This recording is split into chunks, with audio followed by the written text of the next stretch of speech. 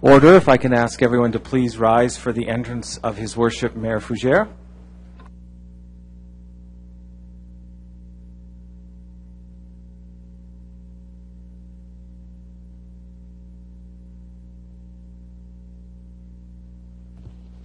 Good evening, everyone. We'll start the meeting with a prayer. We beseech the Lord to bestow wisdom upon members of this council in order that the decisions may be founded in justice and prudence. Amen. Please be seated.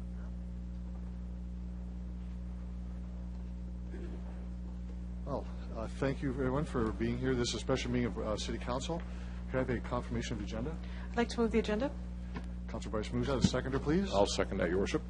All those in favor? Opposed? Carried. We'll move to delegations and bylaws and related reports. Before we do that, just a quick reminder of our process, of course. Delegations have 10 minutes to make a presentation on the text they provided to City Council. We have a lot of delegations tonight, which is good to see. Please, we have so many that want to talk about our city and how we move forward. We'll keep you to the 10 minutes and be questions afterwards. For members of council, as you know, just to repeat, we have 5 minutes on a main motion on a report, 3 minutes for an amendment, and for closing up debate. And I'll try to keep everyone as quickly as possible on that time. So without further ado, we'll move forward on our delegations. CR 14-6. This is the Regina Police Service 2014 Operating and Capital Budget. Councilor Fraser, you want to take the chair, please?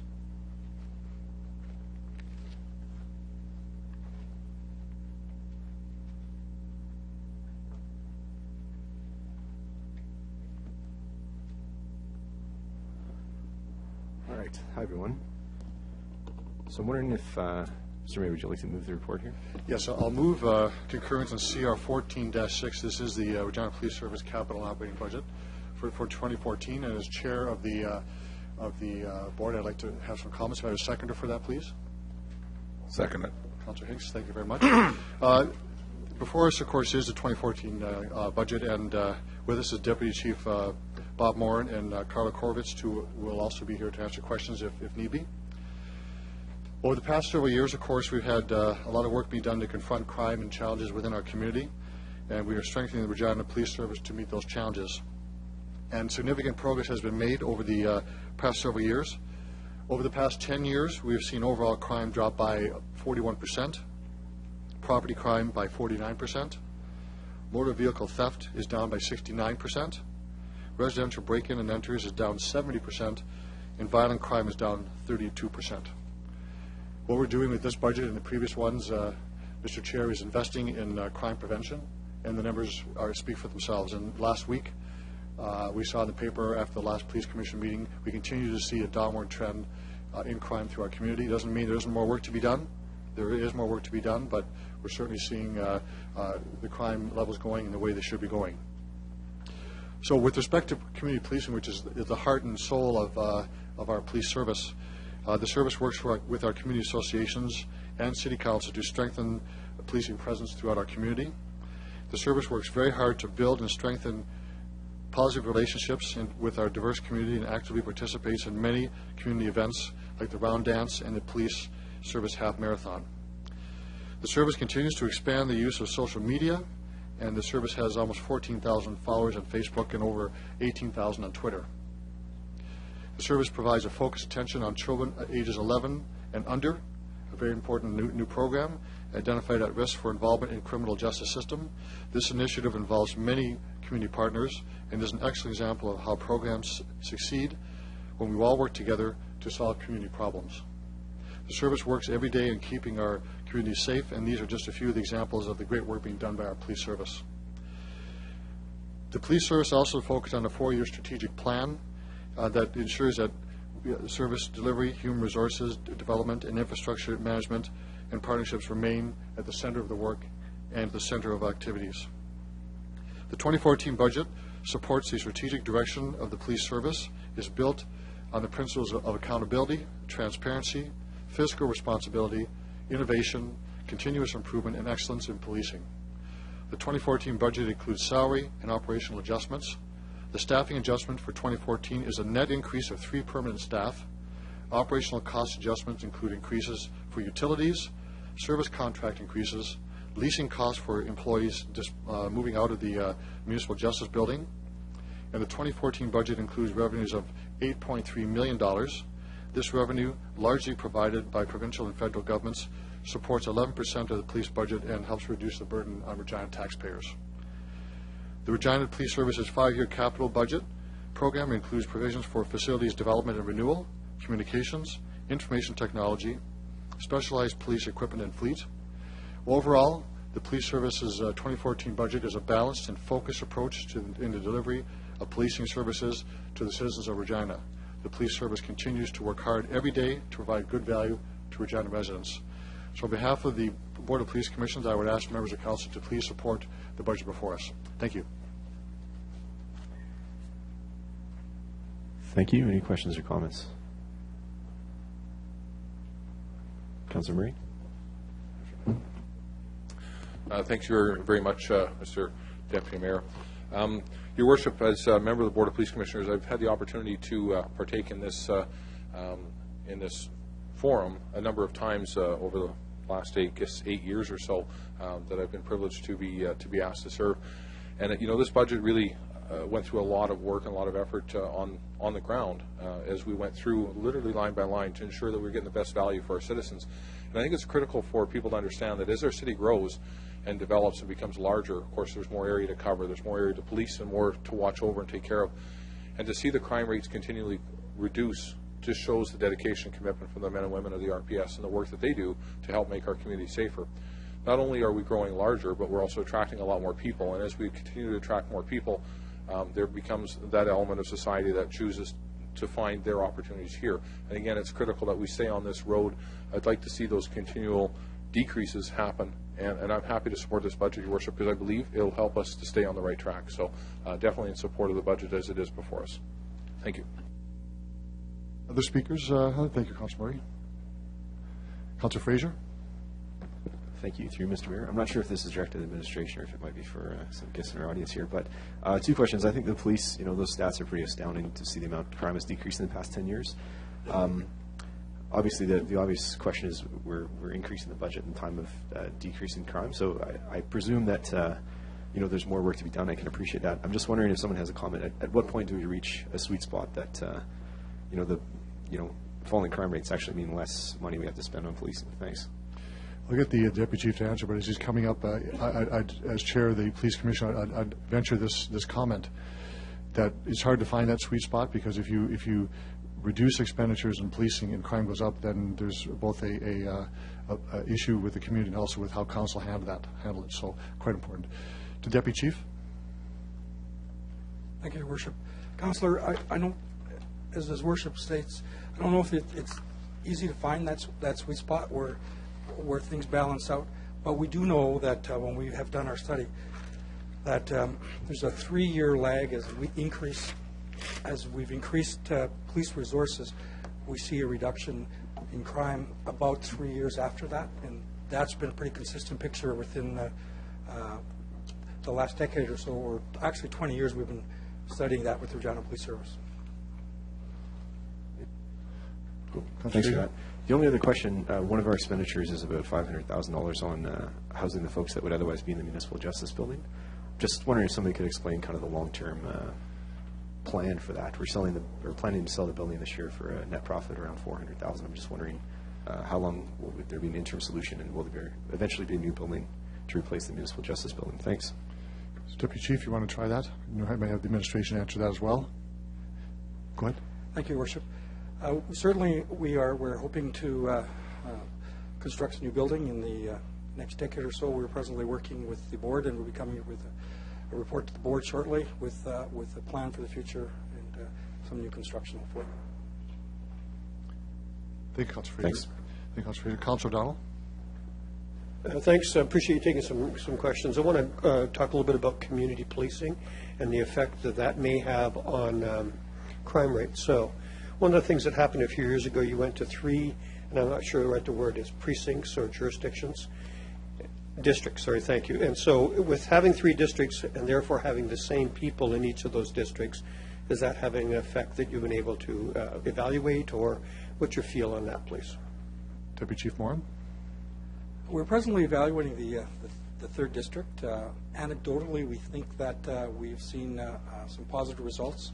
Certainly from our public perception surveys, we're noticing that people are commenting on it. There's a better presence, or there's more visibility of our police service within the city. So anecdotally, at this point in time, we think that it's been very beneficial, and well, we're in the process of evaluating it, and we'll have a report on that by year-end.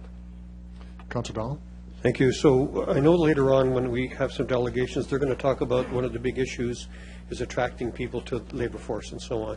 Can you comment? You're asking for 3 more police officers or 3 more staff.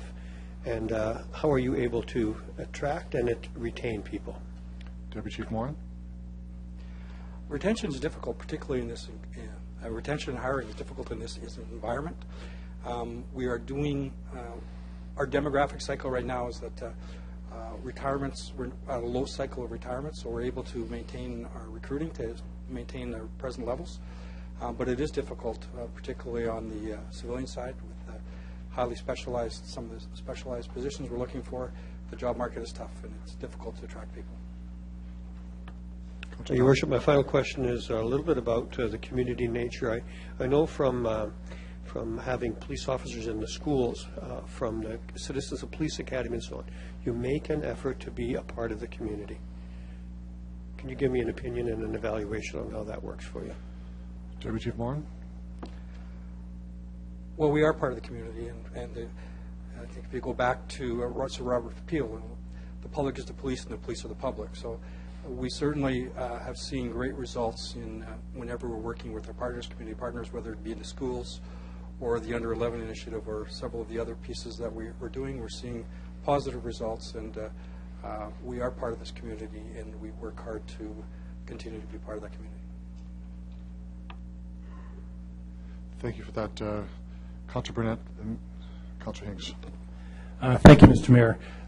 Thank you, Deputy Chief Morin. Just a quick follow-up question that I know last year in budget deliberations there was reference being made that the economics of policing is kind of becoming not just a Regina issue, it's a national, international issue. And I know there was, I think, a summit held this last year down in Ottawa with all the chiefs of police, as well as I think there's an MP, Member of Parliament, sort of study group. Are you hearing any sort of feedback from what's happening? Because I think everybody's quite optimistic or hopeful that they're going to find some solutions that will help bring some of the costs down, because I think there is a reference that in the last about 10, 12 years that policing costs have pretty much doubled in most communities. Maybe you can just comment on that for me. Deputy Chief Morin? Certainly, economic.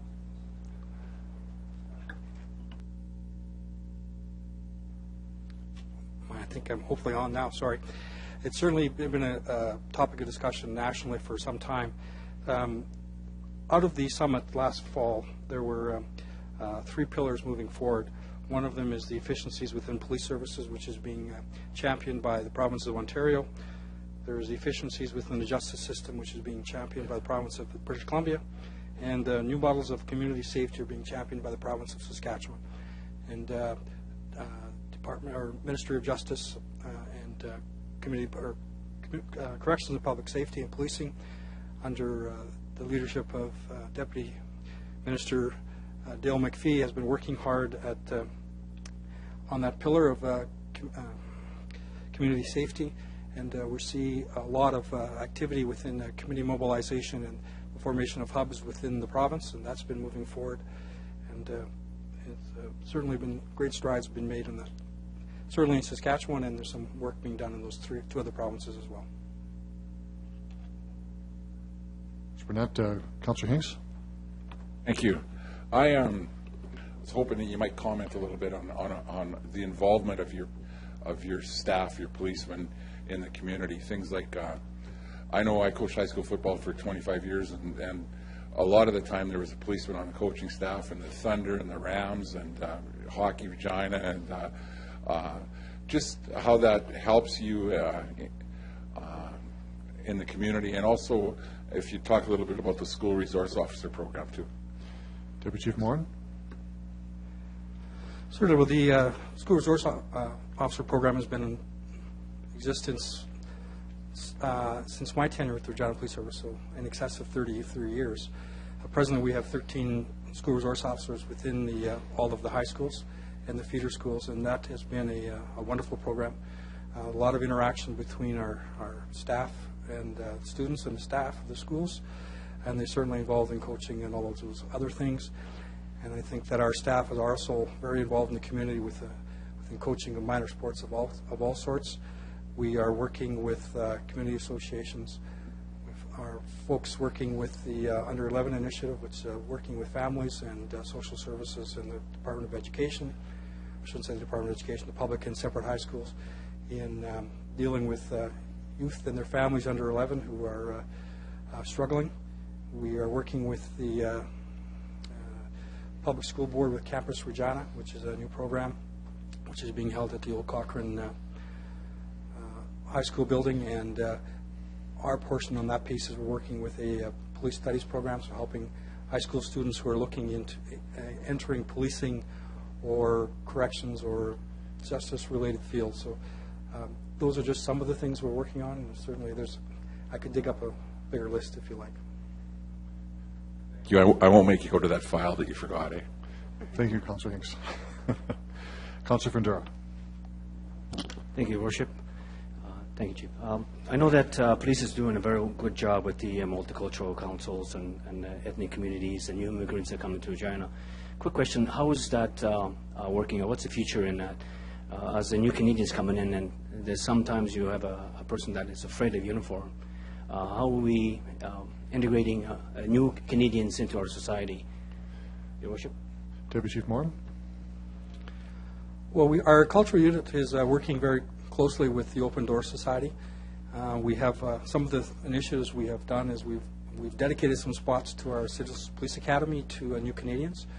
So I think we have 4 or 6 spots per class that are reserved for new Canadians.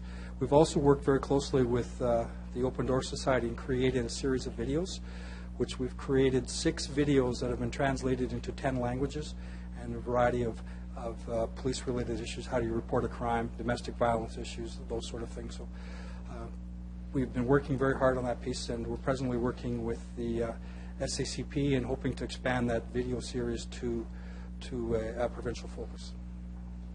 So, Your Worship, so I can say very simply is you can credit the effect of policing and involvement with the new Canadians to what we're seeing on our city, and how the new Canadians integrating into the community with your education. So crime rates going down, different levels. So would you say that is true? Deputy Chief Morin. I think so. The relationship with new Canadians has been very strong. We've been trying to strengthen that, and when we have our Citizens Police Academy and at the graduation ceremony, the most excited folks of graduates of that program are the new Canadians, and they feel very welcomed, and they're empowered by that program. So I think the relationship is strengthening with all new Canadians. I thank the police for good work. So thank you, Worship. Thank you, Councillor Fundura. Councillor Bryce. Thank you. I just wanted you to clarify, if possible, through you, Mr. Mayor, why are we selling the municipal? Why are we selling the municipal justice building and not using it? Deputy Chief Morin. The building is probably nearing 100 years old, and it's in dire need of repair. The cost to refurbish that building, I don't have it at the top of my head, but is very expensive, and I'm not even sure that it can be refurbished without a complete rebuild. Councillor Bryce. Thank you. How do you measure success with programs like the Under 11 and the school resource officers? How do you measure success with those? Deputy Chief Morin. The Under 11 program is being evaluated by the University of Regina. I do not have the initial report with me, but the report was very promising. One of the pieces of that report was that pre-contact with the program, those individuals were averaging about 5.8 interactions with the police, and they are now, those that have been through the program, are averaging a 0.3 interaction with the police. So that one we have measured, evaluated through the university. And as far as the SRO program, we have never formally evaluated, to my knowledge. We may have prior to my tenure, but we can, anecdotally, we certainly see some very strong relationships and with the students and our staff, and our staff are very welcome and appreciated by all of the staff at the schools. Thank you, Councillor Bryce. Any other questions or comments to the delegation or comments on the report? I'm going to call the question on the report. All those in favor? Opposed? Carried. Thank you, Deputy Chief Moore, for answering questions. We'll now move on to our next report. It's a delegation. DE 14-1. This is for the Regina Public Library. We have the Friends of the Public Library. I'm not sure who's speaking on that.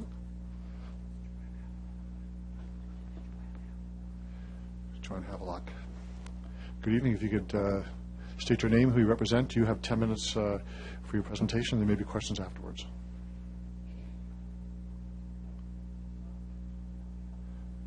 That's there you better. go. So my name is Joanne Havelock, and I'm chair of the Friends of the Regina Public Library.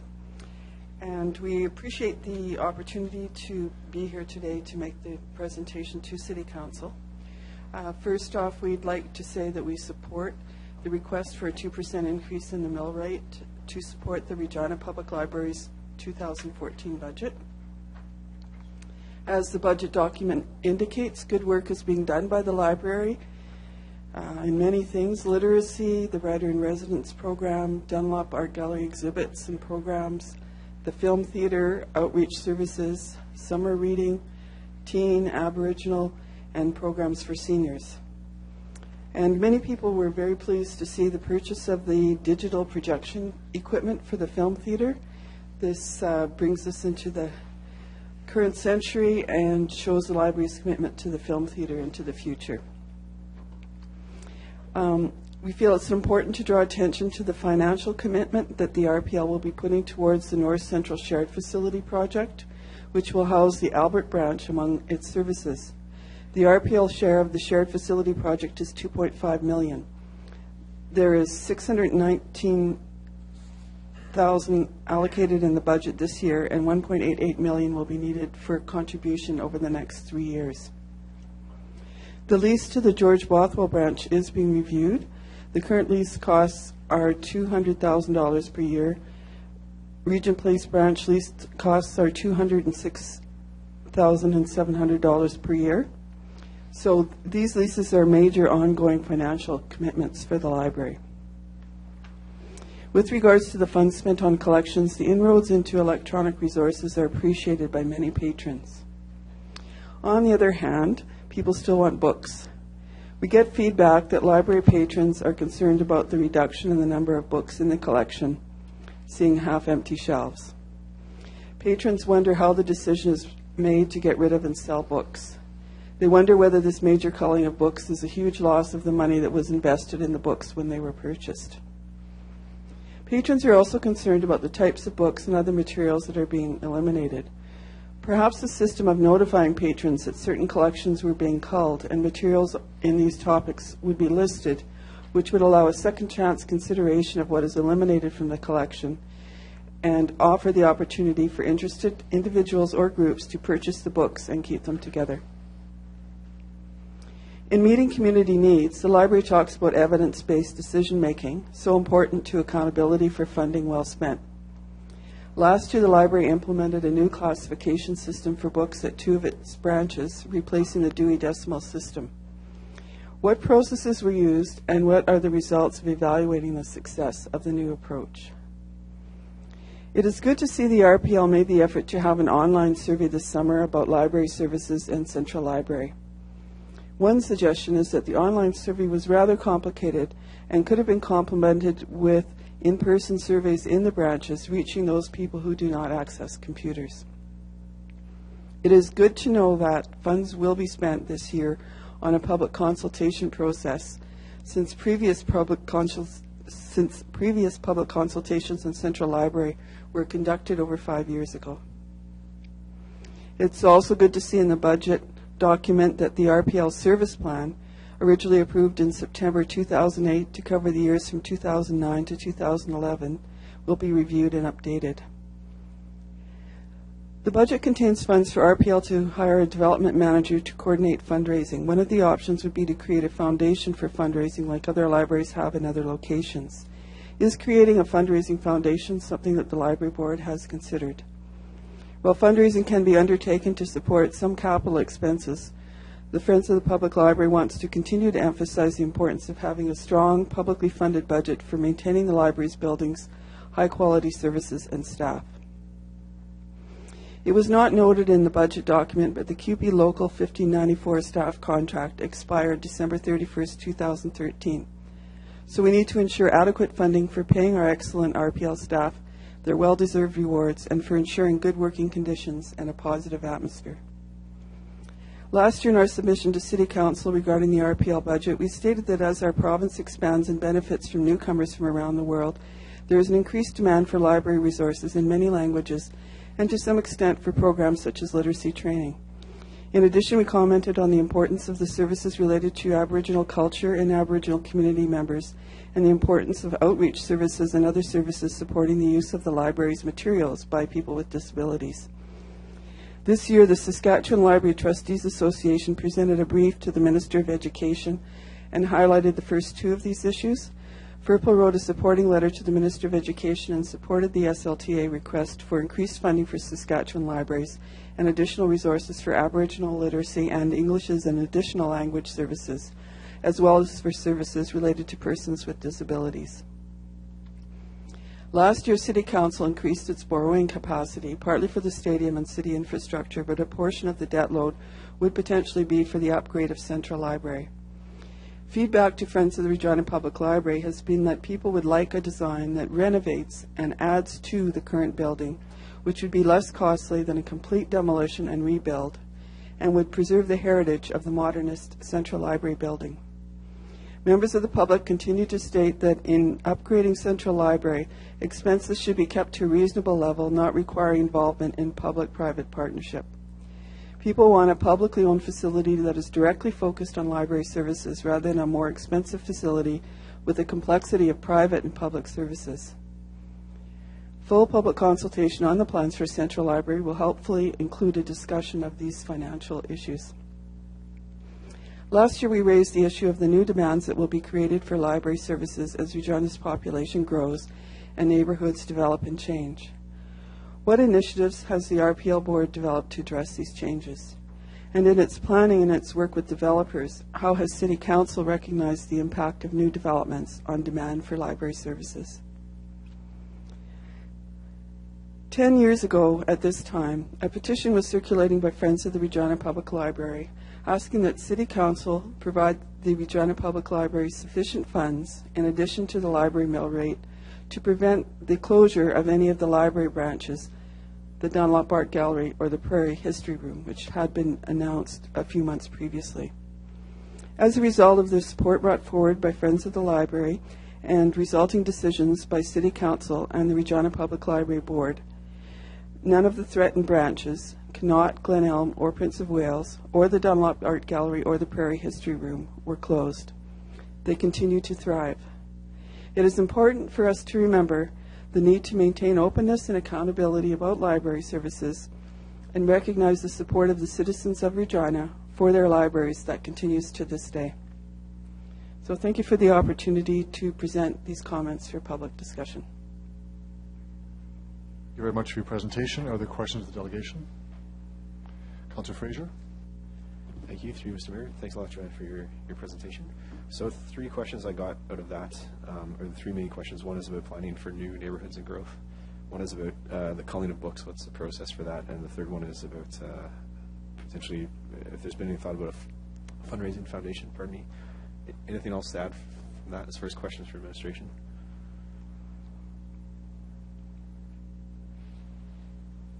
Yeah, I think those are the main ones. Thanks. Fraser, other speakers, other questions for the delegation? If there are none, you can return to the gallery and we'll now consider the report. Councillor Bryce. Thank you. I'll move the approval of the library budget, which ends up being a 2% increase for over 2013 budget.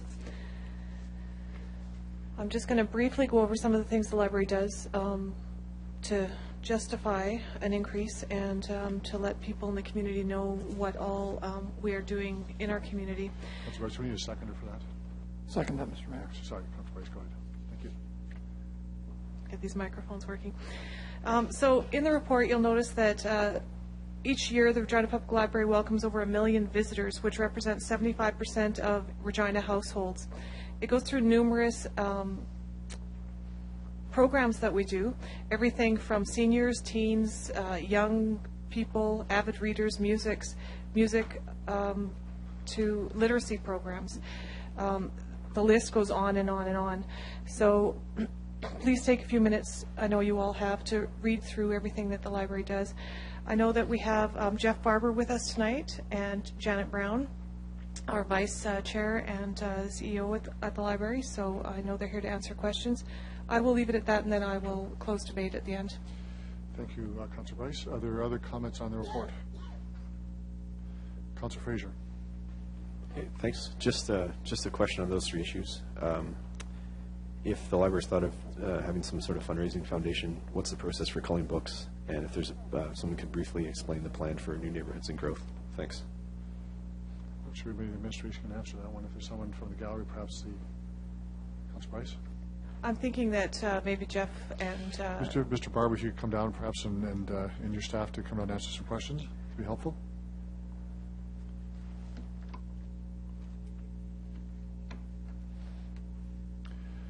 Just when you thought you'd get off lightly tonight. First question was foundations. Indeed, in terms of considerations of the board, yes, foundation is very much one of those things the board is considering. I think there are, across the country, there are certainly some libraries that have gone the foundation route. Some have not. There are a lot of reasons to go in that direction or not go in that direction, and that is part of the board's consideration when they're in that conversation in more depth. At the moment, whether we have a foundation or not, we do need to find some leadership for our fundraising program. Councilor Fraser. Great process for culling books.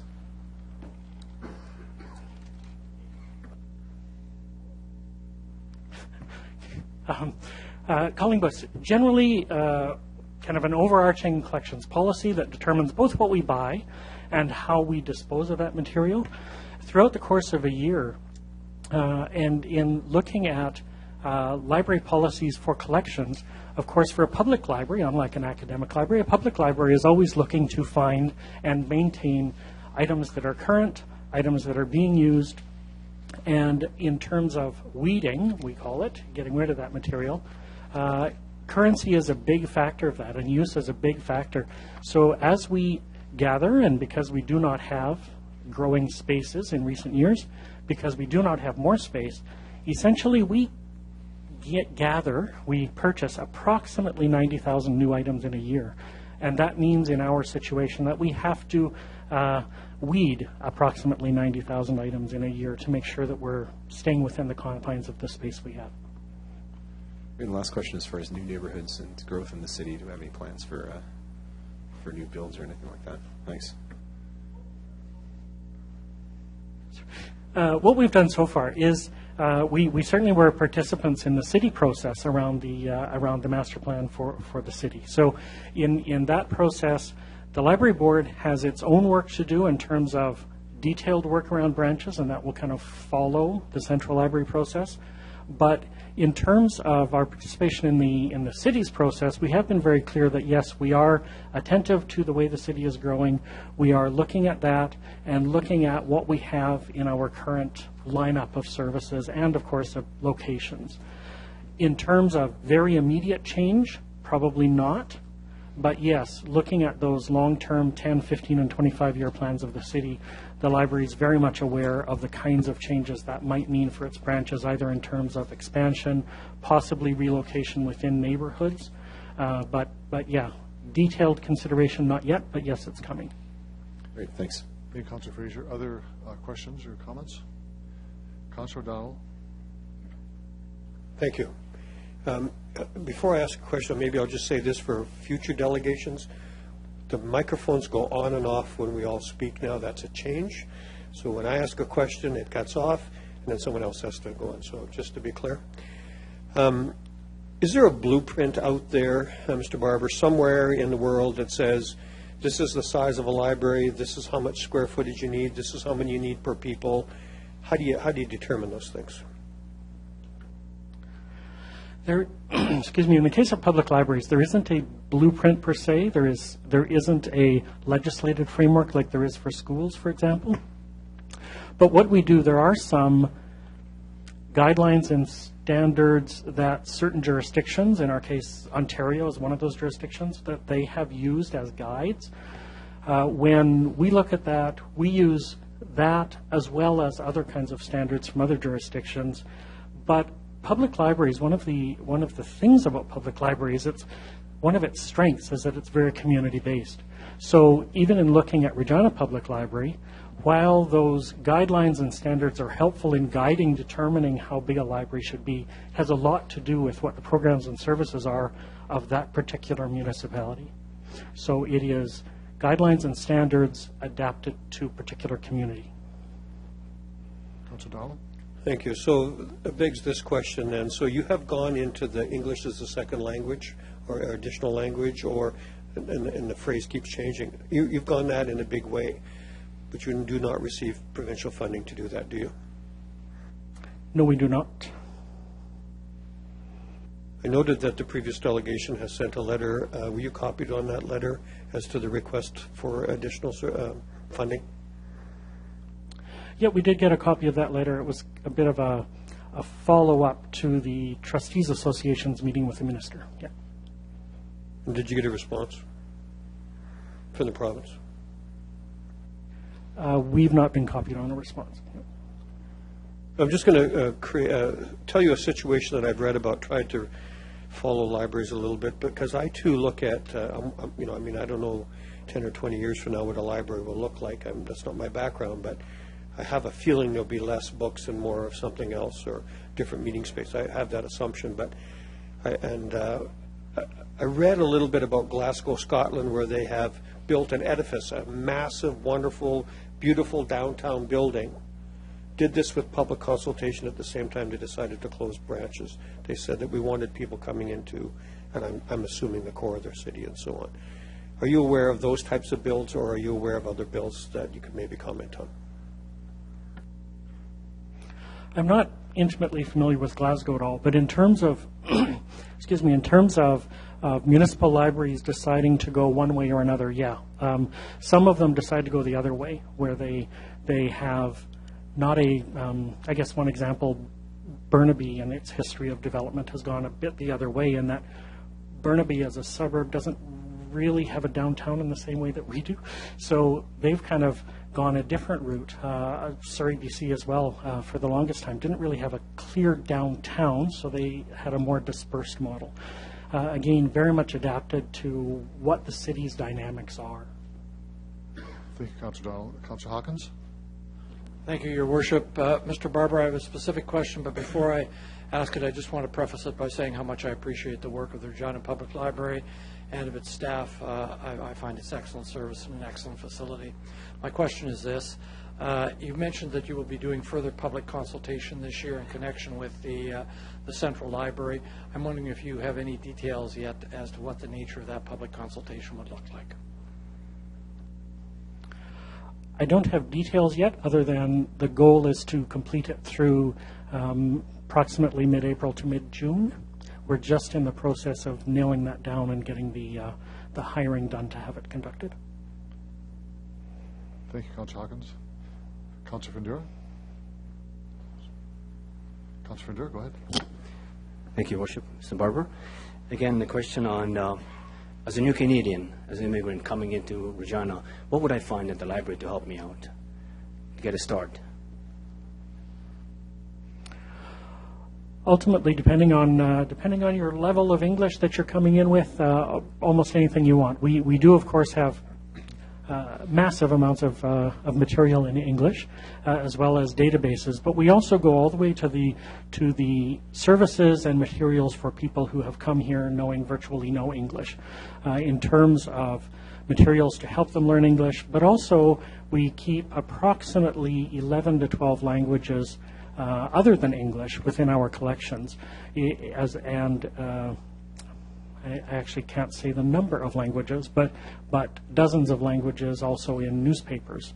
So we both work with newcomers in terms of settling into Canada, settling into Regina as a community, and learning English, but also from the point of view of trying to ensure a connection with the culture that they've come from.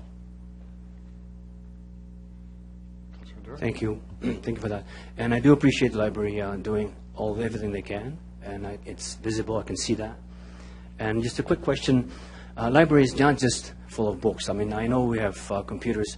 What attracts young people or anyone to the library? For instance, there's computers at home. You can research anything. Is library looked at as more of a social hub where interactions and networking is much more stronger than just sitting in front of a computer? Would that be correct?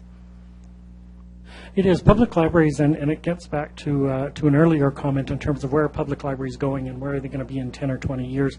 And a lot of that transition has to do with the variety of things that people do in the library. There's public library traditions of books and lending books, and yes, while while the electronic environment is to some degree much stronger than it has been in the past, demand for print books is still very strong, and it's still, I guess, our bread and butter kind of service. But public libraries, yes, it's about space. It's about community space, community engagement space, the electronic access in terms of young people in particular, downloadable music that in our case, because of advantages of a digital environment, you can borrow, but you never have to return. So you have permanent borrowing of digital music. We have magazines. We have spaces in some of our branches that are just kind of teen spaces where they gather. So public libraries are about so many things, about information that is created and distributed. It's about public space and engagement space. It's about, yes, the electronic environment and anything you want to do with it, whether it's download for personal or using that information for more traditional uses like support of work or support of development of a small business. So it's one of the, I would say, challenging things about public libraries. There is so much that we do, it's hard to slot us into one spot. Thank you, Worship, and I just want to say thank you for everything the library does. Thank you very much. Thank you, Councilor Dura. Any other speakers or questions? To close debate. Thank you. I neglected, I see Julie McKenna back in the back there. I'm not sure if there's anybody else, Mr. Barber, from the library that you wanted to introduce, or did I sort of? Oh, sorry. I noticed our head of adult branch, Nubi Blair, is back. Thank you. I just didn't want to miss anybody. I just want to correct Councillor Fundura for a second. Not everybody has access to the internet or to a computer at home. So for a lot of families, their computer access would be at the library. So I just wanted to correct that point because I think that's important, because sometimes if you need to study for an exam or if you need to do a homework, there's help available at the library. Also, Mr. Barber, you spoke of downloadable music, but you kind of skimmed over magazines. Can you tell us what magazines you're talking about?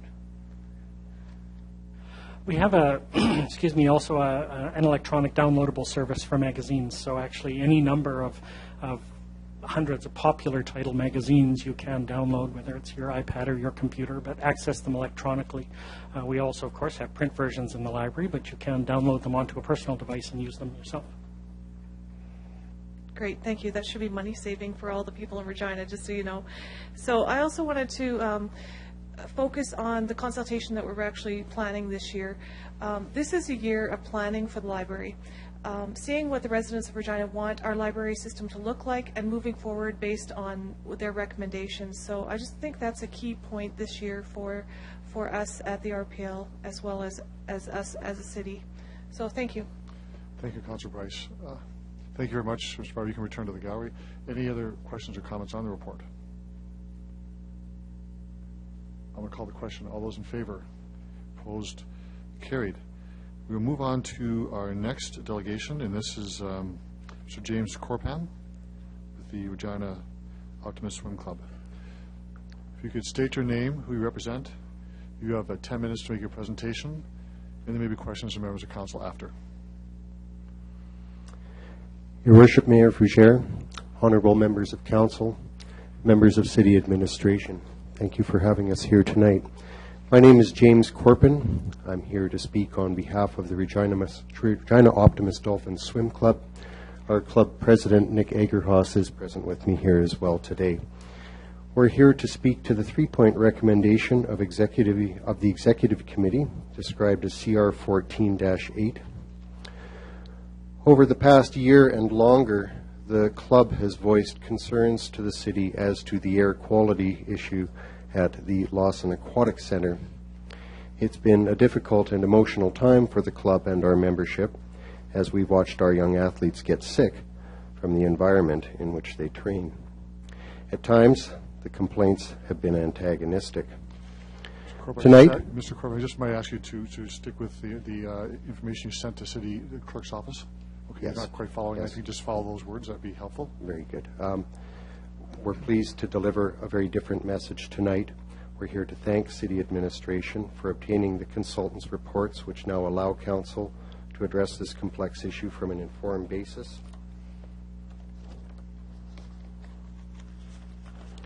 We're also here to thank the members of Executive Committee for their recommendations.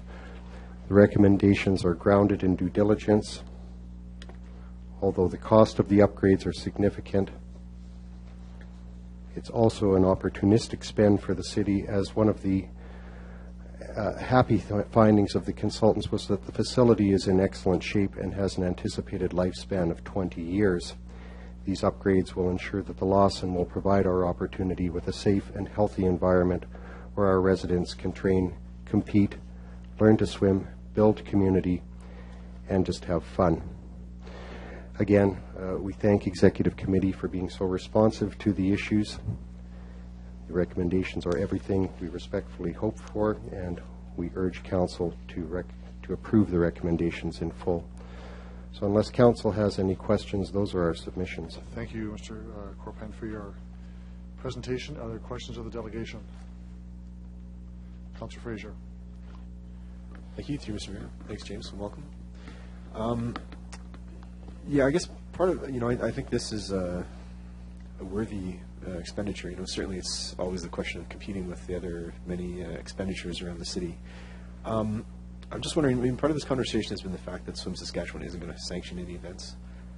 Can you just comment on that? This work, it seems like it can't be done until the fall. There's events between then and now. How is that all going to play out? Thanks. Mr. Corbin? Swim Saskatchewan is not the club, and so we can't speak to what Swim Saskatchewan would do.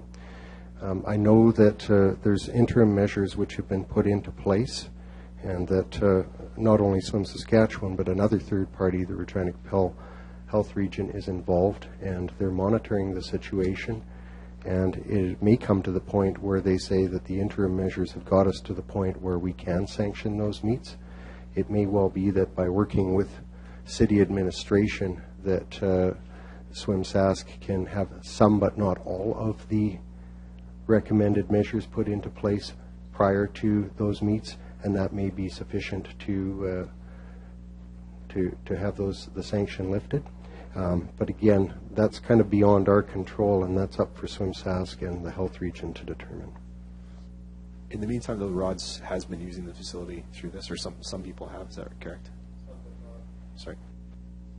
Oh, I did it again. Some but not all of our membership has been using it.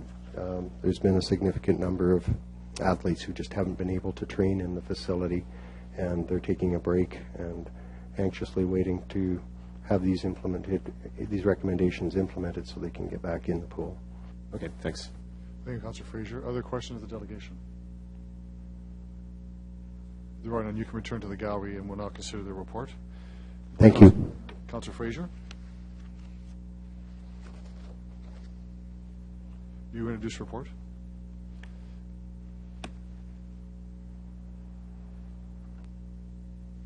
I'd like to move report 14-8. Removing concurrence in the report. Yep. Your Worship, I'll second it, and I'll speak to it after. You don't need a seconder. It's from Executive Committee, Okay, so perfect. that's fine. Do you want to speak to it? I would. Councillor Murray. Thanks very much, Your Worship. I'm assuming, Councillor Fraser, did you want to speak? Did you want, yeah, use, Well, I'll follow the decorum and I'll... oh, hold on, okay. Did you say you wanted to speak at it? Because you sat down. I can speak, yeah, sure. Okay, Pardon then me Councillor for the Ray confusion. Okay. Thanks. Make sure you don't sit down next time. So I'll do that. Thanks. So I guess here's the thing. There's lots of capital requests for this council. So it's not only a question of if this is a good expenditure, it's if this is a good expenditure versus other things that we're not spending money on. Certainly there's lots of examples, things we're not able to fund. We've seen a skate park close by to this pool not be able to fund this year, which is a much smaller expense than this expense. Not to say this isn't worthy, but of course in all these decisions we have to decide how these relate. I think this can be a good use of money. Ultimately, the question will be how long is the fix going to be there for? If the pool's good for 20 years, then that seems like not too much money to spend, $1.5 million to keep a pool in part going for 20 years. If we're going to have to look at a new facility sooner than that, I'm not sure. I guess my question would be, is this a better use of money than the money we're spending on the stadium, for instance, as far as bang for buck goes? Do we have metrics to kind of measure that? In the end, it's probably work that has to be done.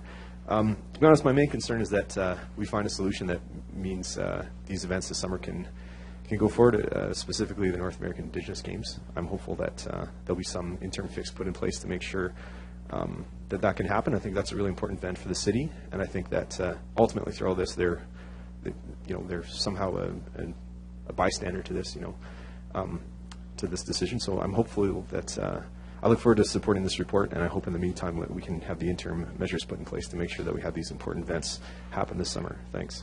Thank you, Councillor Fraser. Councillor Murray. Thanks very much, Your Worship. Lawson plays a critical role within our community and does provide for those training folks, the youth, as well as those that are a little bit longer in the tooth, an opportunity to have a place where they too can exercise in a manner that works for them. There aren't a lot of choices, frankly, when it comes to a swimming pool or a place that has that type of facility. It's not only just the rods that are there, but also Regina Diving Club participates in utilizing that same facility. So again, these investments are important, but as Councillor Fraser did comment on, there are a lot of asks, there are a lot of demands that come before council, and we are faced with those every day. So although the gallery is full tonight because we're talking about budget, these are budget expenditures that happen every day. Literally, we get responses or requests for us to provide a response on an issue or concern every day that costs money. And it could be as simple as a pothole in front of your home. It could be the fact that we have buses that can't keep up to the schedules because the condition of the roads, because they need to get plowed and we need to spend more money. So again, this is a worthy investment, and I'm happy to support it, Your Worship. But again, understanding that every time we make an expenditure or an investment like this, that means something else may not get done without adding a tax increase to do that. So happy to support this. I think it's very valuable, Your Worship. Thank you, Councillor Murray. Councillor Bryce. So I'm going to ask the question to administration. So with interim measures in place, will events be able to go on over the summer? Mr. Carlston. Your Worship, the interim measures haven't been fully assessed, so we've been doing them over the last number of months, and we're still assessing what they are, and we'll be having discussions with SwimSask related to that. Might ask Mr. Holden to expand upon that to see what sort of timing we'd be looking at. Mr. Holden. Through you, Your Worship, with the decision tonight of council, if council is supportive, then we will start negotiations with Swim Saskatchewan and the Regina Capel Health Region. We're going to have the RQHR do an evaluation of the interim measures that we've put in place. We have had some success in changing the environment within the pool cell in terms of air circulation, air movement, and exhausting air. And we would be hopeful that we'll be able to have that sanctioning ban removed in time to host events, including the North American Indigenous Games this summer. Councillor Bryce. Thank you. So I want to know, how will this change? First of all, what do we measure with air quality? Mr. Holden. They're pointing at each other.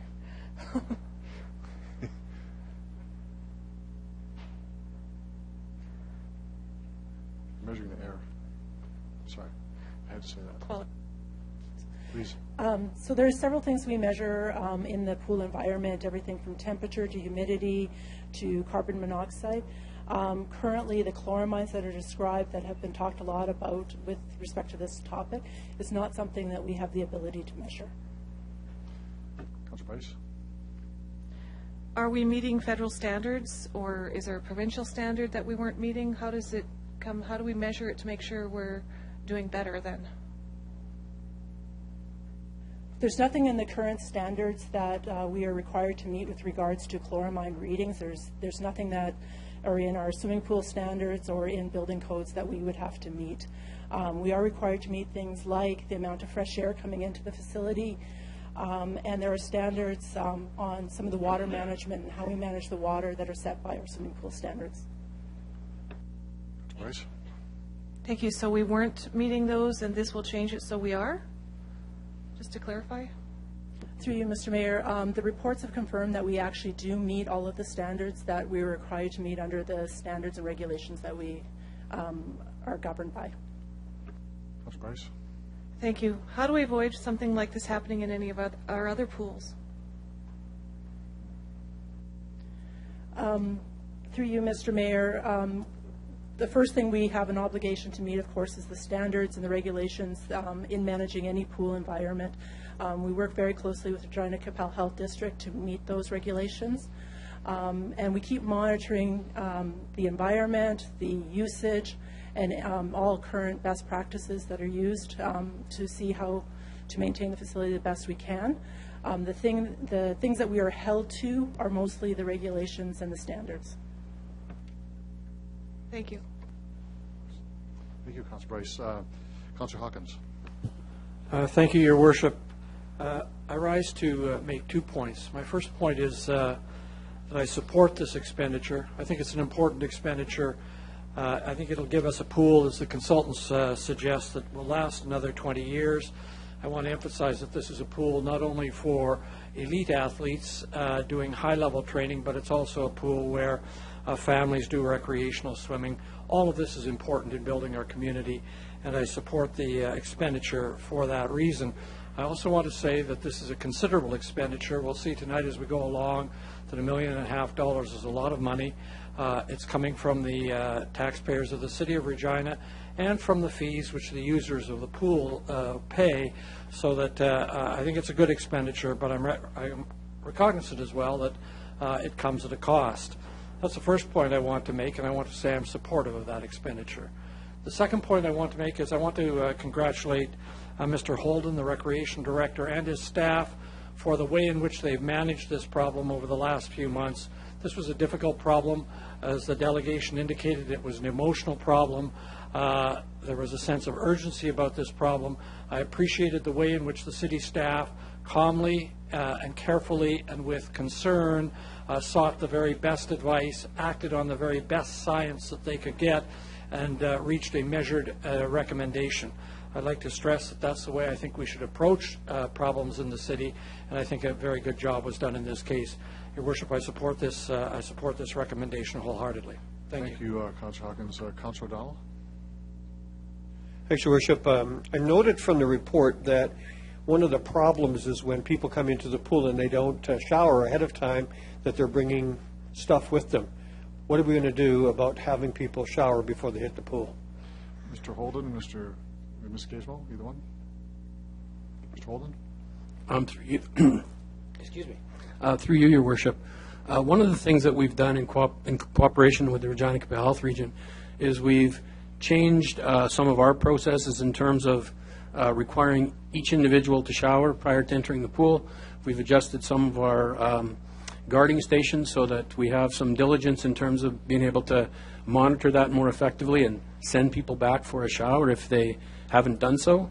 And we also have some public education programs in place. We're actually working with some of the user groups to ensure that they're taking some responsibility with their athletes and their members, so that people are aware of, if you don't shower, you introduce contaminants into the water, and then that creates, conditions where chloramines are produced. Perfect, thank you. So, as a recreational user of the facility, when everything is done, what am I going to notice different? Recreational first. Mr. Holden? Through you, Your Worship, what we're doing is really improving the air distribution, air movement throughout the facility. We're exhausting air off the breathing zone or off the surface of the water. So whether you're a recreational user or whether you're a competitive swimmer, you should notice just an improvement in the overall environment in which you're participating. Councillor Dowell? Your Worship, I noted not only in terms of this report, but in terms of comments, there's some people that are very concerned about the hot tub not being there. What's the plan for the hot tub? Mr. Holden? Through you, Your Worship, the hot tub will remain closed until such time that the permanent solutions have been put in place. There are a number of people that have passes to the facility, people that attend on an occasional basis that are obviously concerned. That's an amenity that is enjoyed by users, but we'll be looking at changing the disinfectant system in the hot tub to include ultraviolet light, which is another method of sanitization. There'll still be chlorine present because that's a requirement by the province of Saskatchewan and the swimming pool regulations. So as soon as we're in a position where we can open that back up, we will, but it will most likely occur when the full permanent solutions have been put in place. Councillor Dowell? But I'll carry on. I just have a question about the monies. If we go ahead with this coming out of the Asset Revitalization Reserve, can I ask for what the impact on that would be? Ms. Gardner? Your Worship, I'd ask Mr. McDonald to respond to that, please. I think it's in the report, but please, Mr. McDonald?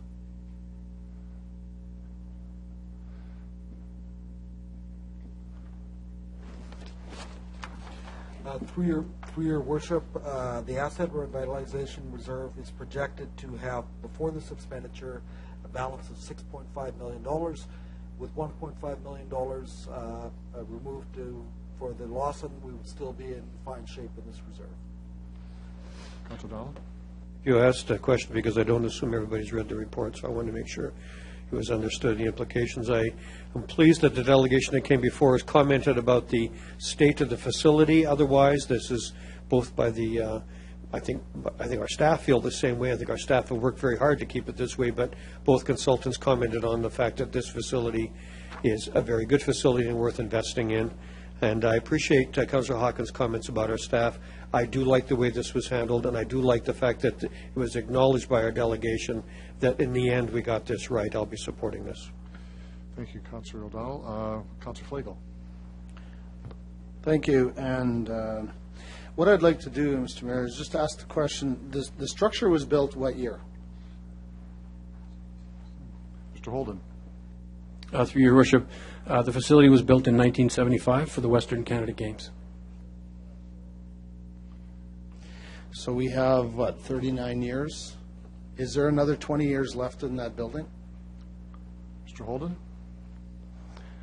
Through you, Your Worship, the consultants recognized the excellent condition that the facility is in, and that's due to the fact of the day-to-day maintenance and the capital investments that have been made over time. And it's fully expected that with these investments, the facility will be around until the year 2035 for another 21 years at a minimum. Thank you. If I remember correctly, by putting this better air quality system in it, it was going to give us an extra 10 years, so from 2025 to 2035. Is that correct? Mr. Holden? Through you, Your Worship, the year 2025 is based on a design life. So when you build a facility in 1975, you expect that by 2025 it'll need replacement. I think it's the investment in the facility, the quality of care that's been taken to the facility, investments that have been made in over time that are actually giving it that 10 years of additional life to 2035. These investments will improve our heating and ventilation systems to a point where we are consistent and match what you would find in any other modern facility that was built today. Good. Thank you for that. The other comment would be that, to add to what you just finished saying, is that when we do the enhancements, if this is all approved, we could incur more swim meets, more whatever, more higher end usage of this facility, and that's a great thing. Again, if approved, when will all of this be completed? Like completely finished? I mean, I know there's interim and but when is it all going to be done? Ms. Gizmo? We've currently targeted a September 1st completion date such that we will have the measures in place before the fall programming. Well, Mr. Mayor, I'll be supporting this because I think over a 20-year period, it's a pretty good investment. So, thank you. Thank you, Councillor Flagel. Other speakers on the report? Councillor Fraser, could you take the chair, please?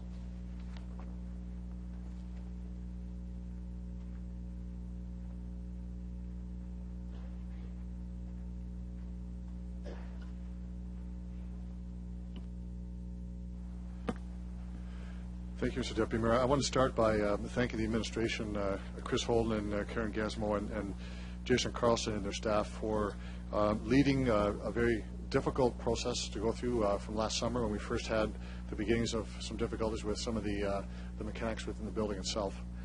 I want to stress very much so, and I think it's underpinned by comments by members of council, that public health is certainly a number one issue for us, absolutely number one issue.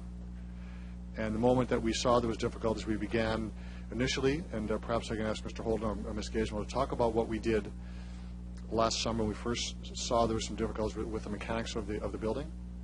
Just a quick summary of what we did.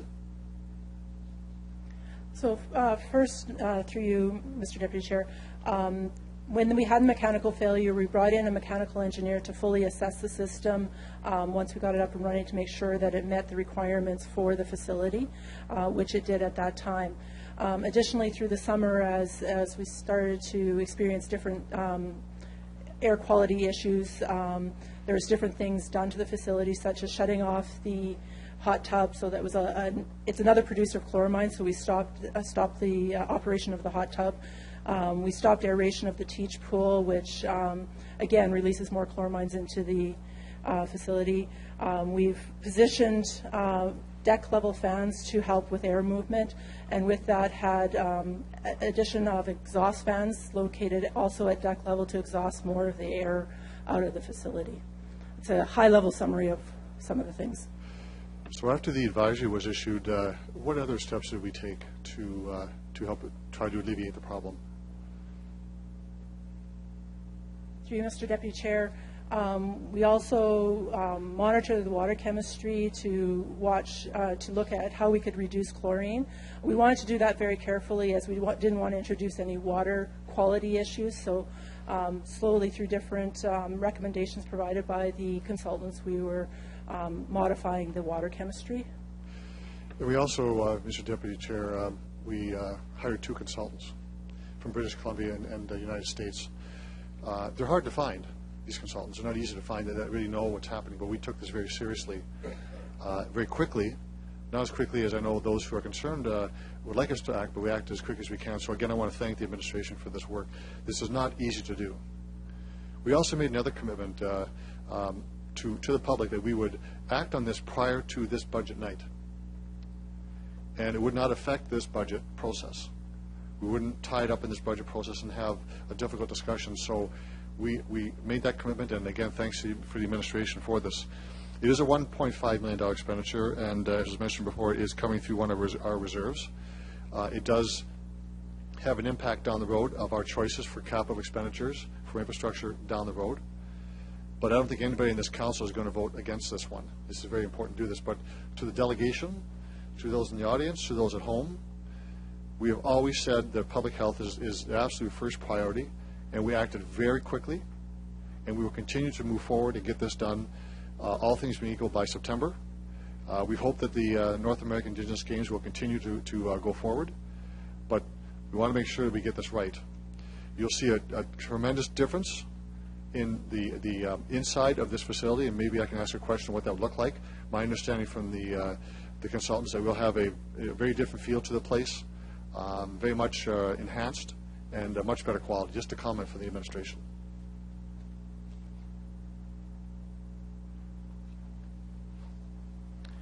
Through you, Mr. Deputy Chair, that's what the consultants have described.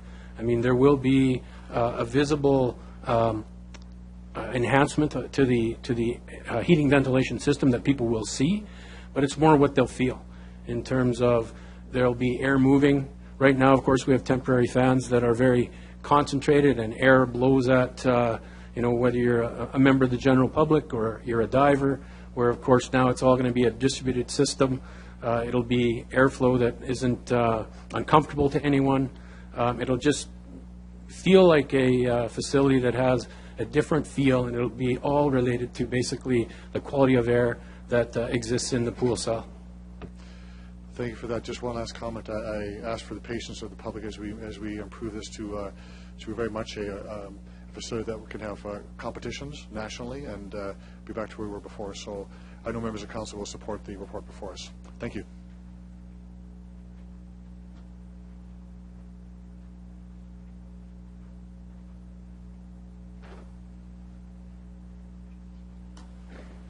Since no other speakers, I'll ask Councillor Fraser to close debate.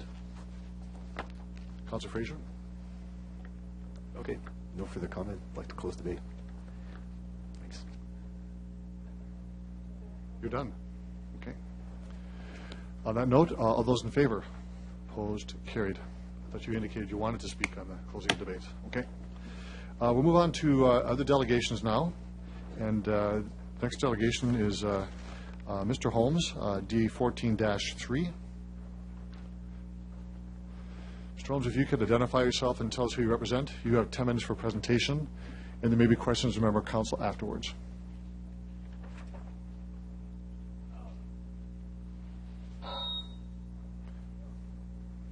My name is Jim Holmes, and I'm here representing Regina Water Watch. I want to thank you for the opportunity to talk with you tonight about Regina's water utility. And I also want to acknowledge the long hours that the councilors put in, the hard work that you do. Thank you. The presentation has three main themes. One is that Regina's water and utility fees are unfair, that they redistribute income from those least able to pay to those who least need it, that utility fees are higher than necessary, and that the proposed water treatment plant P3 is over budget and behind schedule. The unfair water fees. Regina overcharges low-income citizens and discourages conservation. Like most cities, Regina water rates have two parts, a basic or a flat rate charge and a consumption charge to encourage conservation. Using the budget comparisons of Western Canadian cities' residential water rates, Regina has the highest basic rate and the lowest percentage of the bill from consumption charges. Regina's basic charge is a very high percentage of the total residential water bill, 2 times that of Winnipeg, almost 3 times that of Edmonton, of the basic charge. This effectively penalizes low-income families who must pay a high and mandatory basic charge, and the lower additional consumption charge do little to encourage conservation. Additionally, Regina's residential customers subsidize business. Regina's commercial basic rate is not even twice as high as the residential basic rate. Calgary's is more than 2.5 times as high, Edmonton is almost 3 times as high, and Saskatoon is 15 times higher. A better policy for the city would be to lower, or at least to freeze, that basic residential water charge and apply the increases to the rates to the consumption charge, ideally in a steeply tiered rate structure. Reduced consumption might result in lower revenue, but the exceptionally high rate increases of the last 7 years give the city some room to get the balance right.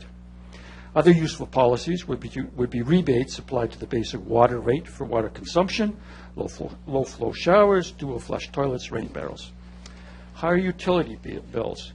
Since 2007, property taxes have risen by almost 27%. Water utility rates have risen by 71%.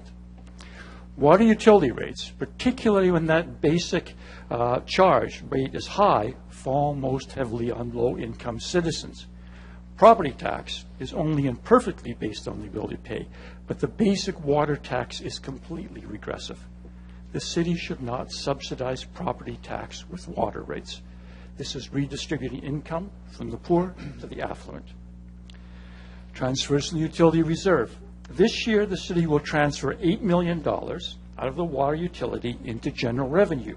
This is effectively a municipal corporate income tax of 77.5% of the utility revenue.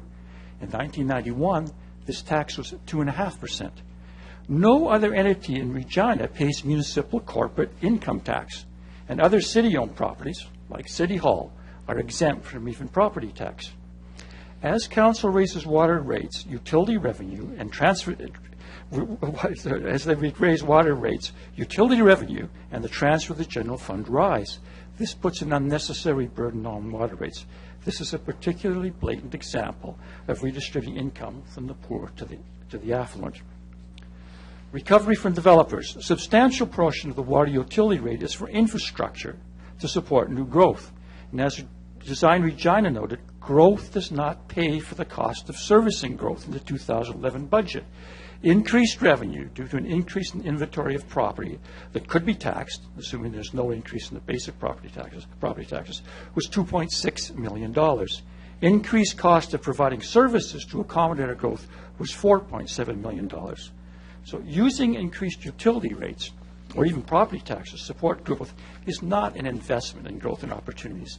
It is subsidizing new market price construction, in some cases luxury housing and commercial development. Council has consistently rejected accepting responsibility for subsidizing low-income housing, yet Council seems comfortable subsidizing developers. Between 2007 and 2013, the selling price of a new home in Regina was by 60%, and profits have increased from 9% to 13% of the selling price of that new home. At a time of high house sales and rising prices, why are taxpayers subsidizing home building? An accounting improvement would be to match expenditures for new infrastructure to the servicing fees paid by developers over a period of several years to ensure the accounts balance. The wastewater treatment plant. Remember, vote no to paying an additional $276 each year on utilities? The $276 utility increase that Council threatened during the referendum was only to be a 4-year surcharge. Between 2007 and 2012, Council has raised water rates by 9% a year. This is compounded to an average of a $640 increase on rates. In this budget, City will raise water utility rates by 8%, an average of $120 this year, and proposes another 8% in 2015 that will compound to an average of $240 more. Every subsequent year's increase will compound on this base. Unaccounted expenses. The budget reveals there's some additional costs for the P3 wastewater treatment plant. One is the McCarthy pumping station. In 2014, $500,000 will be spent to sever the city-operated McCarthy Boulevard pumping station from the P3 consortium-operated treatment plant. The pumping station collects all Regina wastewater and sends it to the treatment plant. Why its software is being separated is unclear, but it is clear that this was a cost never before revealed to the public. Sludge. The budget reveals $4.5 million in sludge management at the wastewater treatment plant. This was not a cost identified in the 2013 budget. This work will take place in 2014, 2015, and 2016 when the wastewater treatment plant operation is turned over to the P3 consortium. Handling the lagoons and their sludge was supposed to be part of the P3 project. Why is this cost now being picked up by taxpayers and not the consortium? Vote no. The budget reports vote no costs of $356,500. However, a November 1st, 2013 response to an access information request revealed the city actually spent $408,595.96 on the vote no campaign. Why doesn't the budget contain the wrong figure? The P3 bureaucracy. The budget reports the federal grant is $58.7 million, or 1/4 of the cost of the wastewater treatment plant. This would make the total cost $234 million. The difference between this cost and the $224 million reported in the budget is the additional $10 million in payments to consultants and lawyers. These high bureaucratic costs are typical and predicted for the P3 projects, but the city does still not report them. The real total of the P3, including severing the pumping station, the vote no costs, the hidden additional bureaucratic costs, and the sludge management, is $239.5 million. Overdue. Long delays are also typical of P3 projects. The Calgary School Board wants out of the P3 straitjacket for this reason. The city's original timeline for the P3 consortium was to be chosen by February 28, 2014, and construction to start this spring. Currently, the city expects bidding to close in May of 2014 and the construction to commence in summer or fall. According to city councilors, each month of delay adds $1 million to the construction cost. Let's be clear, these are not referendum-related delays. The deadline for the request for qualified bidders was June 25th. That was only 5 days after the submission of the Water Watch petition. The qualified bidders for the project were supposed to be announced July 10th. This was 12 days before City Council decided to hold a referendum. The city missed this announcement deadline and did not announce qualified bidders until October 16th, 2013. Future infrastructure. The mayor has ruled out the P3 model for the $85 million at 2013 cost needed to upgrade the water treatment plant at Buffalo Pound. The city has argued that the P3 model was appropriate for the wastewater treatment plant, but not all infrastructure and projects. Having championed the wastewater treatment plant P3, the city is now faced with the Harper government tying all federal infrastructure funding for large projects over the next 10 years to the P3 model. You have half a minute, Mr. Holmes. Okay.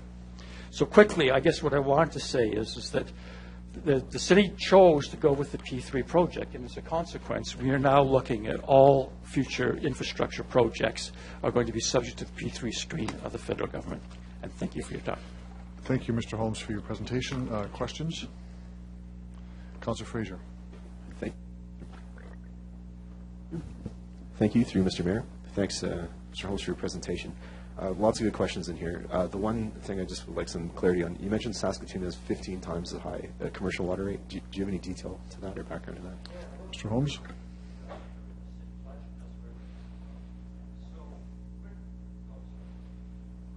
Those numbers are in the budget submission. That's where I took them from. There's a chart there. So the interesting thing is that Saskatoon rates are particularly low for Western cities, but the residential rate in Saskatoon is $96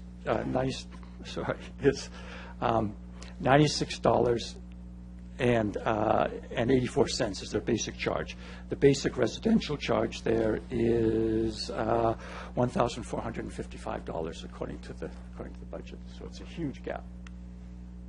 Councillor Fraser? Do you know any history to that, or do you know how it came to be? Your speaker's not on. Microphone's not on. Sorry, I don't. And I tried to see if there was some pattern in how they charge, and the answer is there isn't. Calgary and Edmonton are quite close in terms of what they charge for water, but Winnipeg and Saskatoon tend to be quite different. It seems not to be a particularly cost-based system, but more of a policy decision. Okay, thanks. Thank you, Councillor Fraser. Other questions? There are none. You can return to the gallery. We'll move on to our next delegate. So Jim Elliott, D14-4. Mr. Elliott, if you could identify yourself, who you represent. You have 10 minutes for your presentation, and then maybe questions of members of council after. Thank you, Mr. Mayor and members of council. My name is Jim Elliott.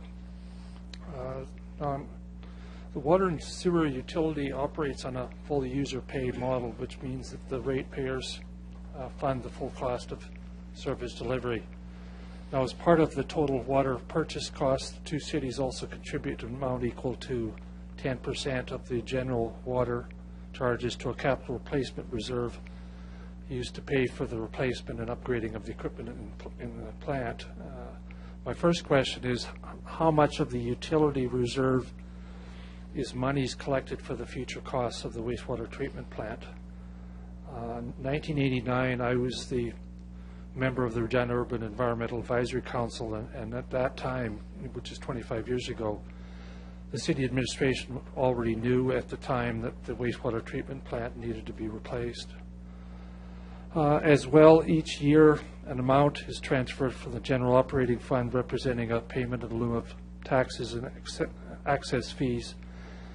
Any organization or utility operating in a municipality would be required to pay the municipality either property taxes or an access fee for operating rates. My second question is that if the utility is intent to have all the users of the utility pay for their services, water, wastewater, and drainage, is the city of Regina itself paying the utility for the use of its water, wastewater, and are the city facilities paying for their drainage services in the same way that other residences of this city are required? It's also recognized that the utility, in particular the pumping and treatment operations, account for approximately 50% of the City of Regina's overall greenhouse gas emissions. The feasibility of alternatives and associated costs are being considered to actively reduce that largely realized by decreasing energy consumption and changing the energy source. My next question is, with climate change as being a significant threat to our supply of water in this and other communities in Saskatchewan, what efforts or actions are being made to reduce the demand for carbon-based fuels of this utility, and how much of the $34 million spent on operations and constructions are directly related to the use of electricity or natural gas? And again, what specific opportunities or directives has this council put to our administration to reduce the carbon footprint of our water utility? My next point is the Saskatchewan State of the Watershed Report is a benchmark tool for assessing watershed health to ensure source water protection and sufficient water supplies in Saskatchewan. Effective environmental policies, decision-making, and management of our watersheds require relevant, excessive, timely, understandable, and scientifically defendable information. Wascana Creek cannot be measured for riparian health currently because there's insufficient data is being collected so as to allow the province of Saskatchewan and Regina the capacity to see what they are doing, or to see if what they are doing decreases or increases the health of the watershed. My next question, therefore, is why is the city not doing enough testing on Wascana Creek so as to be able to assess the riparian health?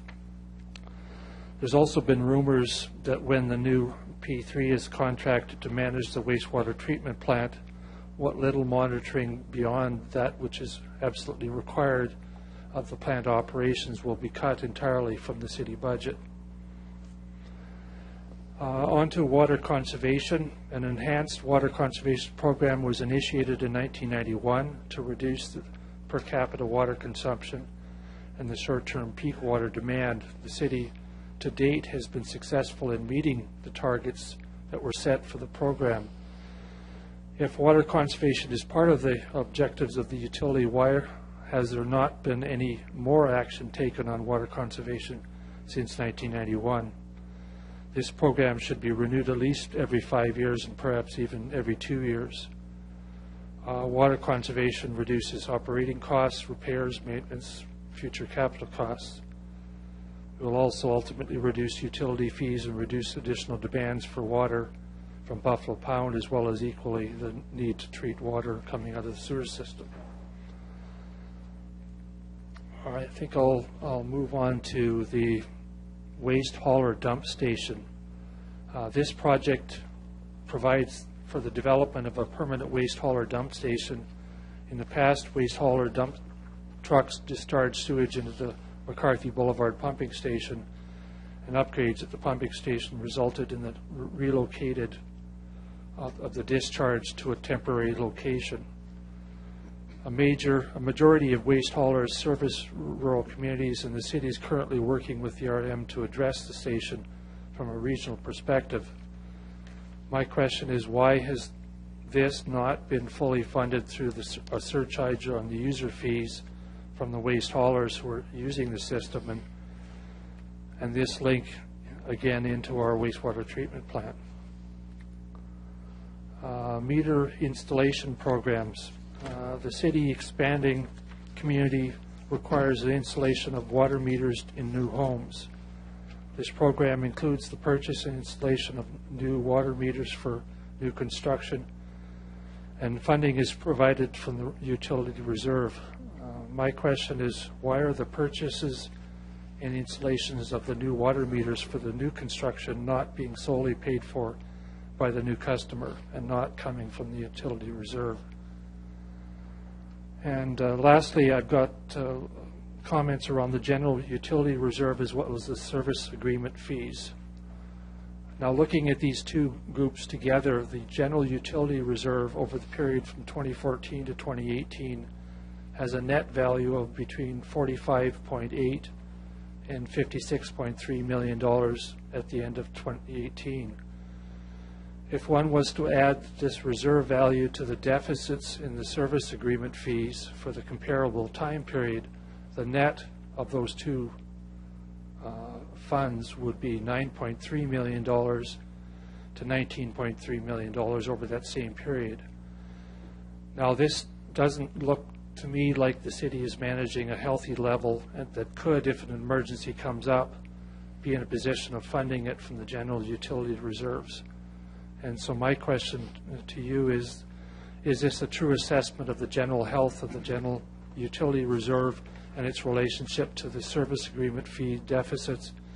And if so, if there is a trend, then what is the council going to do about it? Those are my comments at this point. Thank you, Mr. Elliott, for your comments. Other questions of the delegation? Councillor Fraser. Thank you, through you, Mr. Mayor. Thanks. Lots of good points here. The one question I have, I'd like some clarification on, if you're able to offer. You mentioned the connection between greenhouse gases and sewer. Are you talking about actual greenhouse gases actually from the sewer side of the plant, or do you mean construction, or what is your big concern there? Mr. Elliott? I guess my sense is that it goes beyond what you've described. It also talks about the energy to actually pump the water through the water lines and through the mains and all of that side of the operations, as well as what would come out through the sewage treatment plant.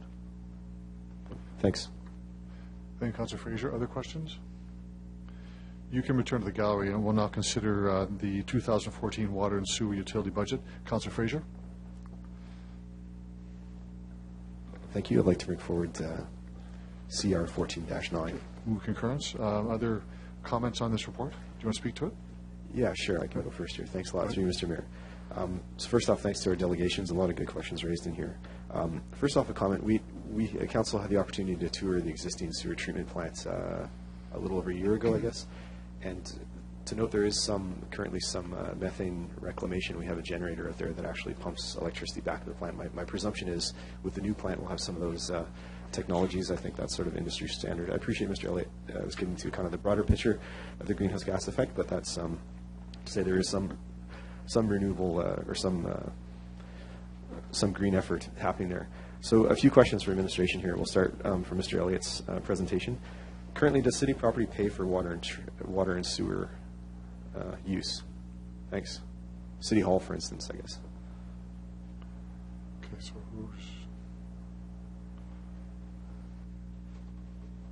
Through you, Your Worship, yes, the city pays the same rates for the water and sewer and drainage services that it uses as all other citizens. Okay, great, thanks. Next question, it wasn't brought up in your presentation, but it's in your report, Mr. Elliott, about electronic billing. Are we expecting that to happen sometime soon? Ms. Carter? Thank you, Your Worship. The electronic billing is on the work plan for the utility billing group and ITS for this year. We've been working on upgrading the foundational systems, and we hope to have the electronic billing in place before the end of the year. Okay, thank you. A few questions from Mr. Holmes's presentation here. As far as consumption charges go, what's holding us back from doing that, have a more aggressive approach to trying to curb consumption through how we charge for water? Thanks. Mr. Wilson? Through Your Worship, with regards to our water conservation, the rate structure is a little more leaning towards the basic charge, as Mr. Holmes indicated. However, we have found that this rate structure has been quite effective in holding the line on conservation. We are actually still using less water than we were in 1991, despite growth in the city. So the rate structure, while it could certainly be reviewed, is currently contributing to conservation. It's good news. Councillor Fraser? Okay, thank you. With the contract with the P3, will there be anything holding us back if this council or future councils wish to be kind of more aggressive about that consumption approach? Thanks. Mr. Wilson? Through Your Worship, the rate structure is entirely within the control of council to approve and is not controlled by the P3 project. Okay, thank you. Through you, Mr. Mayor. Next question, about rebates and incentives. I know the City of Saskatoon, I think many other municipalities across Canada do this, to offer incentives for water-saving devices, be it low-flush toilets or low-flow shower heads or anything like that. Have we ever considered something like that here in Regina? Thanks. Ms. Wilson? Through your worship, we haven't aggressively pursued any programs such as that. Again, as we have found, we've been experiencing good conservation through the existing rate structure. However, it's certainly something that could be considered in future. Okay, thanks. That might be something for this council to think about or refer to a committee or environmental advisory committee or something like that. Next question, it was mentioned about an $8 million transfer to the general reserve from this utility. How does that compare? I mean, I understand we take an overhead on all of our utility contracts. How does $8 million compare to what we would take from any of the other contracts we have here in the city? Mr. Schoberg? Your worship, just for clarification, are you speaking to the access fee portion? I believe so. I believe our arrangement with SAS Power and other utility providers, that the city has some overhead piece. Is that correct? Mr. Schoberg? Your worship, there are a couple of arrangements which with SAS Power as referred and others which really reflect previous arrangements to transfer utilities to those organizations provincially. So there are charges on those bills specifically which relate to the arrangement put in place as the city transferred those utilities. In this case, there may be some comparable elements. The access fee is consistent with other cities and utilities. It reflects the fact that basically the general tax base at some point in time in its history paid for the system itself to be put into place. And also in many cases from a policy perspective, there's a consideration of dividend approaches and things of that nature. But in this case, our access fee is very consistent with most other municipalities. Thank you. Down to our last few questions here. Mr. Holmes brought up the McCarthy pumping station and also sludge removal. Are these two things that would have at one point been considered, would have been paid for through utility rates? Thanks. Through water utility rates. Thanks. Mr. Schoberg? Your worship, I'll speak to that. Those elements identified in the budget really reflect items that would be coming up in our normal course of operations. So upgrades to software, the sludge element, there's facility improvements and things that are not directly related to P3 but are really reflective of operating this business line. Okay.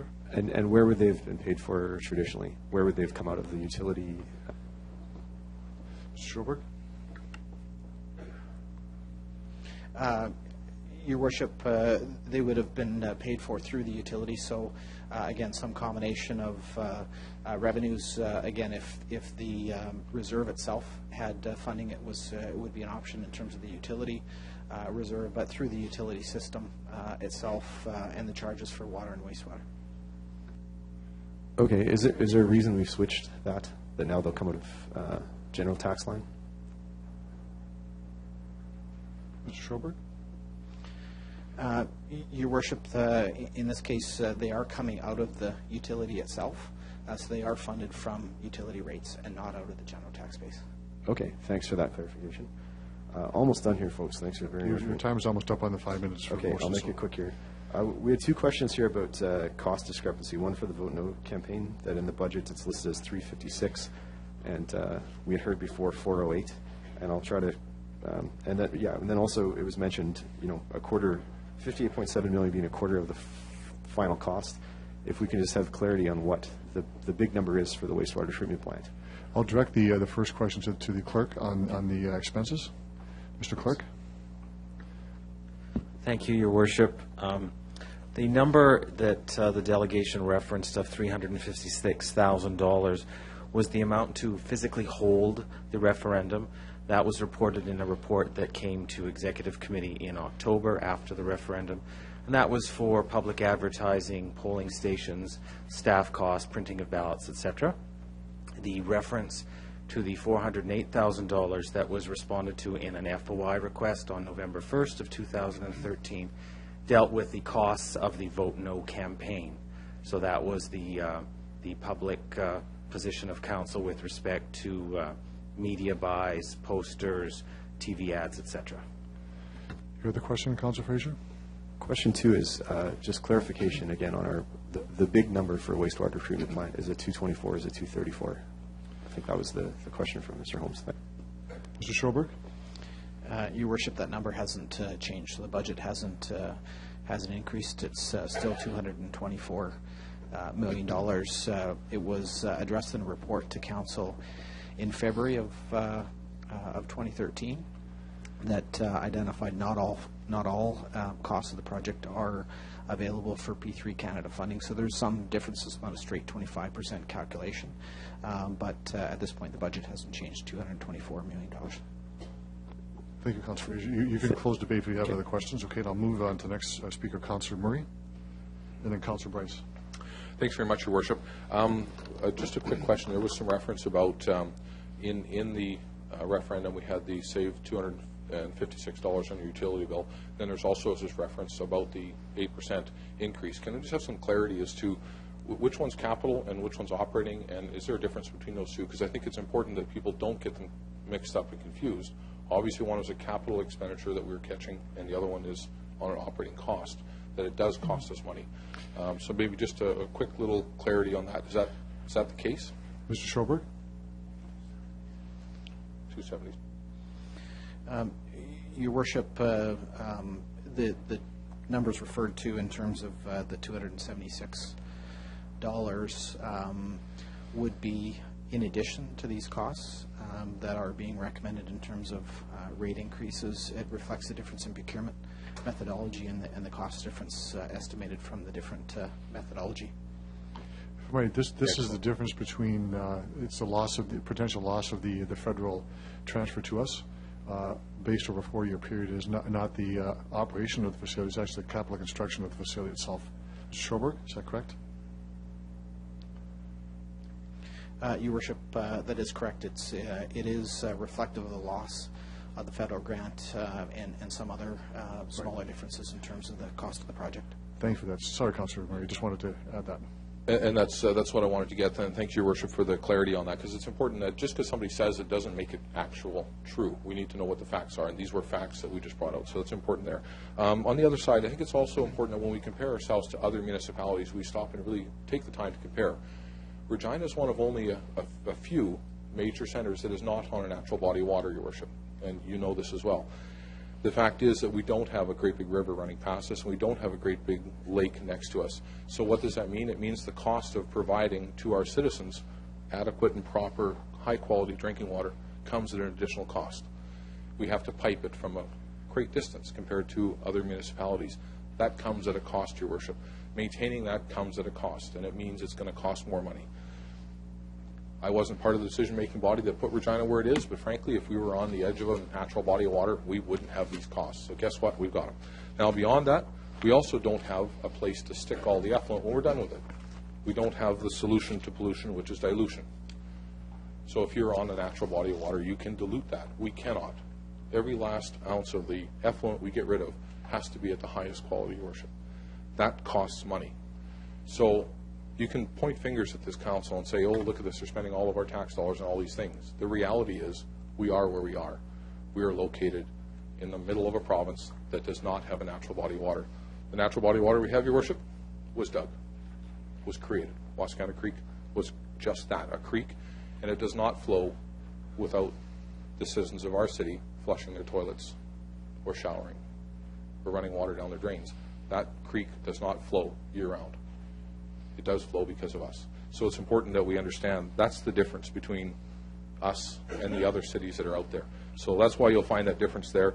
Frankly, Your Worship, I'm 100% in favor of this budget as it is before us. I stand for it. Thank you. Thank you, Councillor Maria. Councillor Bryce. Thank you.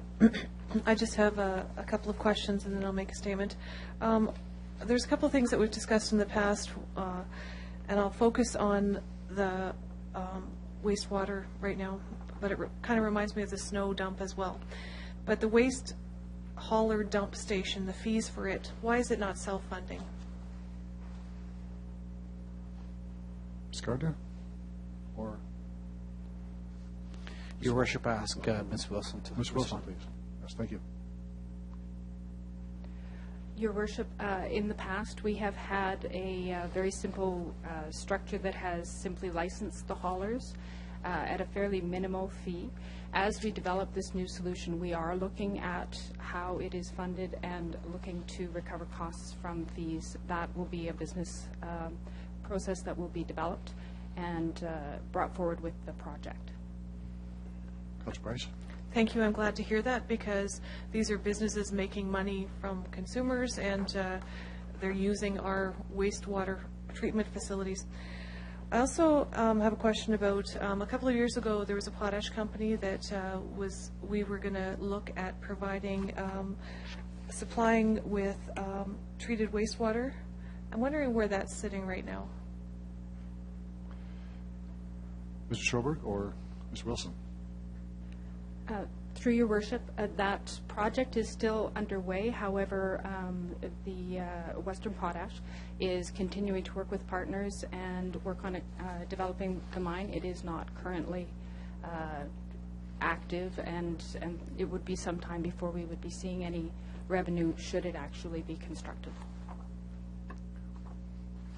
Thank you. I'm not sure what sometime means. Do we have something that could ballpark that a little closer? Ms. Wilson? Through your worship, the anticipated timeline is about 2017. Thank you for that. So I'm just going to actually take a quote right from the budget documents. The 2014 water and sewer utility operating and 2014 to 18 utility capital budgets reflect the city's commitment to maintaining safe and secure utility operations. Across North America, water and sewer rates are increasing as utilities face challenges relating to the following: assessment and replacement of aging infrastructure, expansion of capacity, and improvements required to meet the enhanced and or more stringent regulations and standards. We as a city are facing all three of these major roadblocks that are very expensive to actually hurdle over. So we as a council are trying to ensure that we do have a safe and secure utility, hence the increase in cost. Thank you, Councilor Price. Councilor Burnett. Thank you, Mr. Mayor. I'm wondering if administration would just comment a little bit in terms of the discipline and science that they put into developing the 20-year capital plan around wastewater. That there's quite a number of studies that feed into the system as well as long-term projections. That might help. I know it helped me understand kind of the need for the 8% increase. Ms. Wilson? Your Worship, it's very necessary in considering something like a utility to look at it as a system. These are three large systems that all need to be operated, and we have to look at how we invest in them on a holistic basis, looking at life cycle, cost, considering from the time that it is put in the ground until it needs to be replaced. So we look at all three of our systems, water, wastewater, and storm drainage, in that way. When we're developing our budgets, we try to look out as far as we can and collect information. Of obviously, the further out it is in the future, the less information we have about what those actual costs will be. But we put placeholders in to estimate what our long-term investments are going to need to be. And we look at our investments in terms of the cost-benefit ratio and determine what needs to be done soonest and what can be deferred and what the impacts of deferral will be. Councilor Burnett. Just in the note that we had been provided before, you referenced a couple of major studies, Regina Drainage Master Plan, the Official Community Plan, the Water System Vulnerability Study. Just maybe you can explain how some of that information can help shape, and because there's a number of other fairly major investments. We seem to focus a lot on just the wastewater treatment plant, but maybe you could highlight some of the other major investments that came out of those long-term forecasts. Ms. Wilson? Through your worship, with regards to the water vulnerability study, that has identified some of the issues that we need to consider around the water treatment plant. There's a number of small projects that need to be considered there in order to make sure that we have redundancy, that our electrical systems are in good shape. That plant was built a number of decades ago, and there's a number of upgrades that need to be done as well to continue to meet environmental standards that continue to be reviewed. With regards to the drainage master plan, again, we look at all of our systems on a holistic basis. The drainage master plan is in place to help us bring, especially our inner city or the already developed areas, up to a standard that can withstand greater storm events and higher flows. With regards to the official community plan, I think I would defer to my colleagues in planning and development. Ms. Wyatt?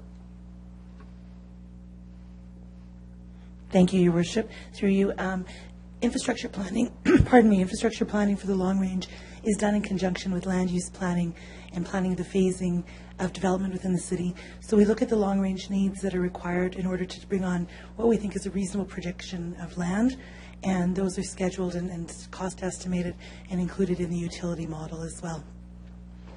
Thank you. Councillor Brenda, are you okay? Okay, we'll move on to the next speaker, Councillor Young. Thank you, Your Worship. I spent quite a bit of time reading the water sewer utility budget proposed here. And if people have not had a chance to look at it, it has an excellent explanation of the complexity and the depth and the scope of managing this asset. It's a $2.4 billion asset that's managed.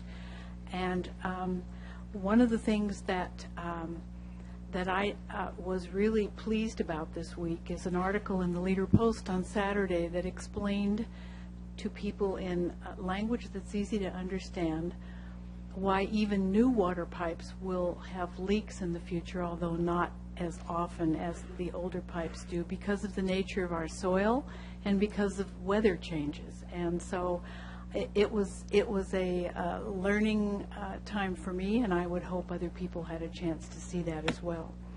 One of the things in this asset management plan are water system objectives, and there were several of them that are explained: water quality, water conservation, reliability, and water pressure. And I wanted to ask a question about reliability, that when service is disrupted, it should be restored within 24 hours in the event of a local service disruption, such as water main breaks and connection problems. So since this has been around since about 2006, I'm wondering if there's any data that tells us whether we are meeting those reliability standards and how well we're doing. Ms. Wilson? Your Worship, I don't have the specific data on this. Typically, we are quite successful in meeting this. Sometimes we're not able to get water turned on right away again, but we do have water tankers that we will then bring out so that the customer will have water supplied. There are times when the number of frozen connections simply gets ahead of us. Typically in January and February, we would have about 3. Right now, we have about 30, or we have had in the last month, we've had about 30. And that does create challenges in terms of meeting that standard of service. However, we are generally quite successful. The second question that I have is about cross-connection control and backflow prevention. And we had several people come to council in the past years with issues and problems around backflow in residential areas. And I was pleased to see that all new facilities have been reviewed for backflow prevention through the building permit process, and all existing commercial, institutional, industrial are inspected by the city, but it does not mention residential, especially older residential areas of the city. Is there any plan to inspect those backflow issues? Ms. Wilson? Through your worship, we don't currently have an active program. However, we have been reviewing that in context of a report that will be upcoming. And we'll be providing some additional information in the future. It is certainly something that creates a challenge for certain customers, and it's something that we will be looking into. And my last question is about a question that was raised by one of the speakers this evening, is that we are subsidizing developers. And I'm hearing the opposite message from some of the developers, that we're charging fees to cover our costs. So my question is, are we subsidizing, or are we charging for the cost that it takes to install that infrastructure? Mr. Carlson. Your Worship, the SAF policy, or the servicing agreement fee policy, establishes that most of the costs are borne by the developers, but some upgrades to regional infrastructure also benefits an existing population. So for some certain infrastructure, there will be a cost borne by existing taxpayers because of the benefit that is accrued to them. Thank you. So I'm very supportive of the managing of this asset and the budget that's been put forward this year. Thank you, Councilor Young. Are there other speakers on this budget?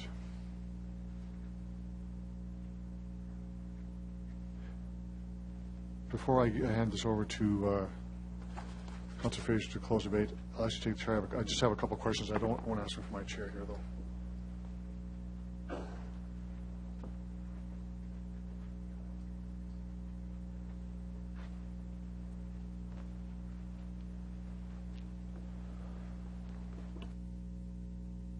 Thank you, Mr. Deputy Mayor. Just a couple of quick comments and some questions, and I'm very pleased and I agree with the comments made by members of council who spoke on this particular, Councilor Murray, about the idea of this, we're landlocked and different from other cities, that therefore the costs are higher.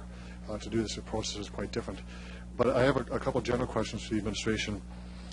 Why is 8% needed? The report refers to two specific projects that will be undertaken, I assume, in the near future, and I'll refer to them here. It's it says several large projects, including the Buffalo Pound Water Treatment Plant and the Eastern Pressure Zone implementation. Just an explanation of what does that mean, because it gives a different scope and depth to the kind of utilities that we have here and the kind of work that's being done. Through the chair, there are a number of large projects that will be taking place, and I'm looking for that moment. The Eastern Pressure Zone would be required under the official community plan, and again, the planning development folks can provide more detail. But this will allow us to continue to expand. Anything south of anything in the south or east portion of the city would require this in order to provide additional pressure, and that would be funded from the SAFs, from servicing agreement fees. With regards to work on the Buffalo Pound Water Treatment Plant, there's a number of small projects that are required that will provide additional security for the system and that will allow us to remain compliant with our permit. And North Pumping Station will require some additional work as well for the same reason, in order to ensure that we are looking after our assets and that we're able to continue to provide consistent, safe, reliable service. Another question related to the utility reserve, and one of the delegations spoke to their concern about the viability of it, or whether there's enough in the reserve to do the work that needs to be done. And I'd like a general comment over the 5-year capital plan. So far, the state of that reserve and what we see it going forward. Through you, Mr. Chair. Through the chair, the state of the reserve is a healthy state. We are maintaining sufficient funds in the general utility reserve to cover our needs and to provide some flexibility. As we go forward, should additional needs be identified, they would go through the same evaluation process as all of our projects, and we would evaluate what our options were. Some work can be deferred. It is always good to get the work done as soon as possible. However, some work could be deferred and adjustments can be made based on all of those requirements. So by managing a 20-year model, we have confidence going forward. Thank you for that. One last comment. The objective here, of course, is to provide safe, clean water and disposing of water, wastewater. It comes at a cost, and we know of other communities, it has been in the past where there's been difficulties on how they handle or not handle their water. And this council has decided to fund this as a utility, separate from property tax, self-contained, very transparent in the notion of how this is funded. And I want to thank the administration for the work they do. The document that we're looking at tonight very clearly states the need for this investment, the very clear need for that and the costing of it, as every other community in Canada faces incredible difficulty with infrastructure. This is being borne not by federal or provincial assistance, but by the users and by taxpayers, mostly by users that use the system. It is expensive, and every city has that. I don't for a minute accept that we're at a high end for what we're doing. I will say this, though, that because we are landlocked, as Councilor Murray mentioned, those costs are different. The dynamics are quite different. I completely support this recommendation, this report, this 5-year capital plan. The 2 years coming up for 8% increase is lower than the previous years of 9%. The financial model that's been put forward very clearly, it makes it very sustainable going forward. But the essence here is clean drinking water, safe drinking water, and the disposal of wastewater even more so than the standards set by the federal and provincial governments over the next few years when we have our wastewater treatment plant expanded. So I'm certainly going to be supporting this report, and I ask members of council to support it as well.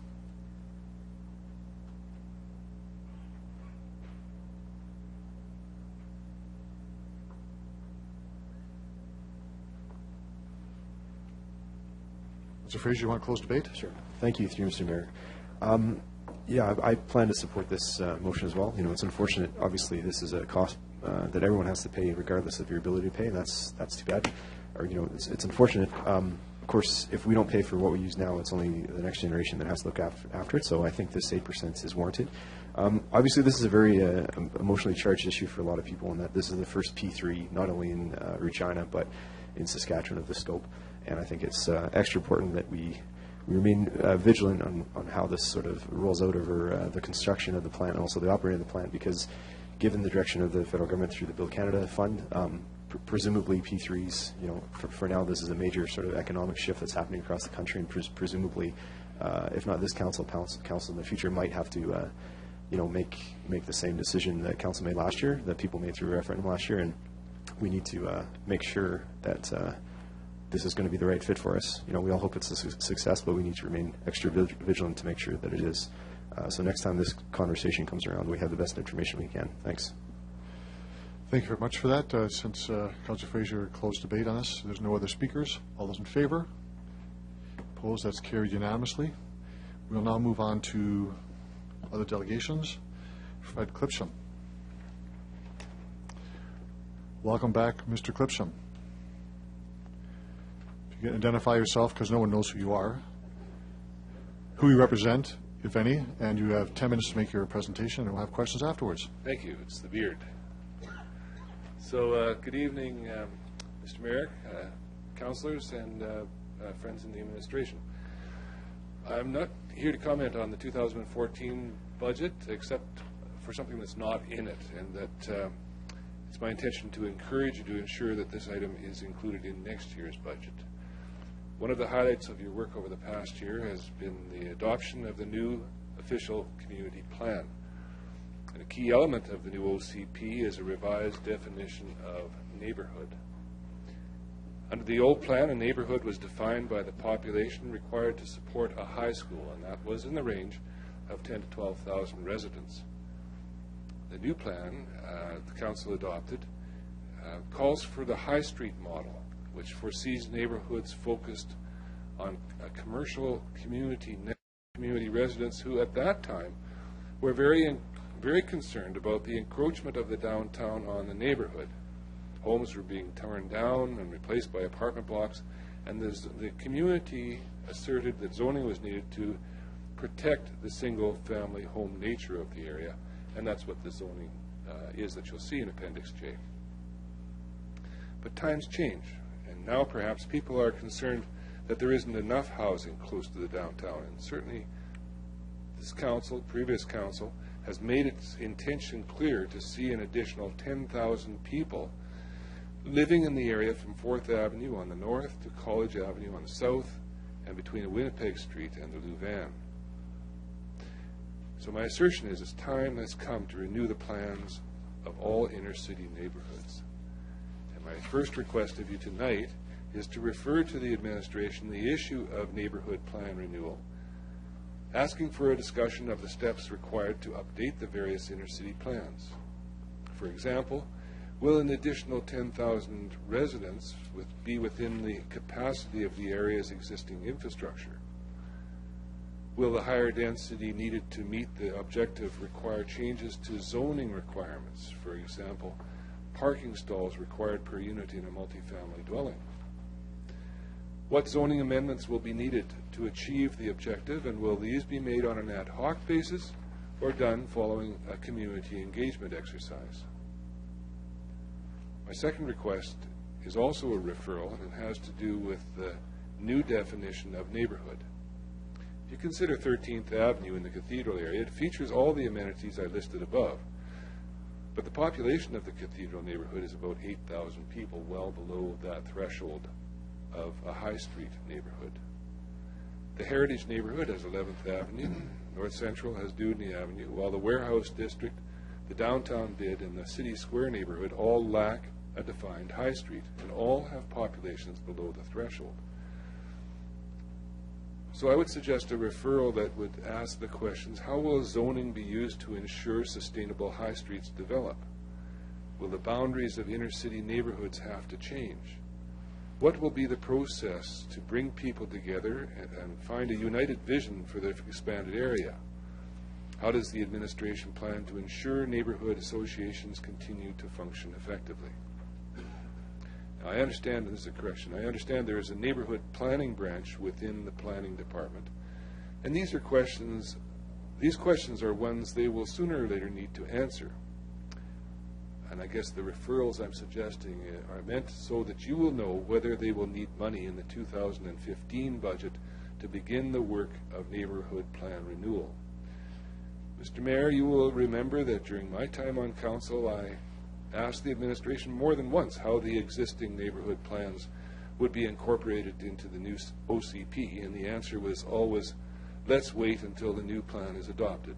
Well, that time has come. And I hope through the answers to the referrals I have proposed that council will be in a position to dedicate resources to this planning priority beginning next year. Thank you. Thank you, Mr. Clipson, for your presentation. Thanks. Councillor O'Donnell. Thank you. Good evening. First of all, just a comment. Are you aware that the Heritage Community Neighborhood Plan actually was reviewed recently before a committee of council and that they had a chance to make comment? Are you aware of that? Actually, I was in the barber shop on Friday when the person who brought that from the administration was there, and we got talking about it, so yes. Councillor O'Donnell. And just as a follow-up, you were aware that at that point in time, the representative of the Community Association felt quite positive about where things were at and that some of the things had been checked off the list. Do you want to comment about that at all? Well, thanks, Councillor O'Donnell. I do want to comment because the core neighborhood sustainability plan, which is now called the Heritage Neighborhood Plan, sustainability plan, was a bit of a pilot project that was, I think, intended by the planning staff as an exercise in community engagement prior to the full-blown community engagement process that was undertaken during the official community plan. It was very well received by the neighborhood. There was an open house where there was a constant number of charrettes that were held on different topics. And people from the neighborhood really did engage with that. And there was a long list of things that the community wanted to see that came out of that. And I think that long list of things created a problem to begin with. So there was a process undertaken, and I think this is one of the great learnings from that Heritage Sustainability Plan. When you have a list of things that the community says that they want to do, first of all, who does them? Now, some will be the city's responsibility to do. In the Heritage neighborhood, some of the parking issues were obviously focused at the health district.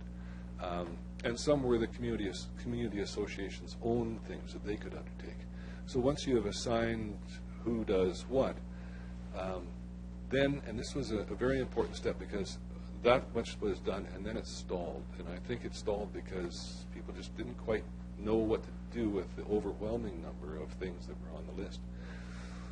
So the suggestion was made and adopted by council that let's council take a couple of priorities from that list, highest priority things that council saw needed to be done in the neighborhood, And the community association would take a limited, small number of priorities, and they would work away at those.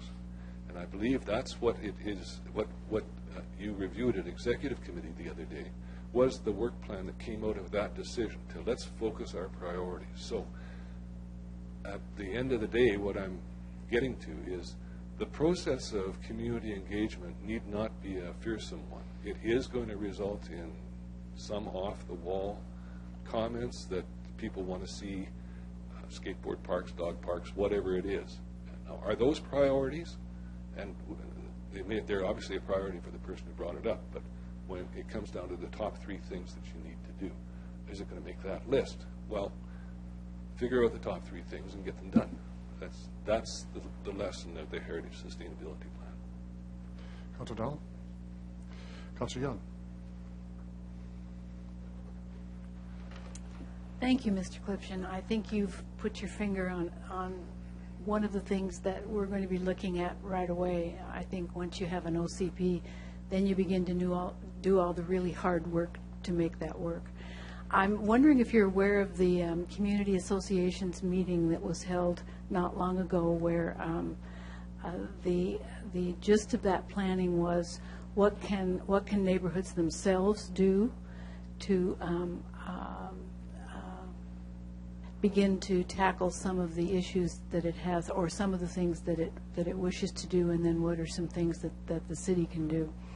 And I don't know whether, I don't think I saw you at that meeting, but so I think there's some plans afoot, and I can't ask that question of administration right now, but I think maybe later on this evening we can. So I think that one of the things about passing a budget for this next year is that we're already looking to the future in 2015, and I think that is that's a time when we can probably put some of these plans in place. So thank you very much for your presentation. Mr. Clipshin? The mayor will allow me to answer that question. There was a question and I heard it. I'm sure I heard it.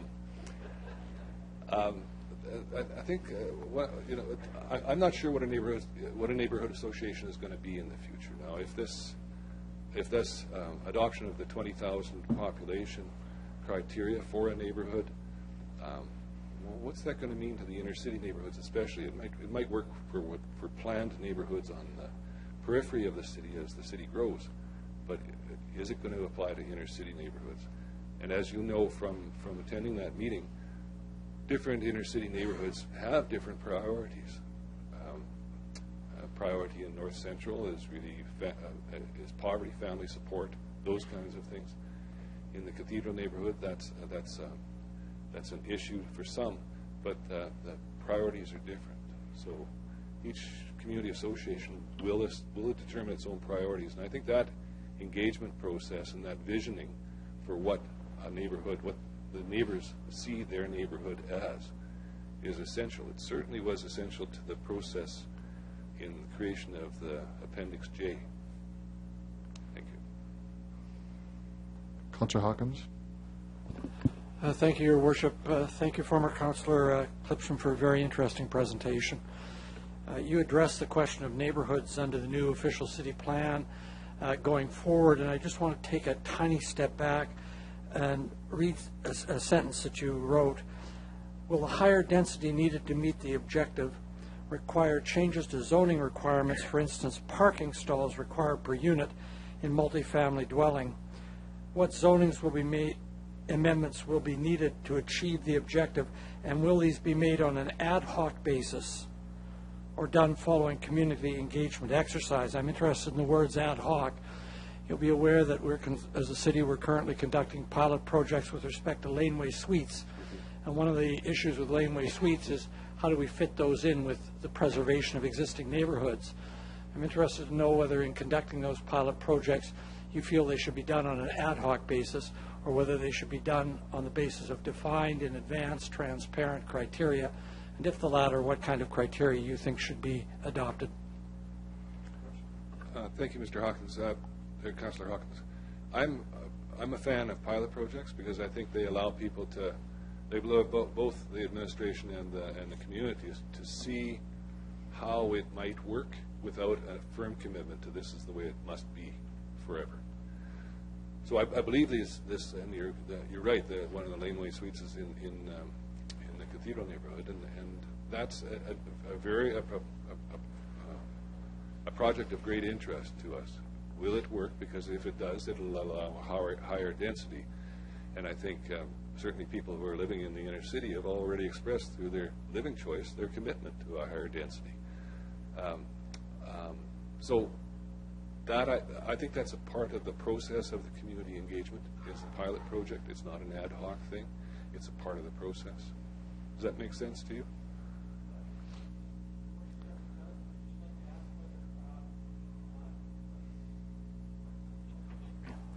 I'd just like to ask whether, in deciding where laneway suite pilots were to take place, you think as part of whether you would think as part of the criteria, we should have a diversity of pilot projects for laneway suites. Don't know if I could answer that with any confidence tonight. It's a good question, but with community consultations of very big things, you often have a preliminary consultation, which is sometimes called a scoping consultation. So what is the scope of this whole thing? Before we get into it, let's define the scope. Let's define the things that we see as together we can agree are the measurable objectives, or the measurables that will lead us to be able to make good decisions about whether to do it and do it this way or that way. Thank you, Councillor Hawkins. Councillor Flagel. Thank you, and welcome back. Like the beard, by the way. Yeah. It's nice, and the gray hair, too. So a little darker, but you spoke of what was missing for next year. Did you notice anything missing for this year that you might have thought you might have seen 3-4 years ago in discussions, or anything stand out that maybe was missed? Or well, as you know, I'm active in watershed issues, yeah. And I certainly bring you back to Jim Elliott's comments about the need for monitoring of impacts along the Wascana Creek, right down to the Capel River, and even from the Capel River onto the Pasqua Lake, to monitor the impacts of the Regina effluent all the way down ought to be something that the city undertakes and perhaps shares responsibility, but it needs to invest in. So dropping any thought of monitoring is, I think, short-sighted. Right. Thank you.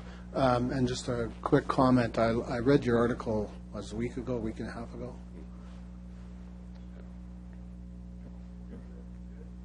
But anything else that has come up in the last week for you on that article? That somebody maybe brought to your attention that you missed? How's that? Flaherty's budget is kind of preposterous in its respect to infrastructure for municipalities.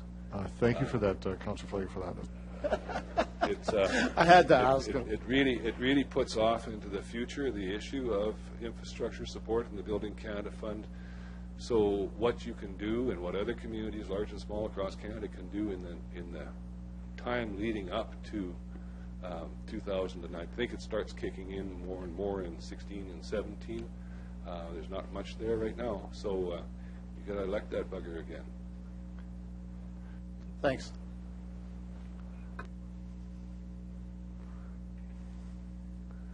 Speakers? Thank you, Mr. Clipson, for your presentation and answering questions. Thank you very much. Move on to our next delegation that will deal with the 2014 budget, not the 2015 budget, just so we're clear. John Hopkins, D14-6.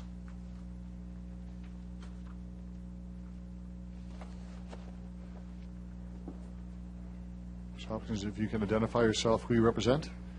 You have about 10 minutes for your presentation, and then maybe questions afterwards.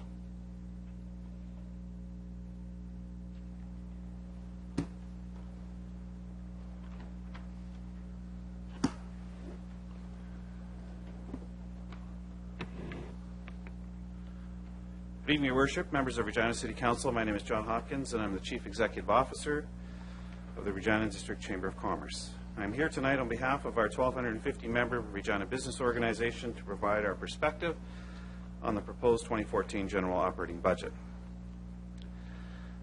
I want to begin my comments tonight by looking at where we have come from. A little over a decade ago, we toiled around the bottom of almost every single economic category. We were a high-tax jurisdiction from both a provincial and municipal perspective. Our youth left in droves. Investors literally left major assets behind, and the city of Regina became a large landowner, not by design, but by default. Let's fast forward to today. Regina is in many ways the envy of the nation. We lead in many economic indicators. People from all over the world have come to our community. Many expats have returned, and major investments are being made at levels never seen before. So why is all this happening? In large part, it's due to the economic reality that Saskatchewan has what the world needs: food, fertilizer, and fuel. Another important aspect is the investment climate has significantly improved due to a range of changes by the provincial government as well as the civic government, particularly the elimination of the much maligned business tax at the turn of the century. Simply put, Saskatchewan and Regina by extension are growing because opportunities are being created, and it is those opportunities that are attracting people to our great province and our great city. Tonight you will make an important decision on the future direction of our city. Tonight before you is the 2014 operating budget, within which your administration is recommending a 6 plus 1% mill rate increase. For the record, our membership does not support the proposed increase, but at the same time, our membership is cognizant of the reality that there needs to be some type of increase to address the needs facing our community, particularly as it relates to infrastructure. Prior to the release of the 2014 budget, we surveyed our members on rates of property tax increase. Based on the results, 65% of respondents supported a 1 to 3% mill rate increase, which drops to 34% for a 4 to 5% increase, 5% for a 6 to 7% increase, and 1% for an 8 to 10% increase. What is clear is that there is very little support for a 7% increase. However, we would also like to be clear that our members as a whole are not saying the increase should be zero either, given only 11% of survey respondents indicated that City Council should cut programs and or services to arrive at zero. On the other side of the spectrum, 79% indicated support for a mill rate increase in conjunction with some cuts to programs and or services to reduce the rate of increase. Simply put, we believe there is support for a mill rate increase, but the rate of increase being proposed tonight is too high. Is Regina a high-tax environment with respect to municipal property tax? Anecdotally, some will say that we are totally out of line with Canadians, and drastic changes need to be made. In preparation for tonight, we conducted some research, which led us to the City of Calgary's 2012 Residential Property Taxes and Utility Charges Survey, which was commissioned last year. Within the survey, Regina's rates were compared with Victoria, Vancouver, Calgary, Edmonton, Red Deer, Lethbridge, Medicine Hat, Leduc, Saskatoon, Winnipeg, Toronto, Halifax. According to the research based on a model home as defined in the report, or an average home, Regina is 7th lowest out of 12 when looking at net property taxes. 3rd lowest out of 13 when looking at municipal property tax in isolation. 6th lowest out of 14 when looking at average property tax. 6th lowest out of 13 when looking at medium property tax. 5th lowest out of 13 when looking at total property taxes per person. What appears to be clear from the ranking is that Regina is competitive when compared to the rest of the country when looking at residential property tax. When looking at utility rates, Regina is 5th highest in average monthly utility charges. When looking at the combination of property taxes and utility rates, Regina is in the middle of the pack in 6th place out of 13. Your Worship, the Calgary Tax Survey also looked at non-residential taxes per $1,000 of assessed value. According to the survey, Regina does not fare well, coming in third last place at a rate of $36.48, behind Toronto at $28.11, Winnipeg at $25.78, Edmonton at $18.88, Medicine Hat at $18.21, Lethbridge at $16.82, Calgary at $16.25, Red Deer at $12.38, and Leduc at $12.30. Only 2 municipalities in the survey had higher rates than Regina: Halifax at $37.82 and Vancouver at a whopping $69.43. Your Worship, this is the third piece of independent research that supports our long-held perspective on Regina's relative tax rate, or put in another way, their premium charge to commercial when compared to residential. Currently, the rate is 116% of residential based on the same dollar value, or put another way, non-residential will pay municipal taxes at the rate that is 2.16 times the rate of residential. The other two very reputable public policy groups that have reviewed relative tax rates are the C.D. Howe Institute and the Canada West Foundation. The Canada West Foundation went so far as to make a recommendation that the rate should be no higher than 1.43. For the record, Saskatoon, our closest competitor, has a rate of 1.75 and has had ongoing discussions about the need to get to 1.43. To illustrate the impact of the rate, let's take two properties with identical values of $500,000, and so that we don't skew the impact to any large extent, let's assume their mill rates are identical at 8.4404. The property in Saskatoon would pay $4,543 versus $5,609 in Regina. The difference is close to 24%, which we would argue is a competitive disadvantage to Regina businesses. Your Worship, we would like to respectfully request that you review this important competitive issue sometime this year. Your Worship, the number one issue in the business community today is where is the labor force of today and tomorrow going to come from? We believe that this will continue to be the number one issue for years to come. However, another matter has become the second most important issue: infrastructure, and in particular, transportation infrastructure. In a separate survey geared specifically to infrastructure, we asked our membership what types of infrastructure should be a priority at City Hall.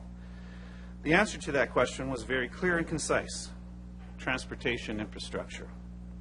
Not only does our membership believe this is an important issue, they have indicated in aggregate that they are prepared to pay more if the increase is dedicated to transportation infrastructure. In fact, 74% of respondents supported a dedicated transportation infrastructure mill rate increase in the 1 to 3% range, followed by 47% who support an increase in the 4 to 5% range, 11% in the 6 to 7% range, and 7% in the 8 to 10% range. While there is certainly support, I would like to temper that support by saying that our membership is also of the view that addressing the infrastructure deficit cannot and should not be borne on the backs of property taxpayers alone, but rather through some type of arrangement with senior governments. Your Worship, before I close, I would like to address one specific concern in the budget: the recommendation to expand the business license fee. To be clear, we do not support expanding the business license fee. Back in the 1990s, our chamber, Regina's Market Square, and many others worked very hard to eliminate the business tax. From our perspective, expanding the business license fee puts us on a road towards something very much like a business tax, which we are opposed to. In closing, we would like to urge members of Regina City Council to reduce the rate of increase, not support the expanded business license fee, and make a referral to your administration to review Regina's relative tax rate. Thank you. If I can answer any questions, I'd be happy to do so now.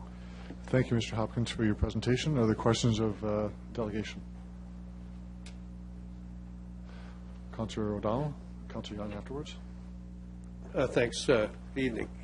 Thanks for taking some questions. So I'm going to just refer initially to the survey that you made first. So when you asked your members if they wanted to pay a certain amount of tax increase, did you also give them the benefit of knowing if you chose this number, what would happen, or was there any consequence to the notion? Mr. Hopkins? At the time that we commissioned or did the survey, we didn't know any of the details in the 2014 budget. So we did it prior to to the release of the budget, so we had no idea what those priorities might have been. Councilor Dowell? Thanks. So can we at least agree on this? If we have a certain number, I'll call it low, there's certain things that we can't do. If we have a higher number, there's certain things that we can do, and I'll throw in the word infrastructure. Can we at least agree to that? Mr. Hopkins? I think the interesting thing that came out of the survey results is the fact that, by and large, what our members are saying, if there's dedicated increase for infrastructure, there's support for that. In fact, I was surprised at the level of support that there actually is for that. As far as the general operating budget, again, without the details, less support for that. But the other thing that is interesting in the results is that it wasn't all that long ago when it was always 0, 0, 0, and 0. And while there's still some of that, there's still people that tell me, go in there and fight for 0. There's more and more people that are sort of cognizant of the perspective that we need to sort of continue to move this city ahead. Let's talk about the direction that we're going in. Look at the investment dollars that have come to our city. Look at the jobs that have been created. Look at the people that have come to our community. And I think, generally speaking, most people are happy with the direction that we've gone in over the last number of years. Councilor Dowell? Thanks. So I'll pick up on some of your final comments about sharing of tax dollars. So as a chamber, both locally, provincially, and or nationally, have you taken a stand with other orders of government about how you might feel about that? Mr. Hopkins? We have worked with some, I'm not sure if you call them hub city chambers, larger city chambers across the country. And we have taken this up with the federal government, as well as had some discussions with FCM and other players about the importance of finding some sort of long-term solution to infrastructure. And it's unfortunate that we're not in a situation today where there is a lot of money for infrastructure, even though when you read this budget, there certainly is an ample case there that there's some significant dollars that are needed to address this issue. Hopefully, as we move ahead, we'll see more and more money coming from senior levels of government to address this important issue, because I know it's top of mind throughout the country. So I would hope it would continue to be an important issue, and we'll see some more action on that in the not-too-distant future. Councilor Dowell? Thank you. So just as a follow-up to that last point, are you prepared as an organization to continue that advocacy that there is a need for a sharing of, whether it is of gas tax, as we now have indexed, whether it is the Building Canada Fund, or whether it is a sharing of income tax, which now accounts for 50% of the federal income? Mr. Hopkins? As an organization, because this is, labor force is the biggest issue for us, and that will continue to be, and we'll spend a lot of our time on that.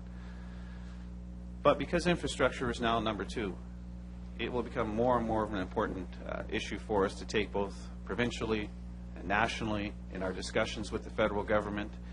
I know during some pre-budget consultations, it was about labor force, but then infrastructure. So we'll continue to work on that file. Thank you, Councilor O'Donnell. Councilor Young? Thank you, Mr. Hopkins. Councilor O'Donnell actually asked a couple of my questions, but I just have one that I think you partially answered. 79% of the people that responded to the survey said that they would approve a tax increase, but that they wanted some services cut to keep it within a reasonable range. Is that what that told you?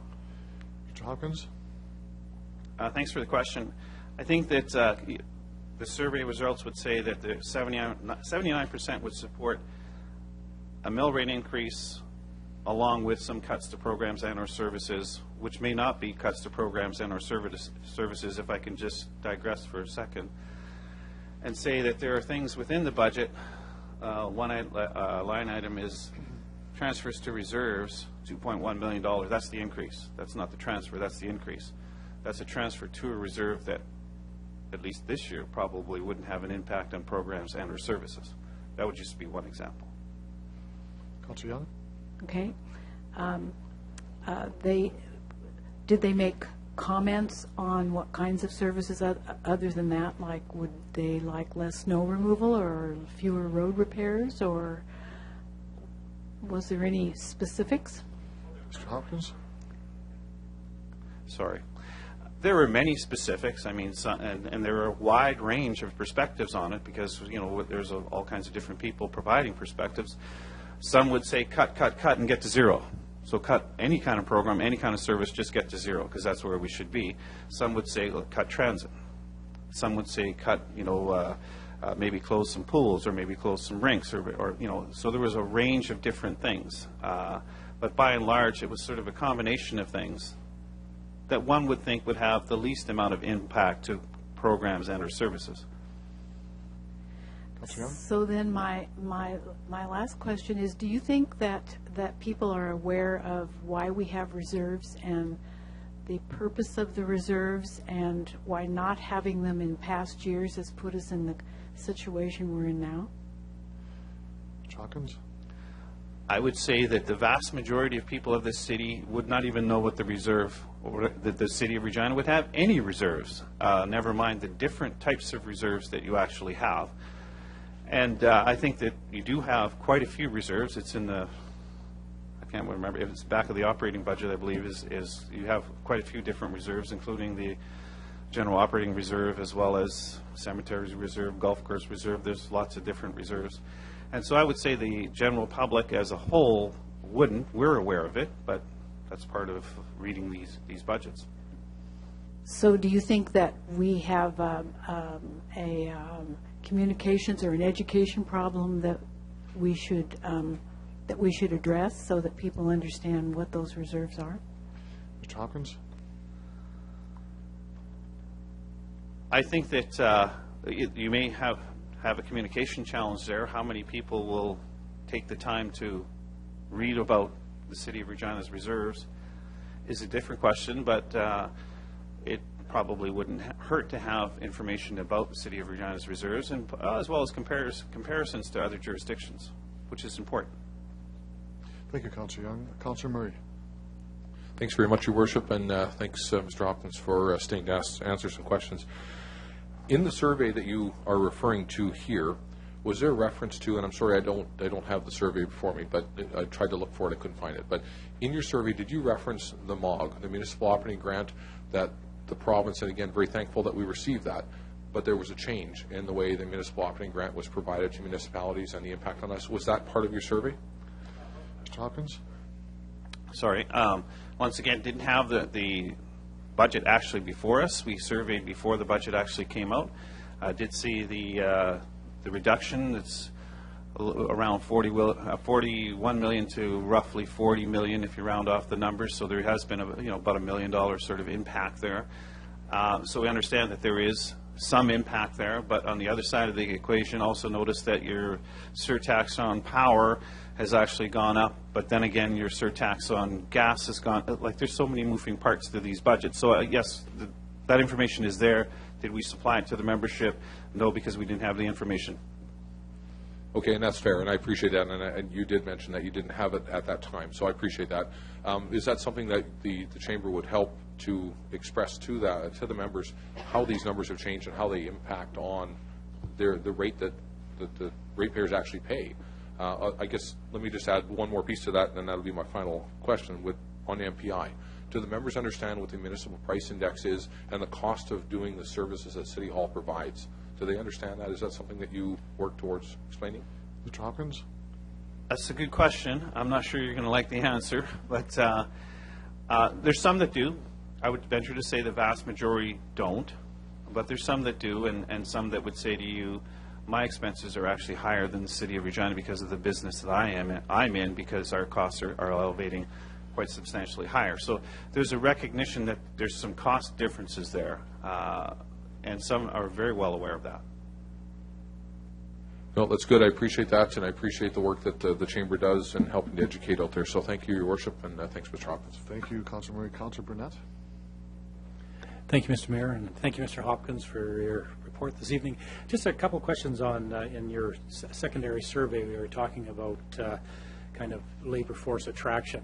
A lot of the investments that we're making into our budget here deal with what I would call the quality of life issues, things, investments in arts, culture, recreational facilities, even the stadium, and in particular a dedicated 1% to improve some of the roads and sidewalks.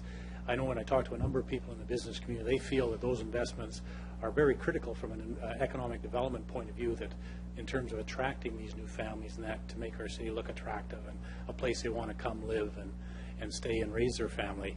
Did that kind of question get woven into the that part of the survey when you were asking your members in terms of infrastructure? Because a lot of times people forget our outdoor swimming pools, our indoor swimming pools, investments into, like I say, arts, culture, et cetera, are a very important and critical factor. Mr. Hopkins? Thanks for the question. Within the survey, there was an opportunity to sort of rate different types of infrastructure, and by a significant majority, people looked at transportation infrastructure as the #1 priority. That doesn't mean that there were some people that didn't think that we should be investing in swimming pools and skating rinks and the like, because those things are important as a community and help to attract people to the community. In fact, when we've been in Ireland, talking to people, trying to recruit some, high-skilled people to come here, it's always about the community. And there's always these sessions that we have when we've been there where people get to ask the questions. And lots of times the questions are, well, first, is it really that cold? I guess the answer today is yes. But, what are the schools like? And what are the places to shop like? And, are there libraries? And what about the arts? And all of those things, because they're important to people's quality of life. So we do sort of make a point of recognizing the importance of some of those critical infrastructures to the city. But as far as the actual question, there was a heavy leaning towards transportation and infrastructure, fix the roads, that type of thing. Councilor Burnett? Just kind of a follow-up to one of Councillor Murray's questions. In terms of one of the challenges we face, as you know, is the kind of the past 20 years and what we call this $2 billion infrastructure deficit. And I certainly understand the arguments for tying tax increases to an MPI or cost of living, but when you have the reality of a $2 billion sort of problem on the desk added to growth with some cutbacks on the MOG, did your members have any suggestions how we can kind of keep creeping ahead? And what we've discussed around this table is narrowing the gap, that we need more than just MPI just to keep us from even getting further, that gap even growing. And I'm just curious, I do agree that we've got to involve other two levels of government, but until the cavalry arrives, I'm curious if you have any other ideas or suggestions that would help us kind of get the city sort of moving through until those decisions are made. Mr. Hopkins? One of the surprising results of the survey is the fact that our members in aggregate are prepared to pay more for infrastructure. I've been here many, many years, and I never thought I'd be here saying that, yeah, our membership support this increase for this, but they do. But I want to temper that, and I think I said this in the comments. What's important is that there are other partners that come to the table. If the feds come to the table and the province come to the table, I think that part of what can be said is that there is support on our, from the municipal side of the equation, from the taxpayer side, at least for the business community, to say, okay, if there is other partners to come to the table, there's certainly some support to get some things done. Because the number, if I have the number right, $43 million a year for the next 20 years, I think is the number. The number is staggering. And to have there's no way we can do that with property tax. There's absolutely no way that can happen. So there needs to be some sort of an arrangement with other levels of government to make this thing work. And unfortunately, maybe I've been doing this too long now, but unfortunately, the longer we wait, the more it's going to cost. And so time really is of the essence. So we need to do something as a country on this important file, or it's going to start having an impact on our economies, and we'll start to fall behind. And so those are, labor force, where's the labor force going to come from? And we need to maintain our infrastructure and improve our infrastructure for growth. Thank you. Thank you. Other questions? I have one, and just to be clear on believe in some of your questions here that your membership is agreeing to have a part of the tax directed to a program like we have one for local roads in this budget. Your membership's views on that kind of a dedicated portion of the property tax expressly dedicated, not going to the general mill rate expenditure, but to a specific program. Your comments on that? Again, I was quite surprised at the result, but there's very clear support for dedicated increase specifically for infrastructure as long as there's a plan there, and ideally with the other partners coming to play so that we can get some of the work done that needs to be done to continue to move ahead. Good. Thank you, Mr. Hopkins, for your presentation and answering questions.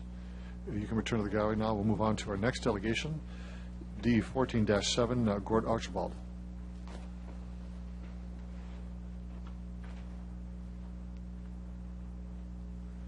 Mr. Archibald, if you could identify yourself, who you represent, and who's with you. You have 10 minutes for your presentation, and there may be questions afterwards. Thank you, Mr. Mayor. My name is Gord Archibald, Executive Officer with the Association of Regina Realtors. I have Tim Atitaju, who is our Government Relations Representative with the Association, and he will be making reading our submission. Okay, thank you for that. Good evening. The purpose of our presentation today is to inform the City Council of the effects that property taxation has on housing affordability, comment on the issue of funding for local governments, and to provide the Association's view on the 2014 proposed budget. Some quick facts about the issue. The Association of Regina Realtors, Inc. operates the multiple listing services system in Regina and area. 3,700 residential properties valued at $1.2 billion exchanged hands through the system in 2013. It is estimated that the economic impact of the residential sales through the MLS system to the local economy through ancillary consumer expenditures sales in 2013 was $150 million. The association represents 40 member offices and 490 individual realtor members in Regina area. Affordable housing is comprised of 4 primary cost factors: the purchase price of the home, the cost of financing, mortgage interest rates, utility and insurance, and property taxation. Consumer surveys done in recent years by the association indicated that property taxation is a key factor in determining purchasing decisions. The average price of a home in the local market has increased almost 2.5-fold since 2006. The impact of rising prices on affordability has been offset by historically low mortgage interest rates. This offset, however, is temporary in nature to it, in that mortgage rates will inevitably rise. When rates do go up, this will add more costs to home ownership. An increase in taxation will affect affordability of housing in the community. It is not necessarily the relative small dollar impact in one year, but the cumulative effect of the total property tax bill over the longer term. The amount of property taxation on a home being purchased is taken into account by mortgage lenders when approving financing. The higher the level of taxation, the less financing there is available to purchase a home. In addition to home purchasers, affordability may also affect existing homeowners, in particular those on fixed lower incomes. As Council is aware, the property tax is regressive in nature, having no necessary relationship to the income of the homeowner. Increases in property taxation can have an impact on those currently on the margin of affordability. It is also a contributing factor to increasing rents, as landlords will recover the cost through rents paid by tenants. Property taxes make housing less affordable. The more taken in tax, the less there is available for principal. The property tax is a relic from the past that no longer meets the needs of financing any government's operation. It is a tax on the capital of families, farmers, and businesses, with no necessary relationship to income of the property owner, and as such, distracts from housing affordability. Having said all this, it remains the sole direct form of taxation revenue for municipalities. 2009 marked a significant year for property tax reform in Saskatchewan, with the provincial government having announced that it would absorb a greater share of K-12 education funding and a new revenue sharing model for municipalities based on the share of PST revenue. These reforms were intended to provide property tax relief to property owners. While acknowledging the change in the calculation this year, the City of Regina will be receiving an estimated $39.9 million in 2014 through the Municipal Operating Grant generated from the PST. This is approximately double the 2008 grant level to the city. Despite the 2009 reforms, including revenue from new PST revenue sharing model, there have been consistent increases in the municipal portion of the tax here and across the province. This is essentially eliminating the relief intended for property owners by these reforms. This is concerning. We do acknowledge that municipalities face a very significant challenge regarding infrastructure. Funding both the renewal of existing infrastructure and creating new infrastructure arising from growth. We do not believe it is reasonable or sustainable to expect funding for this to be addressed only from the narrow and regressive property tax base. In our opinion, it must be funded through the broad-based taxes of the senior levels of government. The property tax is a levy on family and business capital. Government would do well to devote full energies to replacing it with a genuine and full revenue sharing plan that addresses long-term challenges at the local government level. Our position as an association: there is a natural tension between a taxing authority and those paying the tax when it comes to proposed increase in taxation. The taxing authority needs revenue for its operation to deliver benefits to those paying the tax. While many taxpayers may take a skeptical view of having to pay more tax, others will question whether they are receiving value for the additional cost or even if an increase is necessary. This is a healthy tension, as it is part of the fundamental principle of accountability in a democracy. Municipal governments have a very difficult job in this respect, as they generally are not able to receive the benefit of increasing taxation revenue due to growth in economic activity, as do the other two levels of government.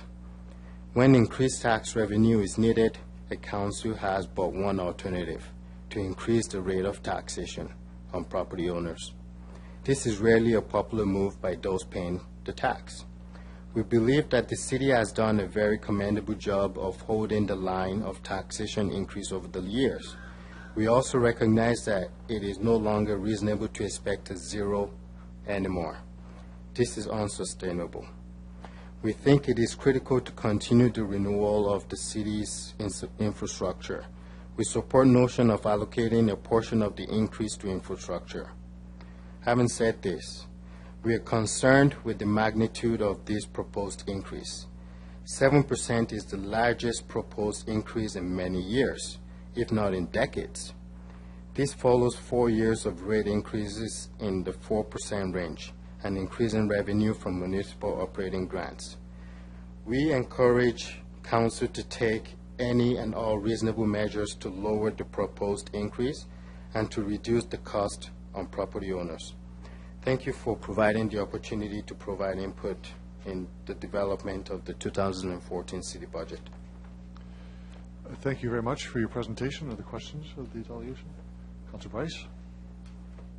Thank you. You talk about the property tax increase during the past 5 years. How much have housing prices gone up in the last 5 years? You should press your microphone. Housing prices have been steadily rising as well in the last 5 years. It's something around that, I would say around that 3 to 4% range per year that we've seen in Regina. And as such, we've also seen increases in rents as well. And that's why we feel that this magnitude of increase in property tax will also cause a big problem for affordability, both in the renting market and in the purchase. Thank you. In the past 10 years, have housing prices doubled? Absolutely. In the past 10 years, it has more than doubled. We're looking at least 2.5 times. Price? Thank you. I think that has a little bit more to do with affordability, but I'll stick to the questions. So do you think that people who are looking at homes not only look at the house itself, but they look at the neighborhood and the condition of the roads, how well the neighborhood's upkept, and those sorts of things that the city provides as well when they're looking for a new home? In my experience, being a realtor in the city, when I have a client that's looking at a home, there's three main things. They look at the neighborhood. You're correct about that. They look at the price of the home. Property taxes is also important because a lot of times when a mortgage lender approves you for a certain amount, they use a base property tax amount. If property taxes are going up, it lowers the amount that you are approved for, which means you might not be able to get as good of a house as you want because now the taxes are higher and the affordability levels are lower. Price? And they also look at the cost of the house as well? Absolutely. Thank you very much for your presentation. Thank you, Councilor Bryce. Councilor O'Donnell. Thank you. Good evening, gentlemen. Welcome. So I think I have to say this first. You argued a lot of things tonight, so I'll pick up on one. One, every year we can draw a crowd when we talk about property taxes. How come we can't draw a crowd when we talk about income taxes, GSTs and PSTs and those types of things? What's the difference? Not just in terms of housing. What's the difference? Well, the main difference here is on a month-to-month basis, homeowners see the effect of property taxes. With income tax, that is something that's usually deferred to later on when you file your taxes. But on a month-to-month basis, it affects people's bottom line. Some people are just on the verge of being able to afford their homes. Having increases to property taxes, having increases to utilities may push them just past that point. Councilor Dahl? Thanks. So I appreciate that. So also within your comments, I heard the notion that other orders of government must have some responsibility for the infrastructure and services that we have in here. Have you as an organization, locally, provincially, and nationally, taken a stand on that? I'll respond to that question. Going back into the early 2000s, the realtors in Saskatchewan took up the torch as far as property tax relief for property owners. And that was a balanced approach in the sense that we were looking for the provincial government to take on a greater share of school costs. As well, we proposed that funding for municipalities move to a predetermined formula based on economic growth and additional revenues coming from the province's broad-based taxes. We saw success in that in 2009, to some degree at least. I don't think it was entirely there, especially on the municipal funding thing. So that is something that we worked hard at for, I guess, probably around 8 years at least before we saw some success on that one. And we'll continue on that road. Councilor Dahl? I wonder if we could agree on the notion that cities are the economic engines of our province and our country. And would it not seem fair to you then that if we in fact are doing that where people are moving to, that in fact our proportion of taxes should be relative to that growth and reflect that growth? I think one of the things that that Canadians and our orders of government have to come to grips with is the role of cities, municipalities, but particularly cities in the Federation. Cities are becoming much larger. The narrow property tax base is no longer viable, in my opinion, at least as far as funding for municipalities. Instead, we have a system where funding is, particularly from the federal level at least, is just based on annual budgets, and there's nothing in there on a sustainable basis. That's something we have to come to grips with, especially if we're going to solve the infrastructure issue. Councilor Dowell? So your comments will probably lead me to two more questions. One is that, are you looking for a notion of tax reform? In other words, if the property tax, and I can only agree, is really not a fair one, are we looking at a need for a tax reform? I believe that's the case. As I say, I thought we had that in 2009, but essentially property tax relief in terms of reform to the tax is essentially eroded away. In fact, I think if you look back, property owners are probably paying a little more than what they were back in 2009. So that's a road that we continue to need to go down and find solutions. Thank you. Councilor Hawkins. Thank you, Your Worship. Thank you to the delegation for coming this evening. In your presentation, you note that while acknowledging the change in the calculation this year, the City of Regina will be receiving an estimated $39.9 million in 2014 through the municipal operating grant generated from the PST. Had there been no change in calculation this year, can you tell me how much the City of Regina would have received from the MOG?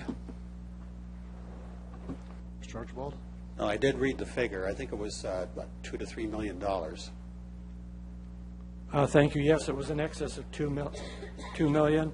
My second question is, can you tell me what the actual decrease this year is in what the City of Regina receives from the provincial government MOG as a result of the change in calculation? I don't have that figure in front of me, but I believe it's what is about $1.5 million less. Okay.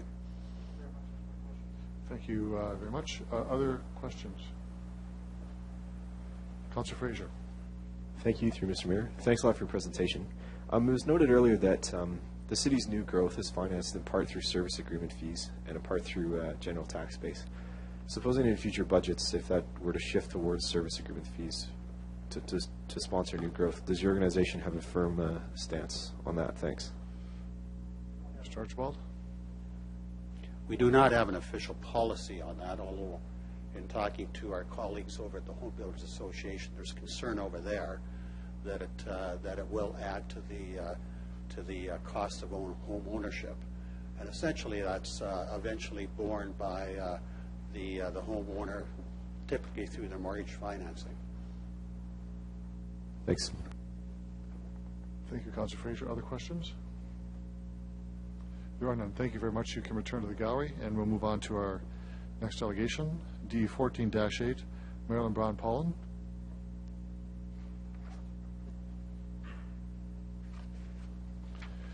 Good afternoon. If you could identify yourself, who you represent, and there'll be your 10 minutes for your presentation, and there may be questions afterwards.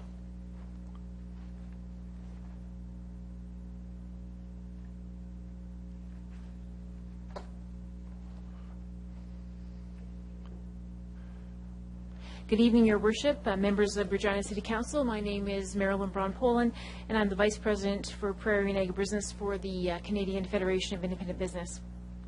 We'd like to provide you with our members' views on your proposed 2014 operating budget, and we noted that that the budget will continue to focus on supporting and investing in the city's unprecedented growth. And certainly investing in growth and opportunities, the theme of the budget. We do fear, though, that the proposed 7% property tax hike will in fact in effect, move us further away from fiscal accountability and hinder our members' ability to grow and expand their business. As you may know, last year we released our research report, Communities in Boom, Canada's Top Entrepreneurial Cities, which really do measure the Canadian municipalities' business friendliness. This report can assist municipalities in becoming more small business friendly by identifying where improvements are needed. Last year, when we were here in our submission, we raised our concerns that another year of tax hikes could in fact jeopardize our ranking. And unfortunately, our concerns did come true. The city remained on the top 10, which was good, but the ranking slipped from 3rd to 7th. Now we worry that we've got the largest property tax hike in decades, frankly, and that could further jeopardize our ranking in 2014. One of the packages of information that we did provide to you was also our property tax fairness report. And the report does highlight 69 municipalities, the gap between commercial and residential property owners. Since Regina, small business owners currently pay about 1.95 times the property taxes of residential property owners. We're concerned that the city is considering adding to that, which would, over the last 3 years, look at a total hike of 15.35%. I should also say that our members continue to raise their concerns with the annual increases, despite that the province has provided long-term, sustainable, and predictable revenue sharing. And we have collected over 200 petitions that our members have signed, just urging you as municipal leaders to do all you can to mitigate the increase and to find further spending restraint at City Hall. As mentioned in other previous presentations, there is also the concern that property tax hikes continue to eat into the provincial education property tax relief. We do understand that the new accounting standards in the reporting of the PST will result in a reduction of approximately $880,000 for this budget year. But we also have to realize that the city has received close to 154% increase in revenue sharing since 2007. And so again, we believe that we need to do all possible to work prudently to further mitigate this property tax hike in 2014. So we've got a couple of highlights that we'd like to just go through on our recommendations of urging the city to consider to further contain costs and if you can, mitigate that tax hike. One of our key recommendations, and one that we've raised in previous pre-budget submissions, is limiting year-over-year spending growth to a maximum of inflation plus population growth. We are concerned that the proposed 9% increase in operational spending is unsustainable and well above population and inflation. We also, throughout our submission, have encouraged your council to carefully review what's driving spending growth, and we do alert you to our report that we've released, our Wage Watch report, and that shows that there's a large disparity in the wages and benefits in favor of the public sector when comparing similar jobs in the private sector. And certainly this is part of the piece of the debate that we would hope that we could have. When you look at the gap between public and private sector workers in Regina, it's about a 29% wage gap. We certainly have appreciated some of the action that we've seen at other levels of government, whether with restraining that public sector compensation, reforming sick leave provisions, which we recently saw in the federal budget. We have recognized that the city has found efficiencies throughout your organization, throughout the city, saving taxpayers more than $18 million each year, and another $9 million in one-time savings. But we would encourage you to continue to look for ways to deliver those services even more efficiently and effectively as possible. We've done a number of pre-budget presentations and submissions in various communities throughout the province, and one of the recommendations that we continue to encourage municipalities to look at is looking at taking a page from the province and reducing the size and the cost of the municipal civil service. primarily through attrition. And we know that the province has a plan that's now coming to an end with respect to reducing their civil service by 15% through attrition, and that has eliminated about 1,900 positions provincially with an annual savings of close to $200 million.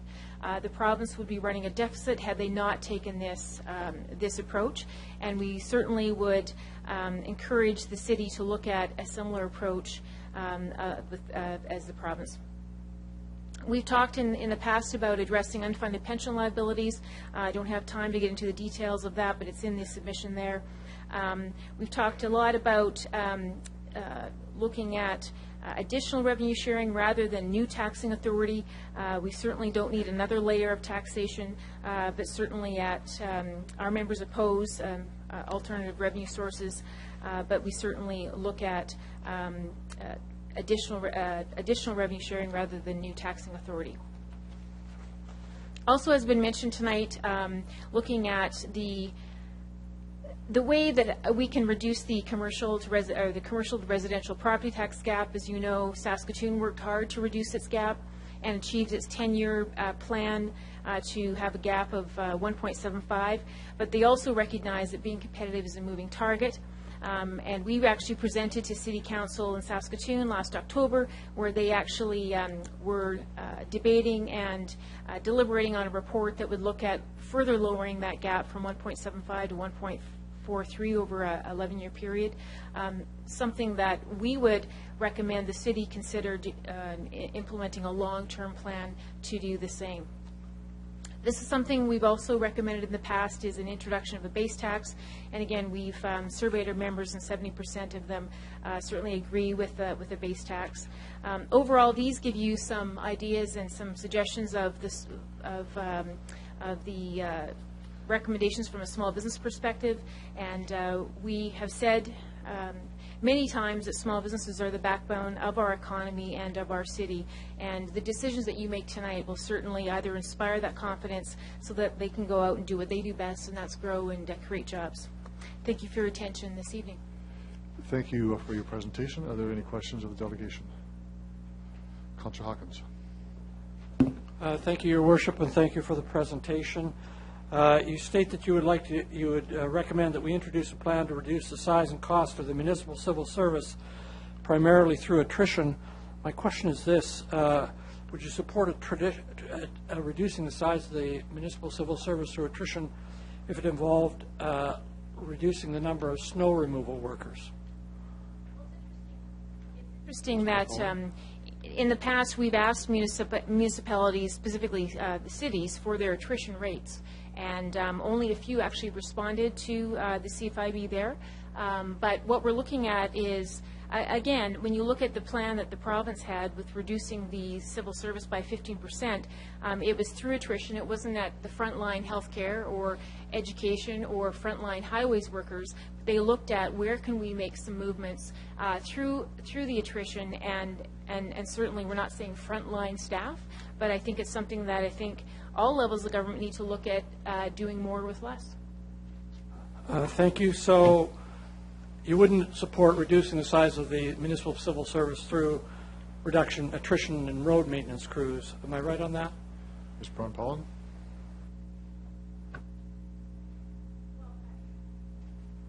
I think when you look at those priorities of fixing roads and those areas, certainly I think there's probably we'd have to look at the proposals that come forward and which ones make the most sense, and we'd have to make, I think we'd have to look at it from a case-by-case basis. How about reducing attrition or reducing police and fire service through attrition? What about that? Ms. Brown-Pollen? You look at it again, it's on those frontline services that our members certainly support. But I think if you look at our report that we did provide you on our property tax report, we have a whole section there about where our members would recommend that you look at to further reduce spending, and it's looking at those areas of how can we actually have a more competitive public sector. And it's bringing those wages and benefits in line with the private sector. This council has a tough job tonight. and I'm wondering if you can help us. I understand your point about attrition. I understand your point about reducing the size of municipal public service, but I'm wondering if you can help us to tell us where, if it's not frontline, where exactly would your members support are reducing the number of municipal public servants? Ms. Braun-Pollan? Well, I think at first we'd have to have the question that we asked a few years back on what the attrition rate is of the city, where are those areas of the highest attrition rates, and look at which would make most sense. Certainly, I don't think all the positions would be frontline on police and fire and fixing roads, but I think that we need to look at where can we find some efficiencies within City Hall, and that's all that we're asking. But again, we haven't got the basic question answered of what is the attrition rate of the city. Councillor Hawkins. Your Worship, I'll leave it at this with this one last question. My question is this: is there some specific categories you would like us to look at with respect to attrition? Ms. Braun-Pollan. I think it comes back to getting the initial number of what is the city's attrition rate, where is the highest attrition rate of certain areas. But again, until we get that information, we wouldn't even be able to provide you what area makes most sense at this point. And that's the kind of information and the discussion that we would certainly like to have going forward, prior to the 2015 budget. Thank you, Councillor Hawkins.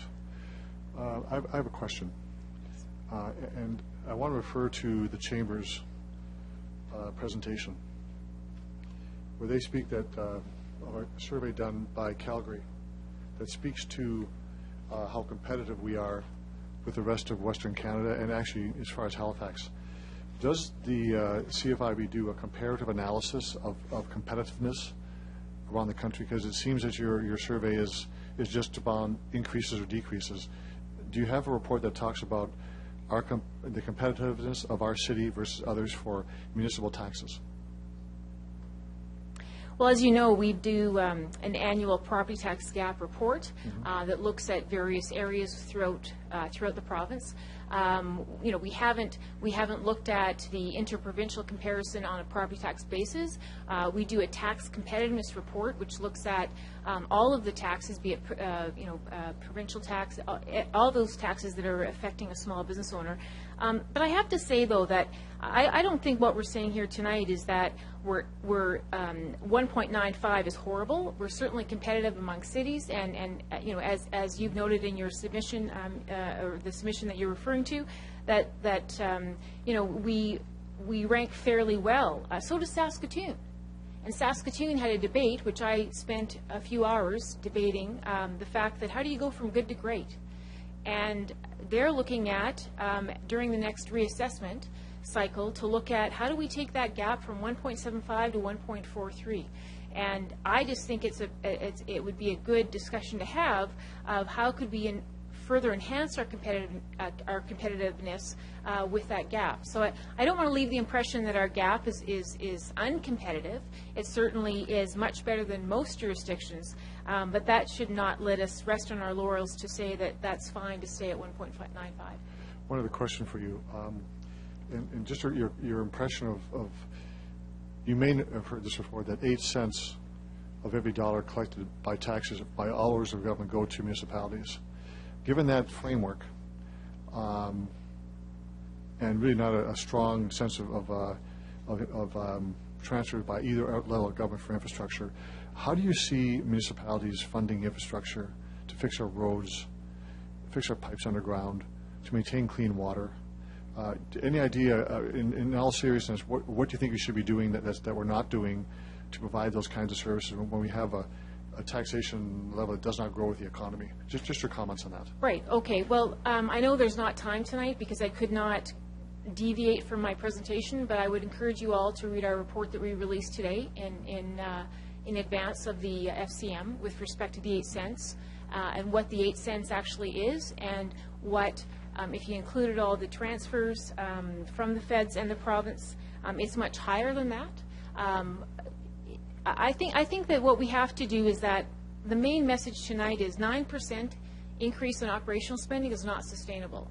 And I wouldn't be doing my members that work hard to grow and expand their business I'd be doing them a disservice if I didn't leave that message that that's not sustainable.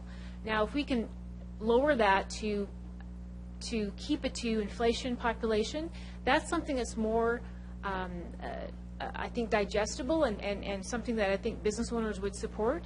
But they're looking at this saying 9% is not sustainable. And certainly what we need to do is look at what's driving those costs. And we know the wages and benefits and the cost of the civil service is a huge chunk of that.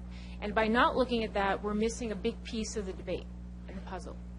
Just a comment again on investing in infrastructure, which was the point I wanted to make, how we would be able to do that given we don't have a growth in our taxes as income tax or PST goes. How do you see us investing in infrastructure? I understand the other points you've made. They're in your submission. Just a comment on what we should do. Well, I think the challenge there, I mean, we're part of the solution, right? I mean, you have a growing tax base. I think that the point is we should be doing everything we can federally, provincially, municipally to grow our tax base, not the tax burden.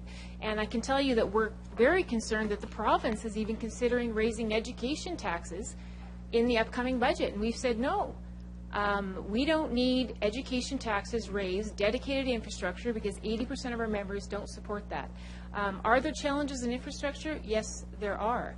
But it's a combination of looking at federally, provincially, but not a new level of taxation for that. We need to divide up the pie that we have, but we also need to make sure that we're not taxing those that are growing and creating the jobs so much that they're not going to be growing that economic pie for you. Thank you for that. I think Councillor Dallin may have a question.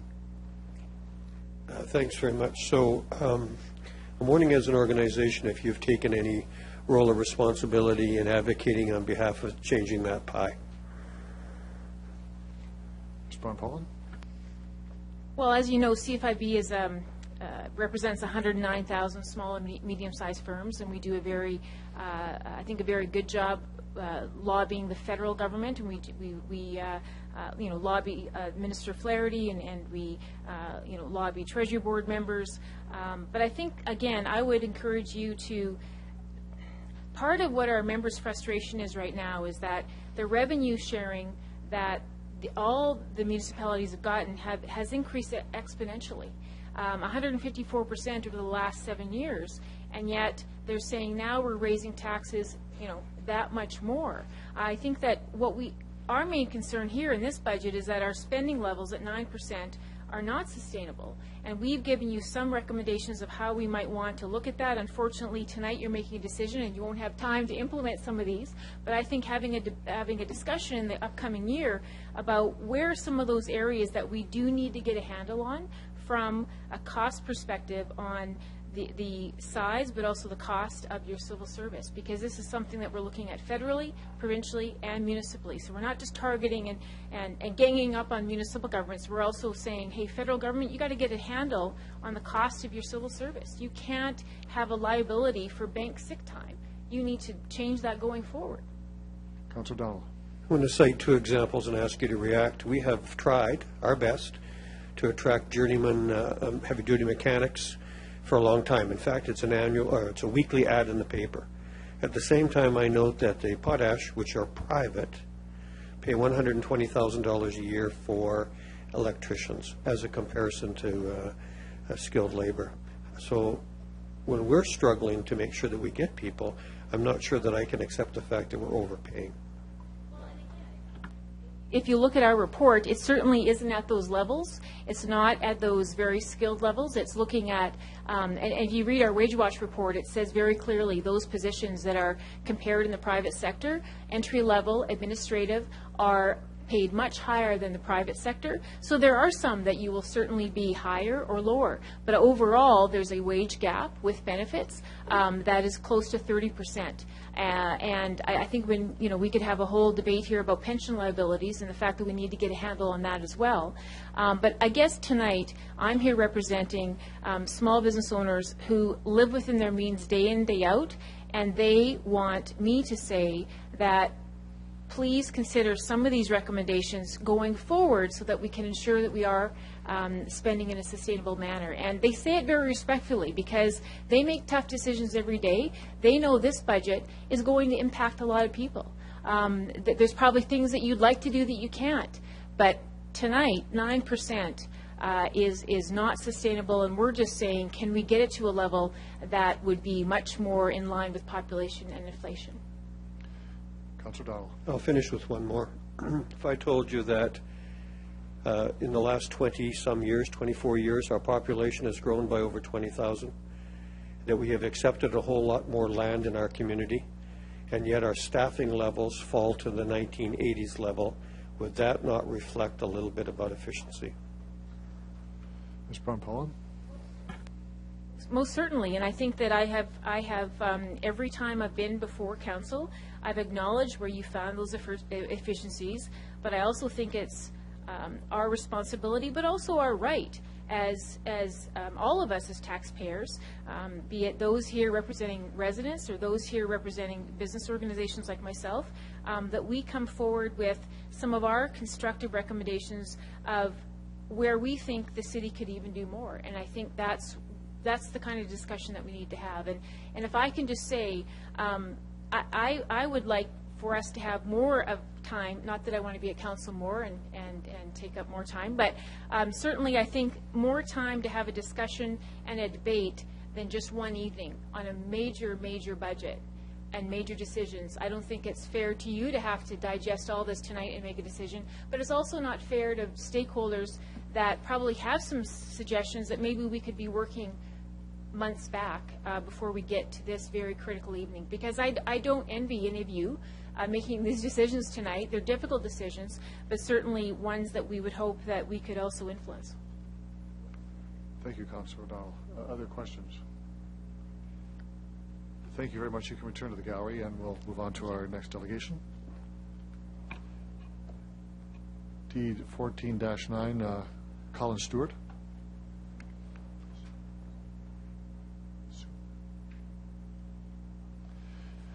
If you could identify yourself, who you represent. You have 10 minutes for your presentation, and there may be questions afterwards. Good evening, Your Worship, councillors, and city administration. My name is Colin Stewart. I'm a resident of Regina, speaking on behalf of myself. I'm sure you've heard from many Regina residents who have expressed frustration at the prospect of a 7% increase in property taxes. When I first heard on February 4th that we were facing such an increase, it seemed quite high to me. Like many Regina residents, I'm on a really tight budget where every penny counts. There seems to be, from what I've heard, a general feeling that spending should be cut rather than increasing taxes. As I've engaged in discussion, I've heard people suggest that middle management should be cut. As to some residents, management at City Hall seems top-heavy. I've heard people suggest that salaries should be cut, and I've heard the new stadium blamed for the tax increase. At the same time, residents don't think City Hall is providing enough services. I frequently see posts on Facebook from people wanting better snow removal. I see posts from people wanting better transit service. People will begin posting in the spring about potholes in the streets. We've heard recently about air quality issues at the Lawson Aquatic Center, which I hear are to be corrected by September, so thank you. Last summer, we heard about outdoor swimming pools that are at the end of their expected lifespan, and there was opposition to the possibility that pools could be closed. Regina is a growing city, both in population and area. New streets are being built, new water lines, new sewer lines. Residents expect their garbage to be collected on a regular basis. Councillor Murray and I have spoken at length about high crime and safety in North Central, which you may remember I spoke of last year. As a resident of North Central, I'd like you to know that some of my neighbors and I are incredibly frustrated. As much as we hear that crime in Regina has gone down, in North Central it doesn't seem to be the case. Although after 2012 being an exceptionally violent year on our block, 2013 saw no incidents of violent crime that I was aware of, which I will admit is a significant improvement. I do understand that there are already significant resources allocated to North Central, at the expense of the rest of the city. The truth is that at current funding levels, we simply cannot add more resources. I frequently drive on streets in Regina that are classified as Category 5 streets. I'll just add here that I live on one, by the way. These streets only see a plow sparingly and are only shaved to reduce the snowpack, but not completely cleaned. I also watch the city's Facebook page, and on any given day we'll see at least one post from somebody asking that windrows be removed or a given street be plowed that isn't normally plowed. Residents seem to get quite irate when the on-street parking spot that they just spent time cleaning or the sidewalk they just cleaned is plowed under when the plow comes through to clean the street. There seems to be an idea that every street in the city should be plowed every time it snows, and the snow should be removed rather than stored against the curb. Saskatchewan Drive, normally 2 lanes, is down to 1.5 between Broad Street and Winnipeg Street. Victoria Avenue, in the same area, is also nearly too narrow for 2 cars to travel side by side. Unfortunately, the expected level of service would mean a significant increase to the snow removal budget, of $500,000 for each residential plow and $5 million each time all snow is removed. I would love to see better transit service. If I could plan the schedule during the day, buses that go downtown would run every 15 minutes all day on more direct routes. Where I live, I can walk downtown, conduct my business, and then walk home in the same amount of time as it would take me to ride the bus. Regina Transit's routes and schedules were significantly revamped last summer. Service has improved greatly in many areas of the city, but there are still areas where using transit is inconvenient, if not impossible. It is truly unfortunate that we presently do not have enough heavy-duty mechanics to keep enough buses on the road to increase service. We are presently at the maximum service level that our fleet can support. Parking in many areas of the city is frustrating at times. Downtown is a great example. It takes me 5 minutes to drive downtown, 25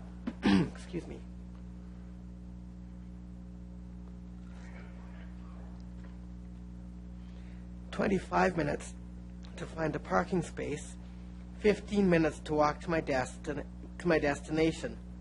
And you see where I'm going with this. Would increased parking enforcement help? Maybe not downtown, but on my street, we have parking only on one side of the street. A couple of years ago, I could guarantee that at any given time, I would see at least 5 illegally parked cars on the street. Because the street is narrow, it causes significant safety risk because 2 cars cannot pass each other going in opposite directions. In my area, it has gotten better, except during rider games where, on at least one occasion, because I've had friends parking in my driveway and behind my garage, I've wondered if I would have to pay for parking because there wasn't room to park on the street. As you know, the General Hospital area continues to struggle with parking issues. Parking enforcement is, as you know, the responsibility of the City of Regina. It would be nice to double the number of parking enforcement officers, but it would result in a significant cost. As I thought about the proposed increase, I couldn't help but put it in perspective. This increase means an average increase of $8 per month. If we wanted to be ridiculous, we could pare it down to less than $1 per day. I won't break it down to the exact penny per day, because that would be going just a bit too far. The point is, in perspective, it's an incredibly small amount. I can't fill the gas tank in my car for that much, and it is a pretty small tank, by the way. It's less than the cost of a pack of cigarettes. I could go on, but I don't want to bore you. The level of service currently provided is justifiable, and in my opinion, generally adequate. It really comes down to priorities. As residents, we need to decide what is important to us. As city councillors, you need to decide what is important to you. How best can money be spent to provide, for lack of a better term, the best bang for our buck? If more services are to be offered without an increase in taxes, cuts will have to be made somewhere. We are already finding it difficult to recruit skilled tradespeople. If we cut salaries, it will become even more difficult. Could we cut some services? Sure, but opinion seems to be that at this present time, residents are not receiving enough services. The reality is that it costs 4% more this year to provide the same level of service we received last year, and as I've said, residents, including me, want more services. Provincial grants are down this year, and the federal budget was somewhat of a disappointment. I'm generally happy with a 7% tax increase. For me, if I want services provided, I need to be willing to pay for them. Thank you. I will be happy to answer any questions you may have for me. Thank you, Mr. Stewart, for your presentation. Other questions? Councillor Bryce. Thank you. I just wanted to ask, first of all, thank you for your presentation. I just wanted to ask, are you aware that last year we did increase the number of parking enforcement officers that we have out there? Mr. Stewart? I don't remember hearing that, but thank you. I appreciate it. Thank you, Councillor Bryce. If there's no other questions, you can return to the gallery. Thank you for your presentation. And move on to our next delegation, D14-10, Chad Novak. Mr. Novak, if you could identify yourself, who you represent. You have 10 minutes for your presentation, and there may be questions from members of council afterwards.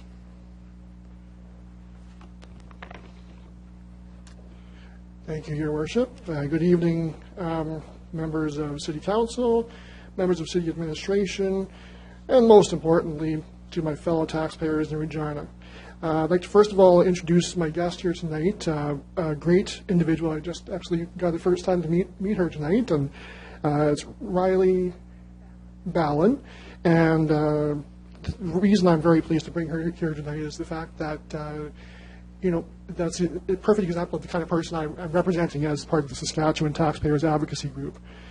So my name, of course, for anybody that doesn't know, is Chad Novak, and I'm here representing myself and Riley and people like Riley as a dedicated tax-paying citizen of the City of Regina, a former mayoral candidate, and as someone who wishes to see the city budgets come back in line with reality and to be favorable for all citizens, regardless of income, status, or background.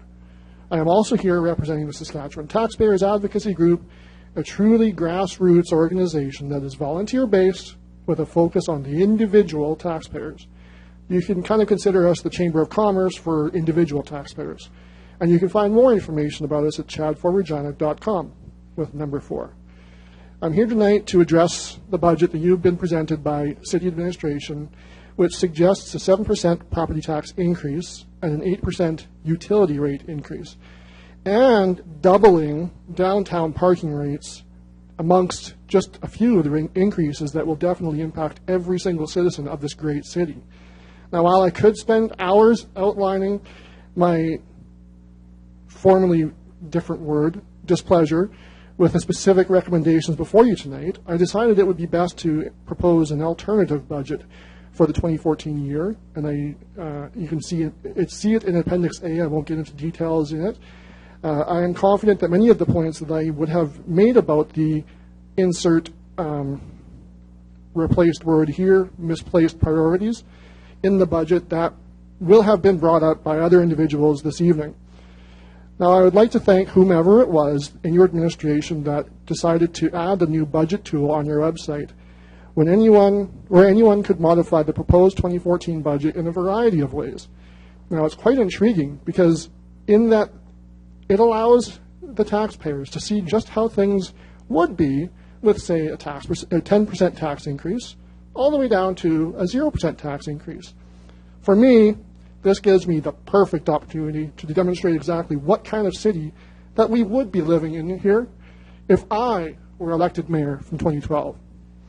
I found that although the tool is very limited in scope, I was able to create some surprising results. Not only did I eliminate the need for a property tax hike, but I've also created a surplus of $10 million plus. See Appendix A. Now, there are a few options for what to do with this surplus, including that it could be put towards reserves for future years or provide actually a rebate to taxpayers. Now, it is important to note that even with this surplus, I was still able to increase important expenditures like transit, road repair, snow removal, including adding sidewalk snow removal, and providing significant savings on your utility bill, which I've calculated outside of this tool. Now, I'm sure that this may be hard for many to believe, and I appreciate the skepticism. However, all I ask is that you keep an open mind and be open to the realities of a government that is truly focused on the individual taxpayer. I invite everyone to go ahead and try the tool out yourself and see what you could do if you were mayor. You know, obviously this kind of budget has to come at some kind of cost, right? And for anyone that has followed the budget process over the last decade or so, which we know is few and far between, you will have noticed a significant increase in the Regina Police Service budget. Now, consistently, their budgets have requested increases of 5 to 7% each and every single year, and are rarely, if ever, denied.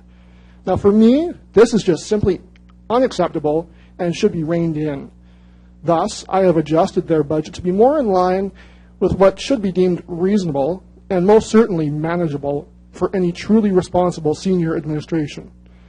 I should note that my proposed adjustments would have absolutely zero effect on the amount individual officers or frontline staff would get paid. It simply forces the RPS to live within their means. Something they used to have to do, insert censored line here, look back at the stats. Until he came into power, you rarely saw these kinds of consistent increases year over year for the RPS.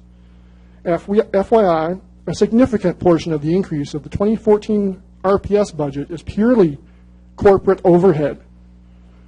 Headquarters administration, 153.3% increase from 2013. Community services operations general management, 106.7% increase from 2013. Administration facility services, 51.4% increase from 2013. And this is leasing costs of $597,000 of off-site facilities for staff that are displaced from the sale of the old municipal building, which is being sold for a whopping $400,000.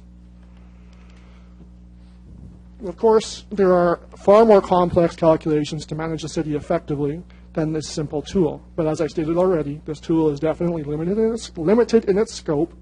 Ideally, I would like to have seen it include an option to reduce our outsourcing and external consultants, adjustments to senior administrative staff and their salaries, consideration of alternative revenue streams like a land bank or, for example, the $80 million revenue that is anticipated to be coming from the sale of our wastewater, and also a reconsideration of the Regina Revitalization Initiative, hence, AKA the stadium.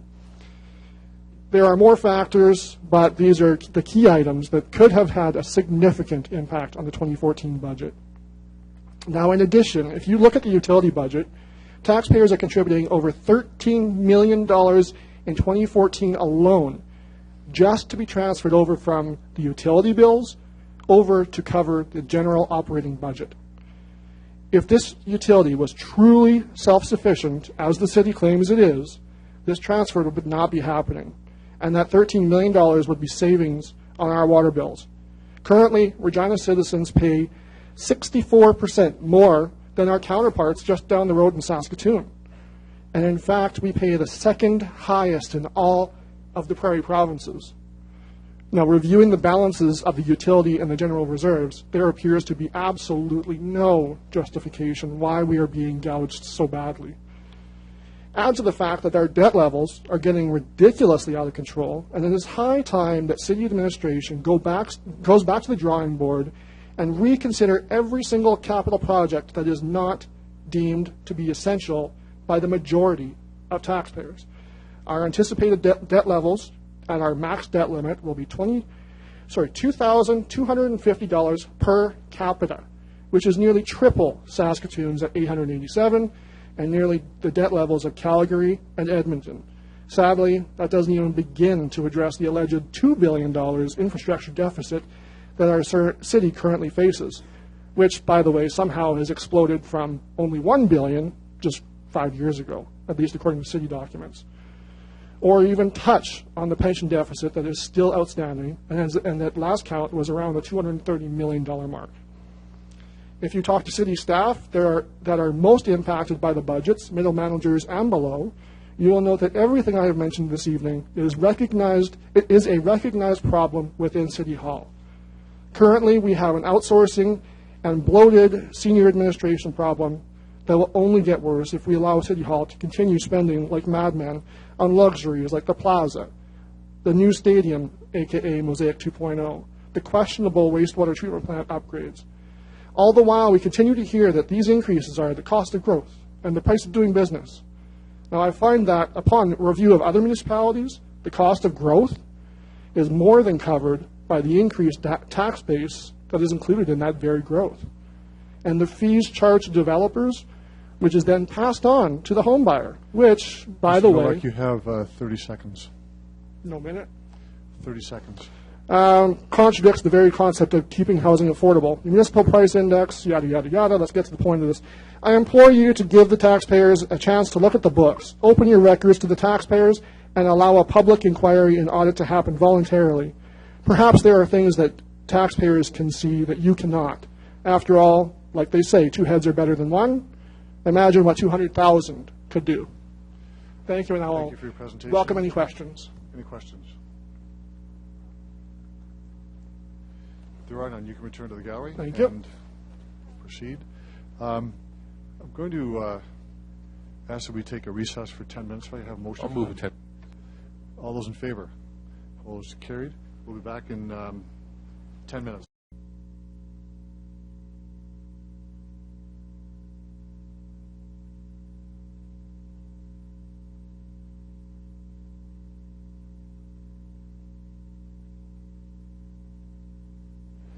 Order. Order. If I can ask everyone to please take their seats, we're going to reconvene.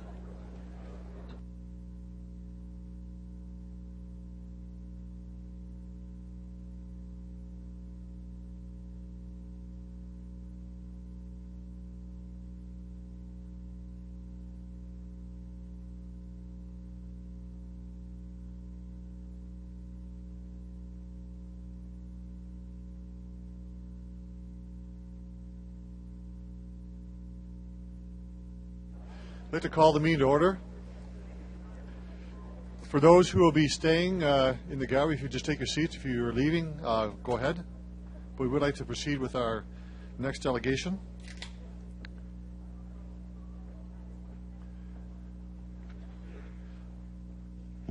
Sir Jim Elliott.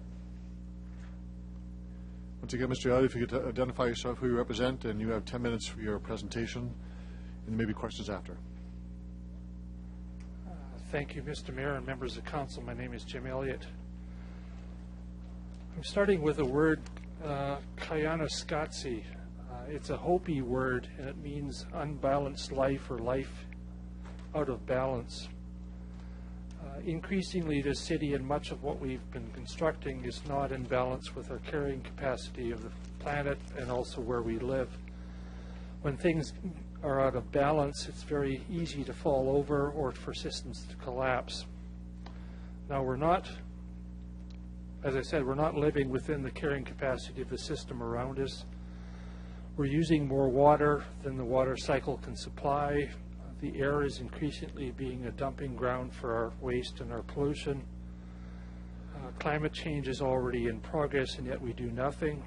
We continue to support the wasteful use of fossil fuels and as well as pollute our water supplies. Now, an unhealthy environment creates unhealthy communities and unhealthy citizens. So if you want to have a healthy citizen, we must start to clean up our communities as well as our environment. Now, as noted many times, we have to start turning the corner or taking a different path. We're still building our communities like we did in the 1950s. There are more automobiles in this city than citizens. As stated before, we have food deserts, and they're growing every year. Now, the first point is that we continue to have a significant infrastructure gap. Continued delays in addressing the infrastructure gap will cause this gap to continue to grow. Further maintenance and renewal of growth-related infrastructure is typically unfunded in annual budgets due to more urgent needs, resulting in the increase in the backlog of infrastructure work that the city must eventually tackle.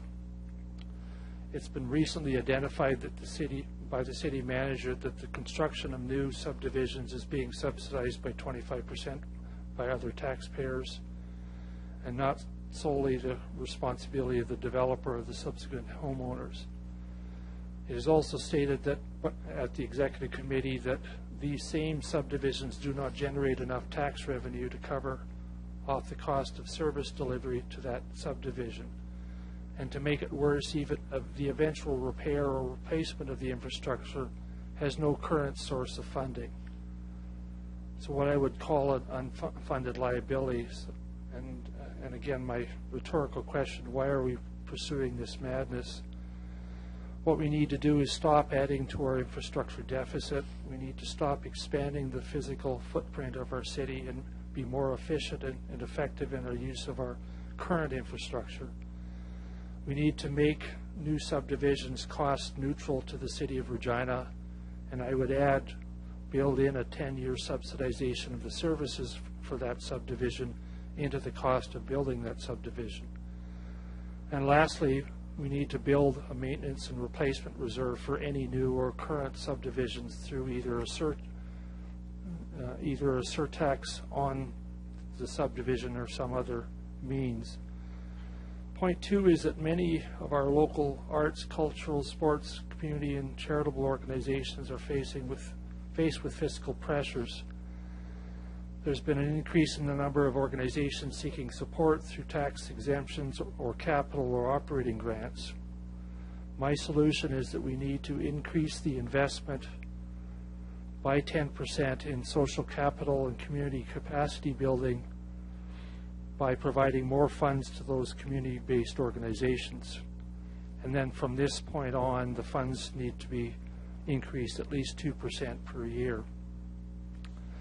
My third point is waste, and waste still continues to pile up and is supported through our own waste management system. The maintenance of our current landfill system, even with increasing fees, will not divert sufficient waste back into our economic system. Wasting resources is not going to be possible in the future. And similarly, simply dumping our human sewage down underground, out of sight and out of mind, will continue to force the taxpayers to continue to dump billions of dollars into a management system that is entirely avoidable. Some suggestions about changing that is we need to encourage and develop rain harvesting and grey water systems. We need to encourage the development of alternative blackwater systems, reducing the need for any discharge or treatment of sewage into the Wascana Creek. We need to turn the landfill into a full-cost recovery utility and force those that waste to pay to deal with their waste. And this could begin to effectively decrease the $16 million landfill current costs and work to the elimination of the need for the landfill in the future.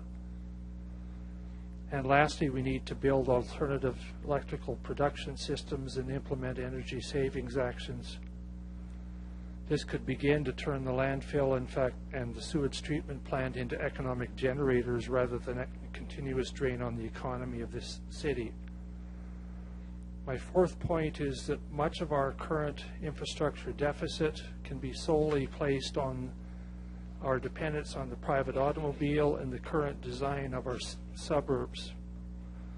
Without currently retrofitting our current subdivisions, we must begin to reduce our dependence on the private automobile.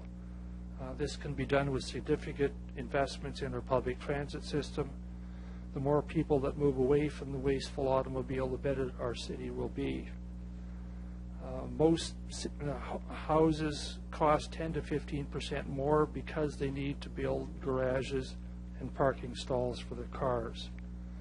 Roads are built wider, and billions of dollars are dumped into our traffic control systems without gaining significant benefits to justify further investments.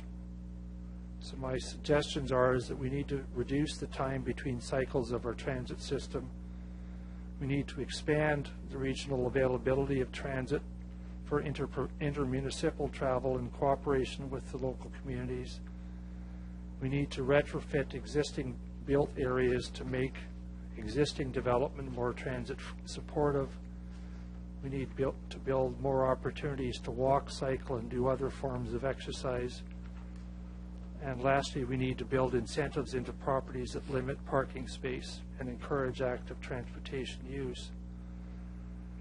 My last point is around recent investigations by the Saskatchewan Human Rights Commission identifying that our transportation system, and more specifically our paratransit system, is less than adequate.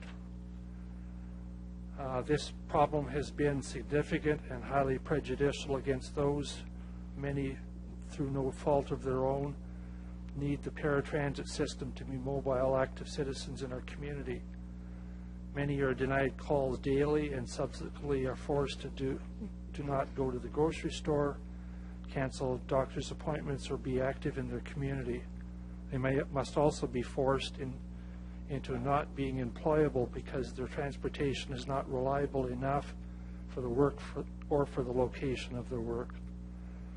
Two suggestions in that area is to work with disabled organizations to actively force, and I say that strongly, the province of Saskatchewan to adequately invest in paratransit mobility in this city and by extension into the province. And lastly, to develop a strategy to double the available paratransit service capacity in this city. Thank you. I'll take questions. Thank you for your presentation. Any questions of the delegation?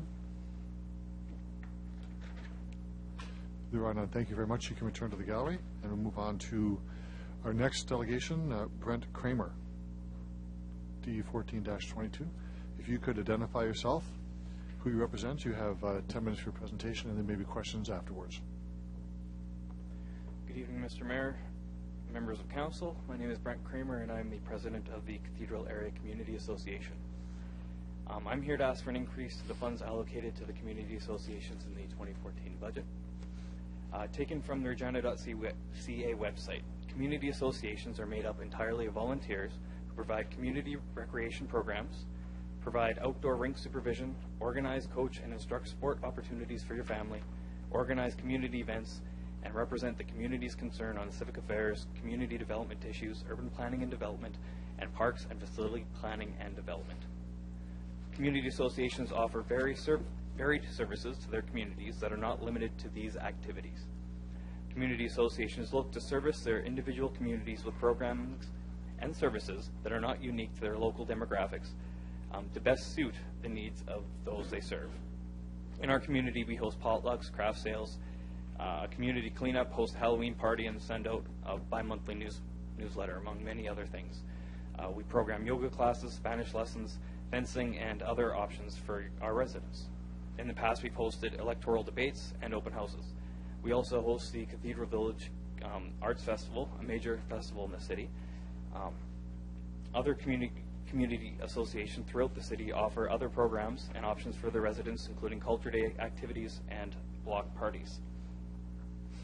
Currently, community associations receive their funding from the city based on a system that places the associations in phases based on their demographics and needs. Phase 3 is eligible for up to $1,000 and includes 14 different associations. Phase 2 is eligible for up to $25,000 and includes 7 associations, and Phase 1 includes 6 associations that are eligible for up to $55,000. They apply for the funds annually and receive some or all of their entitlement based on their needs. If all associations were to receive their maximum eligible grant, a total of $510,000 would be required. In 2013, there was a total of $357,000 allocated for our community associations. Since 2007, the allotted funds have increased only by $12,500, about 3.6%. According to the Bank of Canada, inflation has risen 9.5% over this time. We've essentially been asked to continue to provide the same level of service with less. Also, according to the Leader Post, the city is facing an increase in expenditures of 9.1% this year alone. Compare that to our 3.6% over the last 6 years, and we can see how we feel we've been left behind.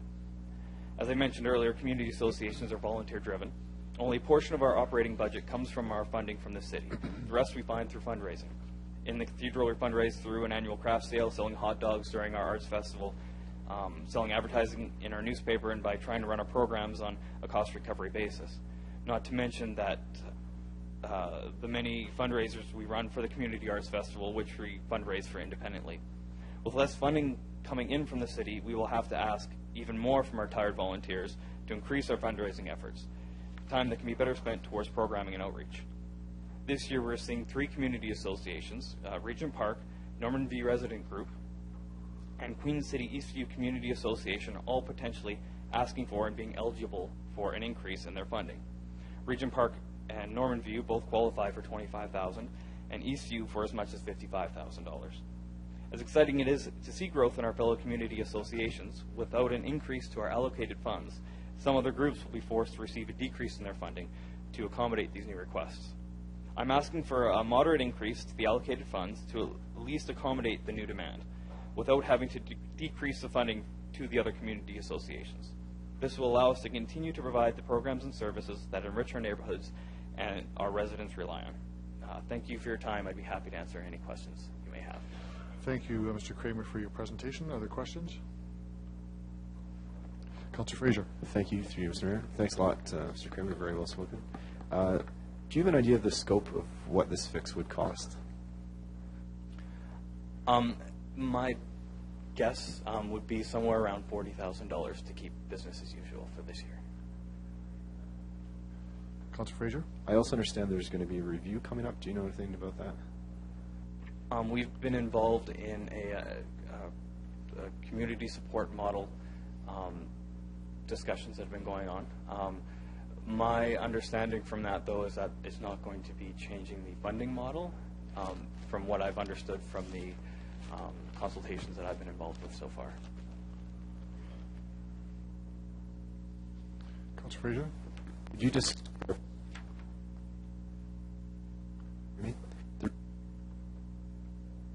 Can't hear you. Are you pulling that toward the base, toward the wall? Pull it away. I think you're done. There we go. There. So the review, if you could just elaborate, the review will be looking at other ways to assist community associations, but not the funding mechanism. Is that right? Mr. Kramer? From my understanding so far, the review is looking at how the city can better support community associations. The talks so far have been creating a group that consists of the community associations as a way for us to get together and share best practices. From what I understand, they're not asking for new money to be going towards this. Thanks. That's maybe something we can look at. Thanks. Thank you, Councillor Fraser. Other questions of the delegation? Councillor Bryce. You said that the fix would be $40,000. Are you including the money that you've mentioned in here for Norman View, Regent Park, and Eastview? Currently, they, from what I understand, they currently do receive some of their funding. This year, they're asking for an increase to receive more of what they're eligible for. How much that will be based on the administration. I'm not sure how much the administration will decide that they need to grow. From what I understand, though, it likely won't be the full amount that they're eligible for. Thank you, Councillor Bryce. Other questions? There are none. You can return to the gallery, and we'll move on to our next report. Thank you very much for that. Next one is Sarah Maria Dobis. I hope I have that correct, and if it isn't correct, I know you will correct me. If you could identify yourself, who you represent. You have 10 minutes for your presentation, and there may be questions afterwards.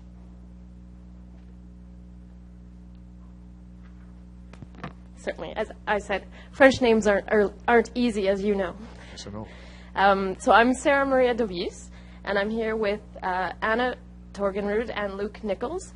We're 3 of 7 directors of Bike Regina, bicycle advocacy, education, and community building in Regina. So thank you for the opportunity to speak this evening.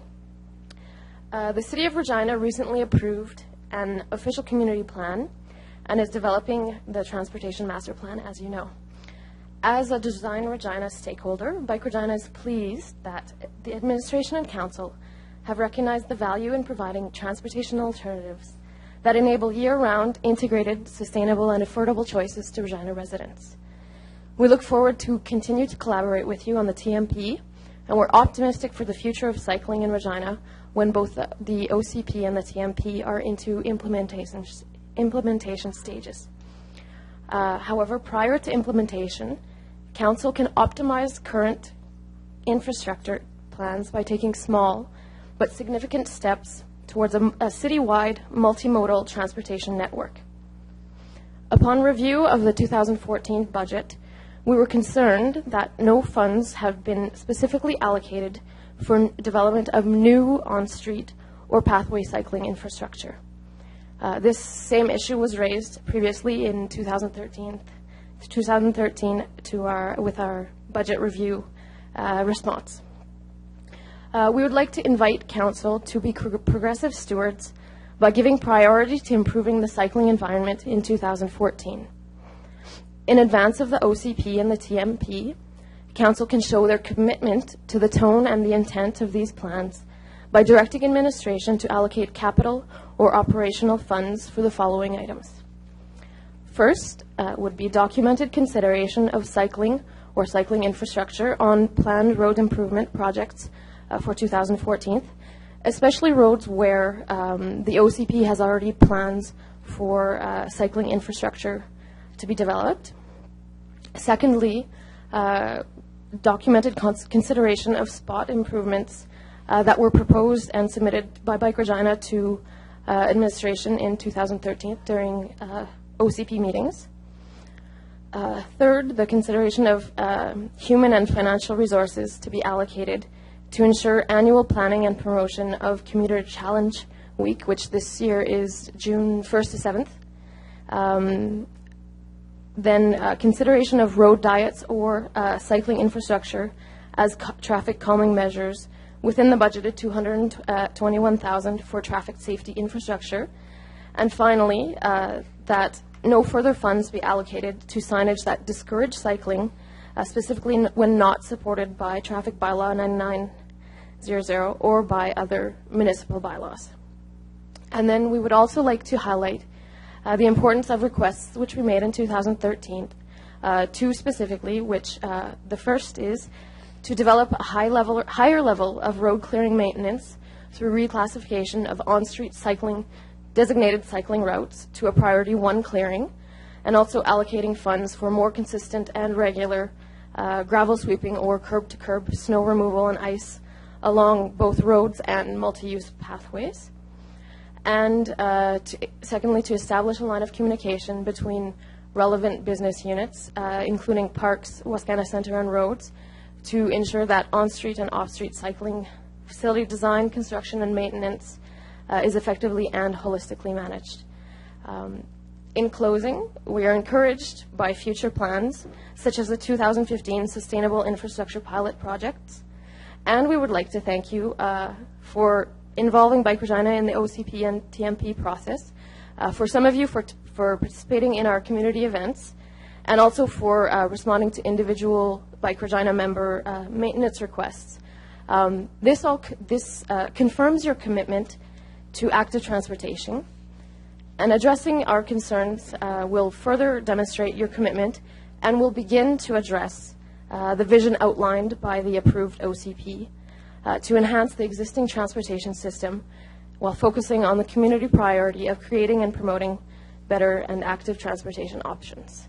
And we welcome any questions that you would have. Thank you very much for your presentation. Are there questions of the delegation? Councillor Bryce.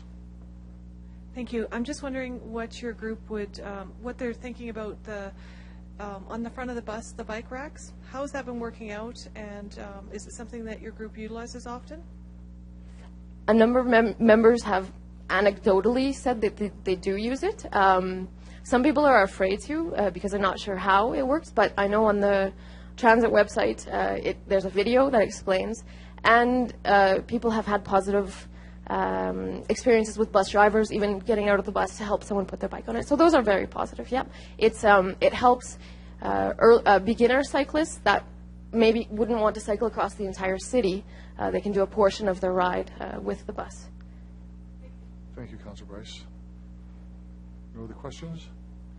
Councillor Fraser. There we go. Thank you, through Mr. Mayor. Thank you so much for your presentation. It's very encouraging to see the good work you folks have done. Can you just explain how you tie into the transportation master plan exactly? Like, you've been consulted already, you're part of the process.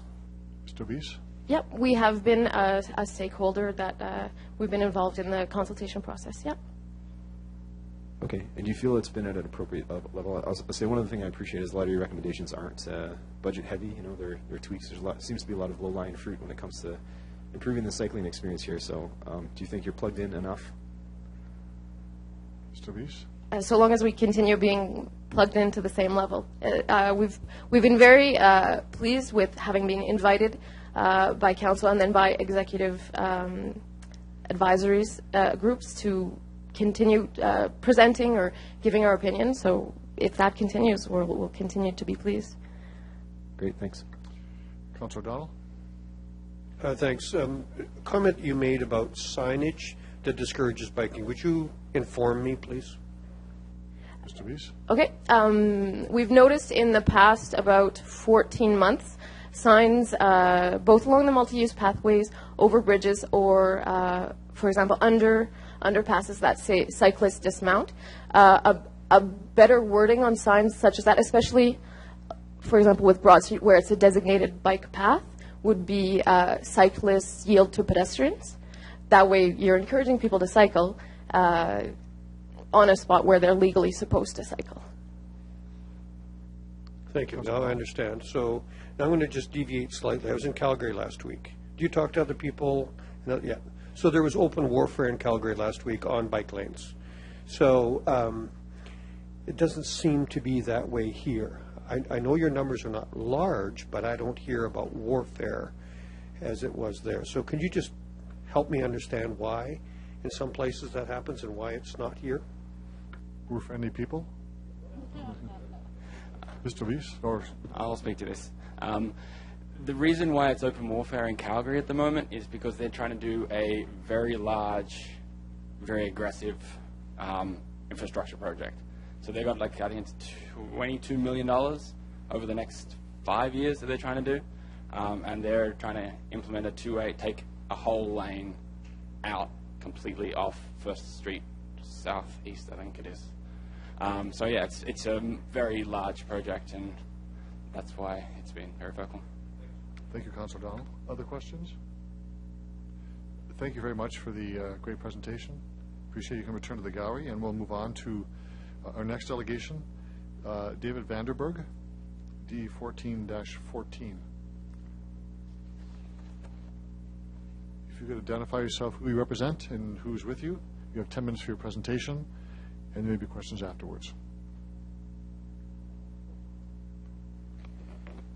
Good evening, Mr. Mayor, city councilors, city administrators, and members of the gallery. First off, I commend all of you for your incredible stamina tonight. It's been a long one.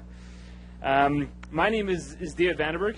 I am a student at the University of Regina, and I am a member and founder of a student advocacy group called Regina Green Ride Transit Network. I'm joined by Brooke Patterson, the VP of External Affairs at the University of Regina Students' Union.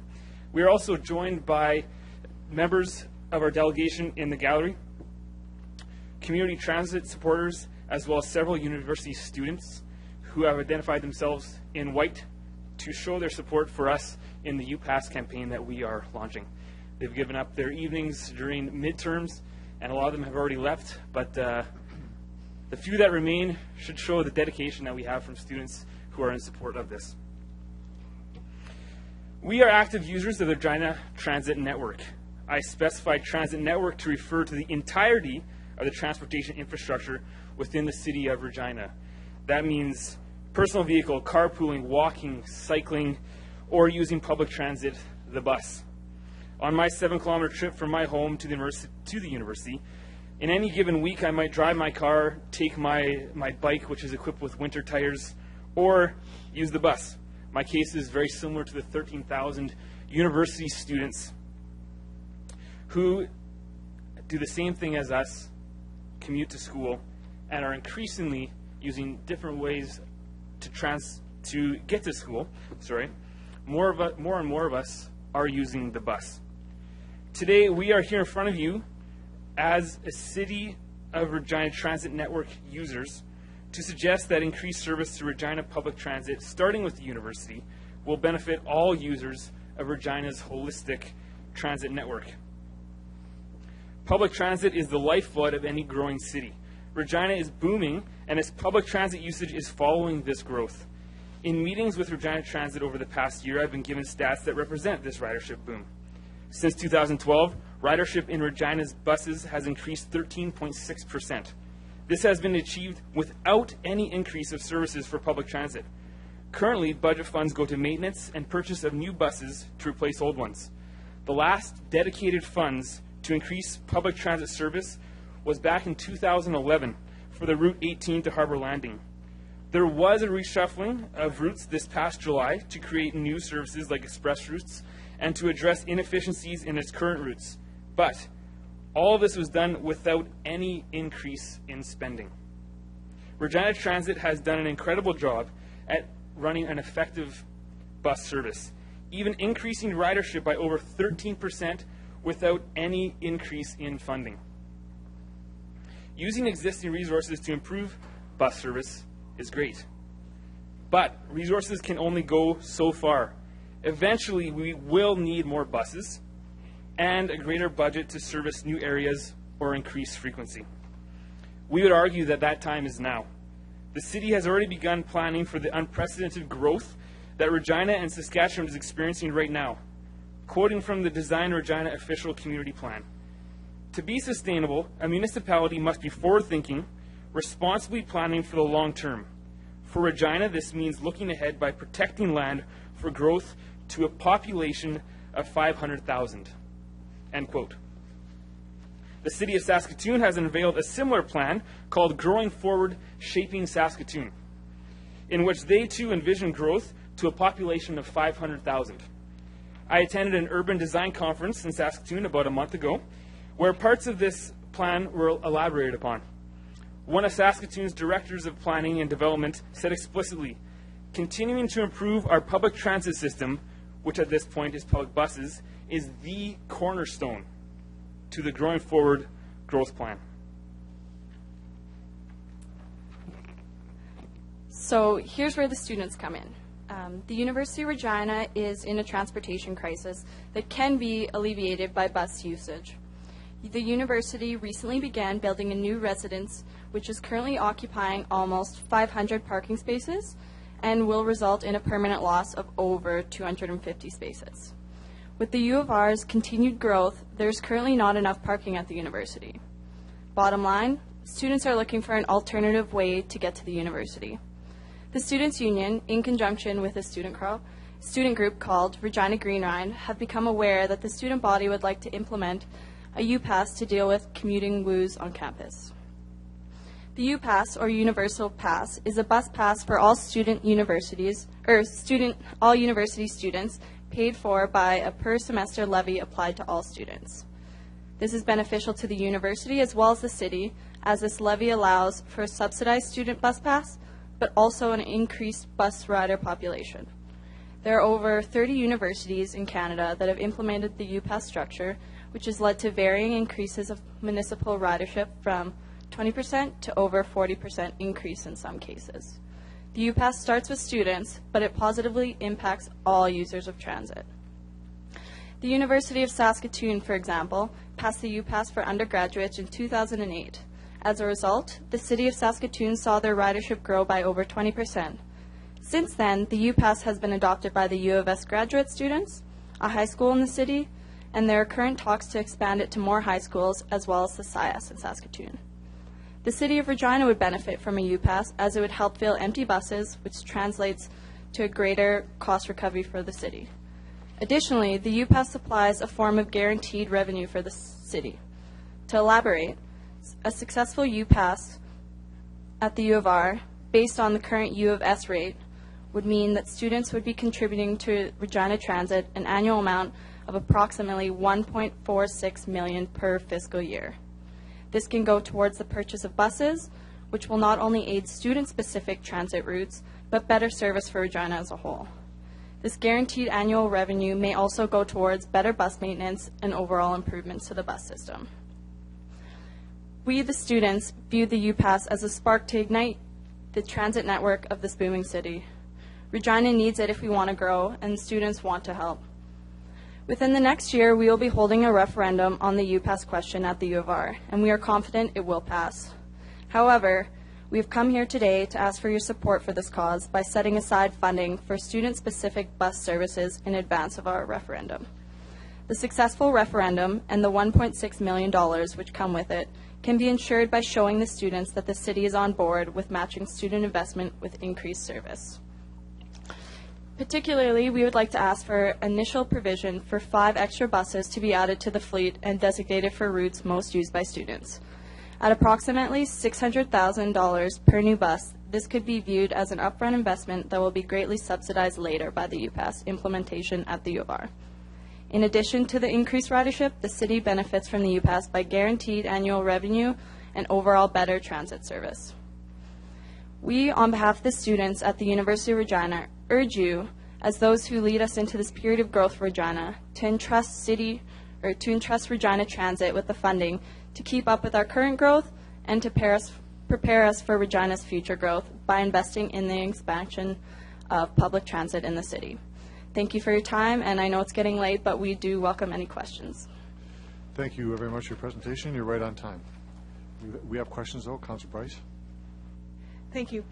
Are you aware that the city in the past has encouraged the U-Pass system, and in the past there has been a vote at the university that did not pass with the students? And what are you doing to ensure that it does pass this time?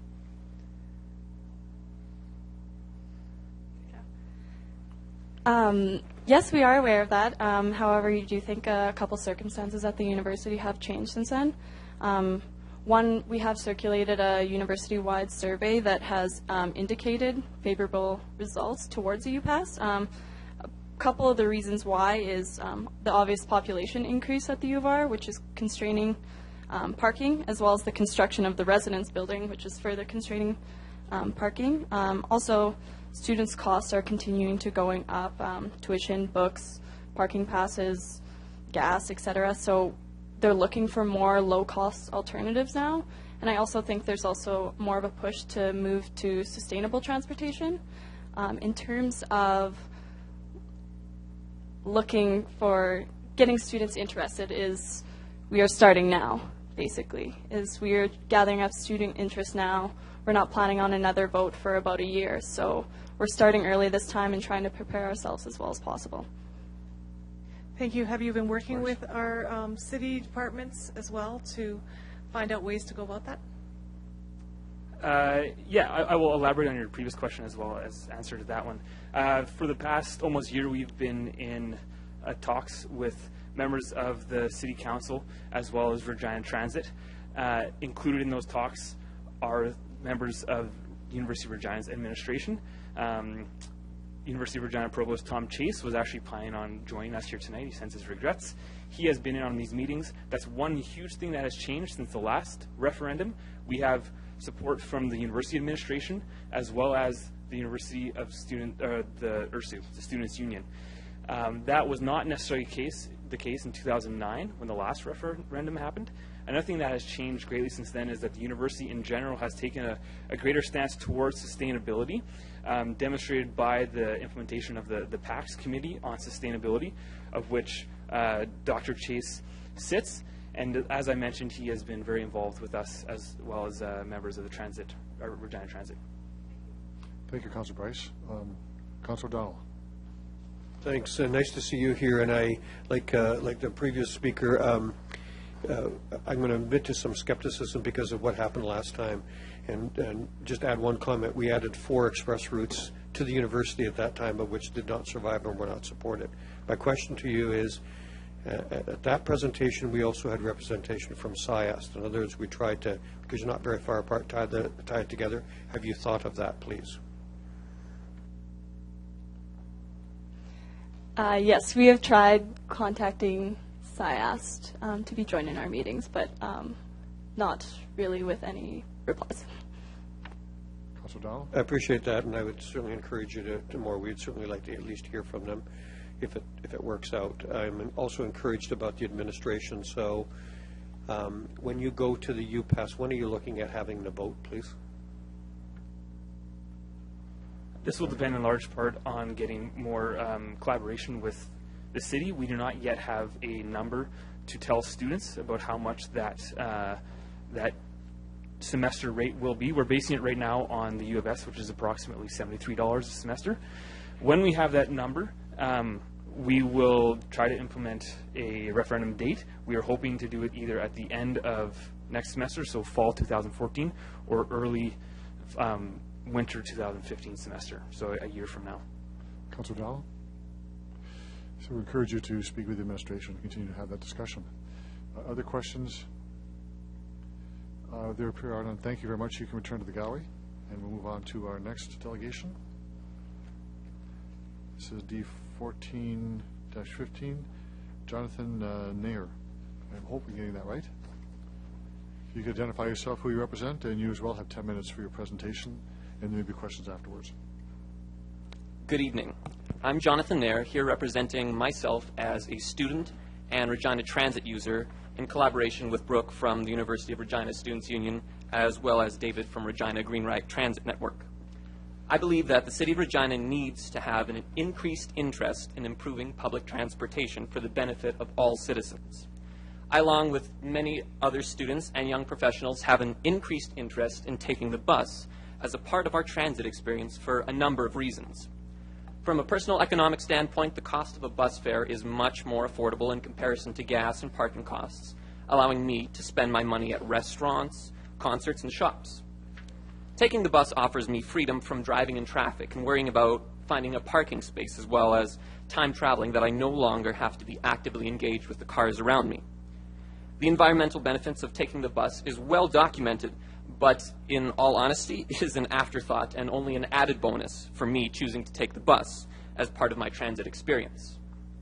These are only some of the reasons that I and others choose to take the bus, yet still sometimes the opportunity cost of taking the bus is outweighed to personal automobiles. As an example, I offer an anecdote from this January. I work casually at the Dr. John Archer Library at the University of Regina on Wednesdays starting at 9 a.m. From my home on the 2900 block of Grant Road, I have an estimated travel time of 5 minutes if I drive my vehicle to work according to Google Maps. Because I chose not to pay for a parking pass at the University of Regina, I have been using the bus to arrive at work, leaving my house at 8:28 a.m. and arriving 9 a.m. for a total trip time of 32 minutes as advertised by the City of Regina's Trip Planner website. While this trip time is already considerably longer than driving personally, I continued to choose to take the bus until I was being reprimanded by a supervisor for arriving exactly at 9 o'clock when my shift started and not earlier. I do not hold the city accountable for traffic delays, as it's impossible to completely predict bus times. However, if I wish to arrive at my workplace in time for my shift, I must leave my house at 7:58 a.m. to arrive at my place of work for 8:28 a.m., with a trip duration of 29 minutes. In total, taking the bus has a potential hour from my day. The opportunity cost for me and many others to take the bus is time spent on personal improvement, time spent on work, or simply time spent with my family for breakfast before I leave for the day. And this cost is simply too great for many citizens to continue using the bus. However, the opportunity cost for the City of Regina to not improve transit is too great as well, as it can remove traffic congestion, increase circulation downtown, and lower infrastructure costs. I hope transit can be an increased focus in the City of Regina as it continues to grow into the great city it is becoming. If there are any questions at this late hour, I will happily speak to them. Thank you for your time. Thank you, Mr. Nair, for your presentation. Are there questions? Councillor Fraser. Okay. Thank you, Mr. Mayor. Thanks a lot for your presentation. Very well spoken. We learn a lot in university. Do you think you'll continue to be a transit rider post-graduation? Mr. Nair? At this time, I can't imagine I would be. By the nature of my work, it is very unlikely that I will be able to take the bus reliably, especially from where I am currently. Councillor Fraser? Supposing the infrastructure were there in place, do you think that could be an option for someone in your position? Certainly. I'm a big fan of transit. In fact, I enjoy taking transit wherever I travel. I have a Montreal Metro Pass currently in my wallet because I always enjoy taking that. But that option just hasn't been there currently in Regina. If it was, I would be happily taking the bus every day. Thanks. Thank you, Councillor Fraser. Thank you very much. No other questions, you can return to the gallery, and we'll move on to our next delegation. This is Marie Schultz. If you could identify yourself, who you represent. You have 10 minutes for your presentation, and there may be questions from members of council afterwards. My name is Marie Schultz, and I'm here representing myself as a downtown employee. I've worked downtown for 10 years and have alternated between taking the bus and driving. When I lived in the south end, the bus was fine. It was direct from where I lived, but I've recently moved to the east end, and the bus is so inconvenient that I just drove to work. The parking fees were tolerable, and I ate the cost as the time made up for it. With parking fees increasing dramatically this winter, I now take the bus. It's half the price, but it's triple the time. The bus is supposed to get to the stop closest to my home at 6:55 in the morning to get me to work in time for 7:30. The bus is yet to be there at that time. I have to walk a few blocks to get there and wait in the cold as there isn't a bus shelter. As the bus is inconsistent, I leave early enough to get there 5 minutes early as recommended on the schedule. Thank you. Then the bus is late and it's freezing out. When the bus does show up, it is a solid 25 to 30 minutes of driving before I get downtown, then walk a few more blocks to get to work. Because I'm at the end of the city, it has to go through a bunch of crescents. So all in all, it takes about 45 minutes to get to work, and it's a 15-minute drive. Coming home, I get home around 4:20 in my car. I get home now around 4:45 to 4:50. Recently, the bus I do take home, which leaves downtown at 4:15, has been out of service. So I either leave work early to catch the 4 o'clock bus or wait until 4:30 for the next bus. The bus is packed with the high school crowd, so they're standing room only, and we're packed in there like sardines. Excuse me. So why not send more buses? Take a different bus off the road so the busy times and routes are covered. The only way to find out that the bus is out of service is to follow Regina Transit on Twitter or Facebook. But what about the people that don't use social media or have smartphones? Or the people that don't want to constantly check their phones when it's freezing out to see why their bus isn't showing up? Then you know it's going to be late, but you can see it on the app, but there's nothing to do but wait in the cold. And one time last week, my bus wasn't even appearing on the app, so I thought I had missed it completely. The bus is inconvenient enough, but to cancel a busy time and route is just salt in the wounds. Before building any more office towers downtown, increasing the downtown population, please consider building a parking tower with affordable rates. In my car, I could run errands on my way home. It's pointless while taking the bus. Now I have to get home, then go for errands. While driving, I could just go home with groceries at the same time that I get home now on the bus. Life is busy, and I don't want to waste all my time on the bus. And that's it. Thanks. Thank you, Ms. Schultz, for your presentation. Are there any questions of the delegation? Councilor Fundura. Thank you for that. What number of bus are you referring to, if I may? And when you're saying it doesn't appear on your smartphone, have you asked the city what happens? Oh. Okay. Thank you. So 7 and 9. Thank you very much. Thank you, Councilor Fundura. If there are no other questions, you can return to the gallery. Thank you very much for your presentation. And we'll move on to D14-17, John Klein.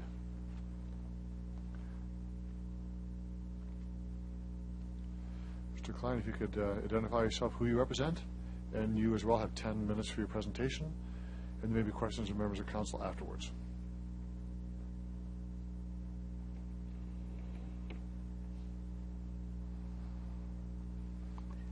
Good evening. My name is John Klein. I'm here representing myself.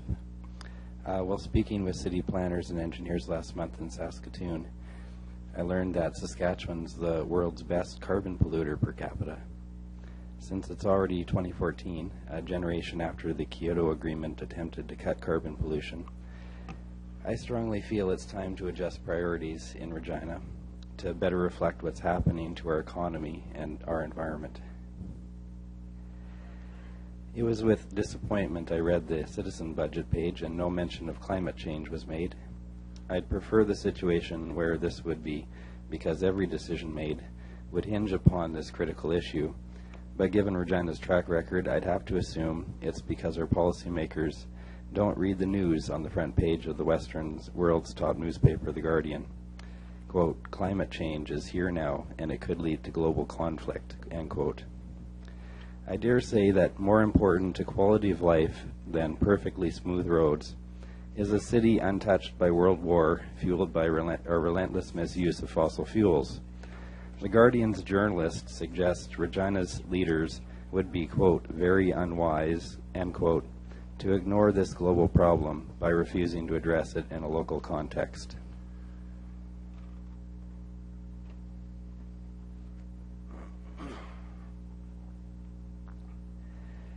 Back to the citizen budget. I must admit, I was confused by the apparently contradictory ideas that we could pay more to support growth, while in past years this council has kept taxes too low in order to support growth. Leaving that first confusing question aside, the next four questions labeled quality of life were entirely how much we intend for the public purse to subsidize the auto industry. The following question pertaining to transit's budget gives an option to further slash or greatly invest in additional buses and transit infrastructure that Regina is lacking, like winter-suitable shelters. On the website, the City of Regina will meet its goal to convert its entire transit fleet 2 years ahead of schedule, with the arrival of 15 new low-floor buses in 2014, end quote. Question, though, is Regina getting more buses which can carry more people, or just replacing high-floor buses that are not wheelchair accessible? I've read the mayor said we're getting new buses this year, but that's part of the city attempting to avoid a human rights lawsuit, not part of a desire amongst this council to improve service levels for all transit users, perhaps? Last year, I asked council to increase taxes by 0.1% to better fund the transit system, which had just experienced a 9% increase in use. This year, I'm asking for a 0.25% increase to make up for the 0.1% not implemented last year, and because who is going to notice 0.25% when council's target is 70 times higher than the rejected proposal made last year?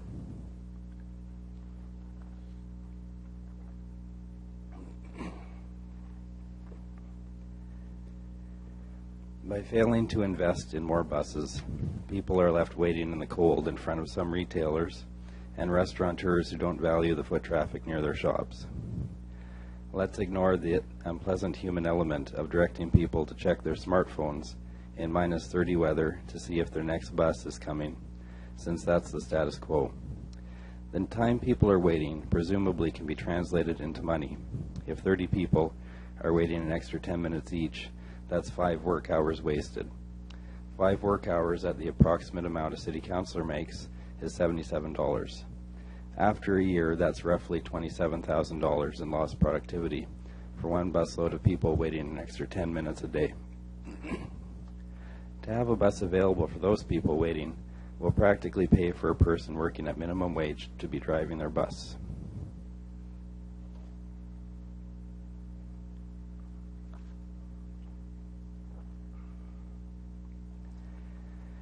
The U of R is again serious about implementing a universal bus pass. It's wildly popular in Saskatoon, where it increased ridership by 40% amongst the student population. Last year, the Free Transit Friday promotion increased ridership by about 40% across all demographics and overloaded the buses downtown. Because many buses don't come for 30 or 60 minutes after a bus that has to drive by because it's filled to capacity, this is a major annoyance to riders. What I hope you take away from this information is that you can either make fares free to get a 40% increase in ridership, or target a demographic like children under 18 who could be riding the city buses now for free in order to fill them and improve the efficiency of the transit system. You might also wish to note that failing to purchase more buses now in preparation of the University of Regina Students' Union approving the UPass will result in an embarrassment for the city, as it will strand dozens or hundreds of riders at bus stops every day, as some bus routes will be over their capacity. You could save the city millions of dollars in the short term by directing Regina Transit to cease negotiations with the University of Regina Students' Union, so there will be less demand for new buses to be purchased, while continuing to focus on a single occupant vehicle method of helping students get to and from school via overcrowded parking lots and streets.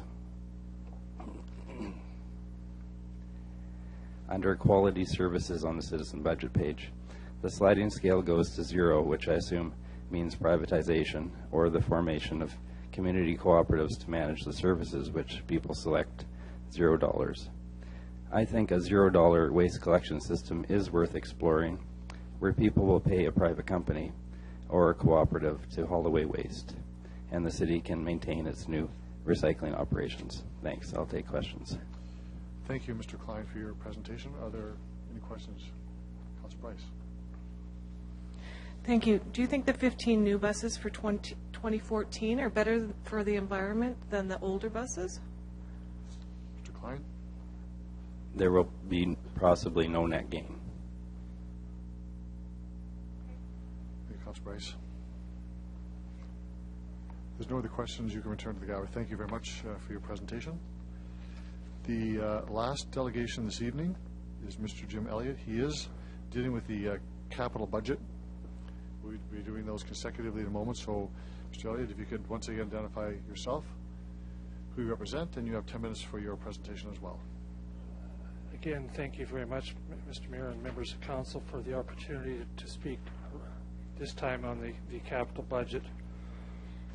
I will defer a lot of what I've got in my presentation and focus in on a few items in it. The first one looks at the current road investment strategy. Can be summarized as focusing expenditures on the 20% of the road network that is subject to 80% of the traffic volume, i.e. the arterial or collector network. Mr. Elliott, where are you in your presentation? I think about 3 or 4 pages in. If I 3 or 4 pages in. My apologies. Just if you let us know where you're at. My pages, so yes. It has the introduction, page 13 and 14 at the bottom. Okay. So. Go ahead.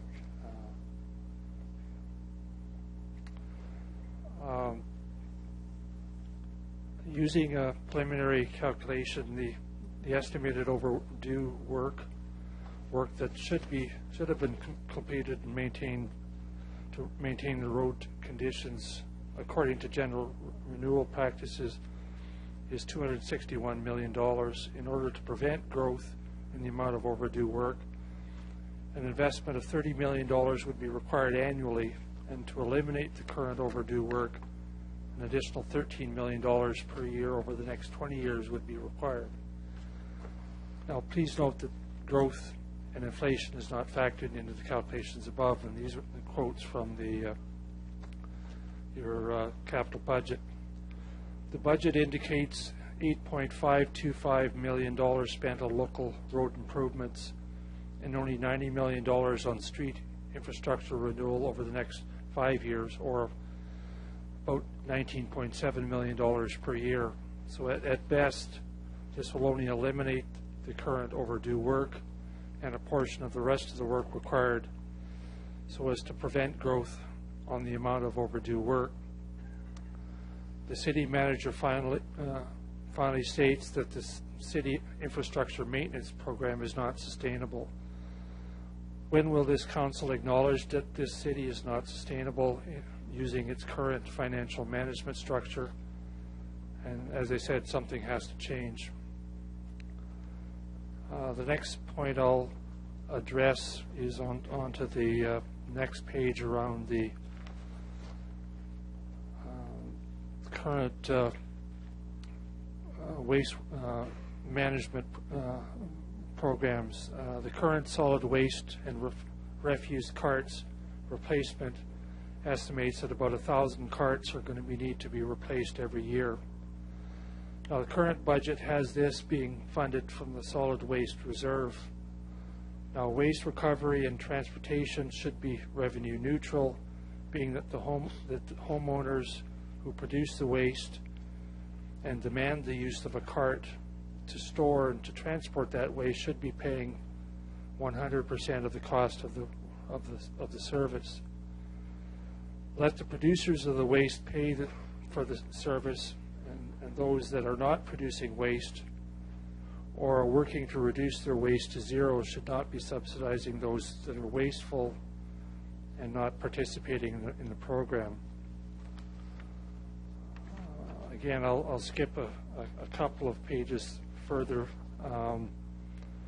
This is under the section about the Regina Revitalization Initiative. This initiative was announced in July 14th of 2012 and was set out as follows. $80 million grant from the province of Saskatchewan, $73 million from the city of Regina, $25 million from the Saskatchewan Rough Riders, and a $100 million loan from the province. And yet, in this budget document before you, the funding is as follows. $69.353 million provincial grant, $25 million from the Saskatchewan Rough Riders, $100.4 million from the City of Regina debentures, and then again $100 million provincial loan.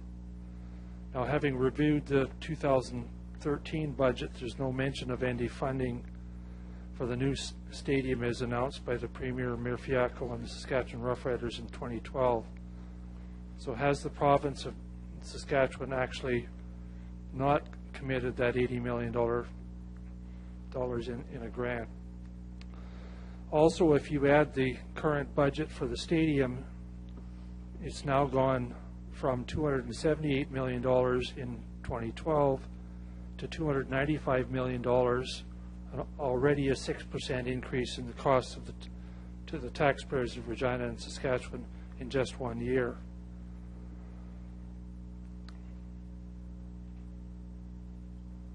I guess at this point I will conclude my comments, and if you have any questions, I'll be happy to answer them. Thank you very much, Mr. Elliott, for your presentation. Are there questions of the delegation? Councillor Fraser. Thank you, through Mr. Mayor. Thanks again for your presentation. You mentioned at the end about a 6% increase in stadium expenditures. Could you just elaborate on that, please? Thanks. Mr. Elliott? Okay.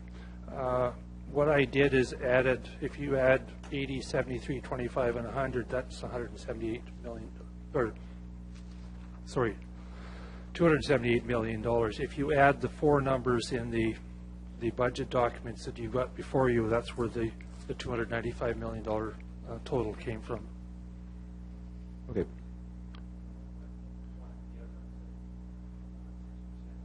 Can you put your microphone on, please?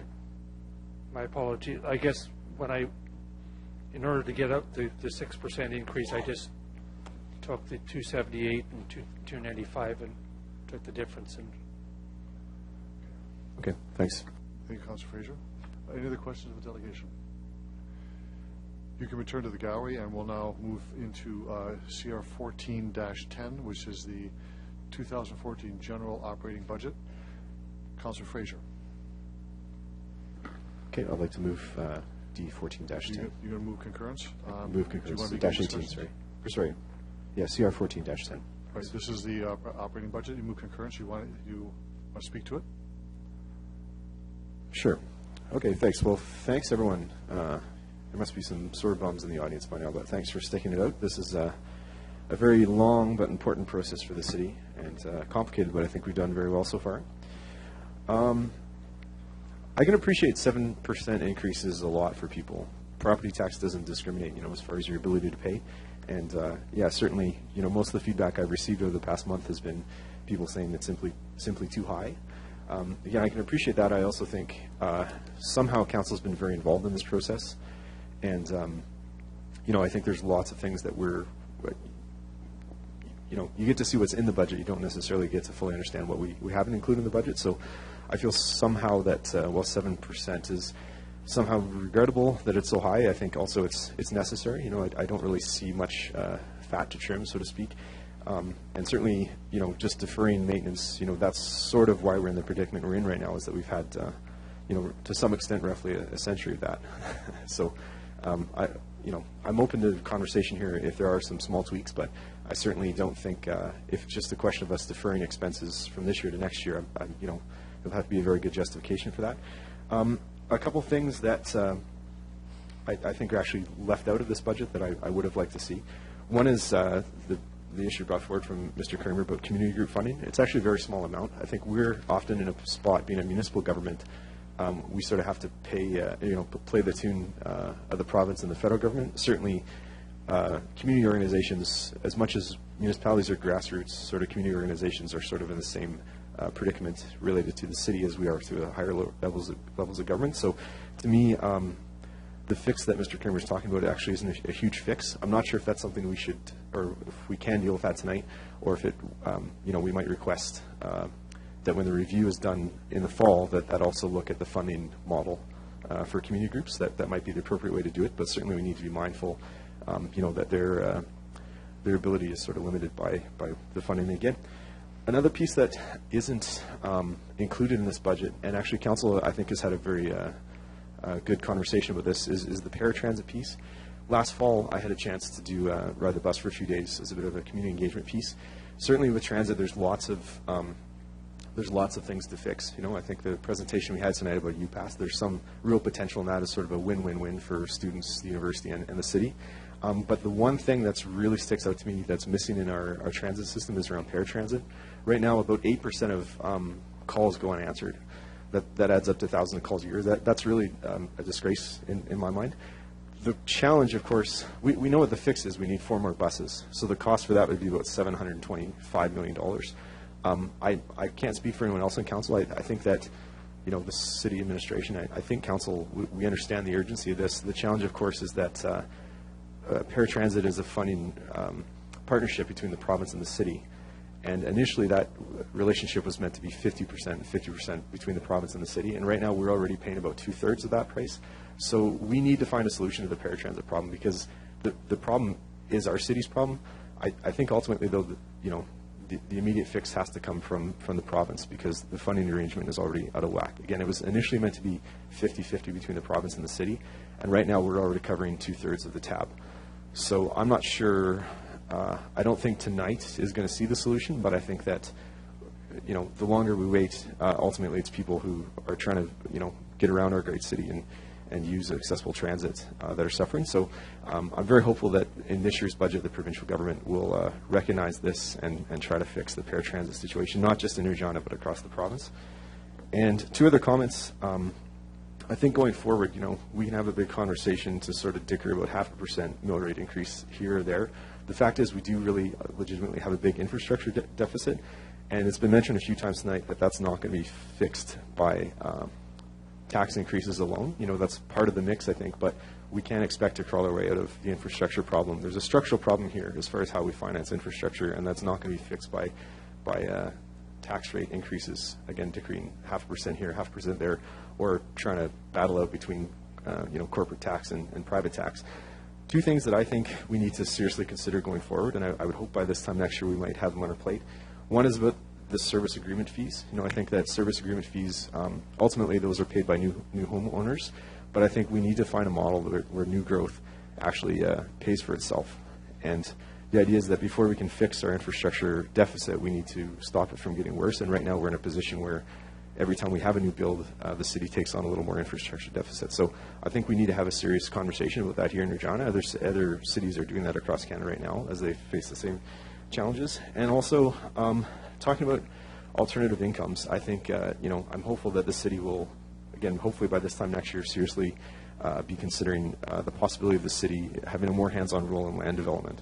Right now we partner with the private sector to do a lot of that. Saskatoon, for instance, has a more hands-on approach where instead of partnering with private developers to create neighborhoods and charge a service fee, they actually will build the neighborhoods themselves and be able to sell individual lots to builders. Last year, the city of Saskatoon did $125 million in business. Okay, that's not all profit, but it does mean, number one, some of the profit can be put back into general coffers, and number two, they have a more hands-on and able approach to deal with things like our rental vacancy crisis, which Saskatoon is a much, they've had a much better success with that than we have in Regina. So just a few comments. I'm looking forward to see where the conversation goes from here. Thanks. Thank you, Councillor Fraser. Other speakers? Councillor Young and Councillor Murray.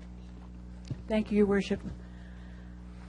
David Vandenberg this evening said that Regina continues to grow into the great city that it is becoming, which I thought was a very nice way of putting all of the work that we're all doing together and all of the things we've heard from people who've spoken to us this evening.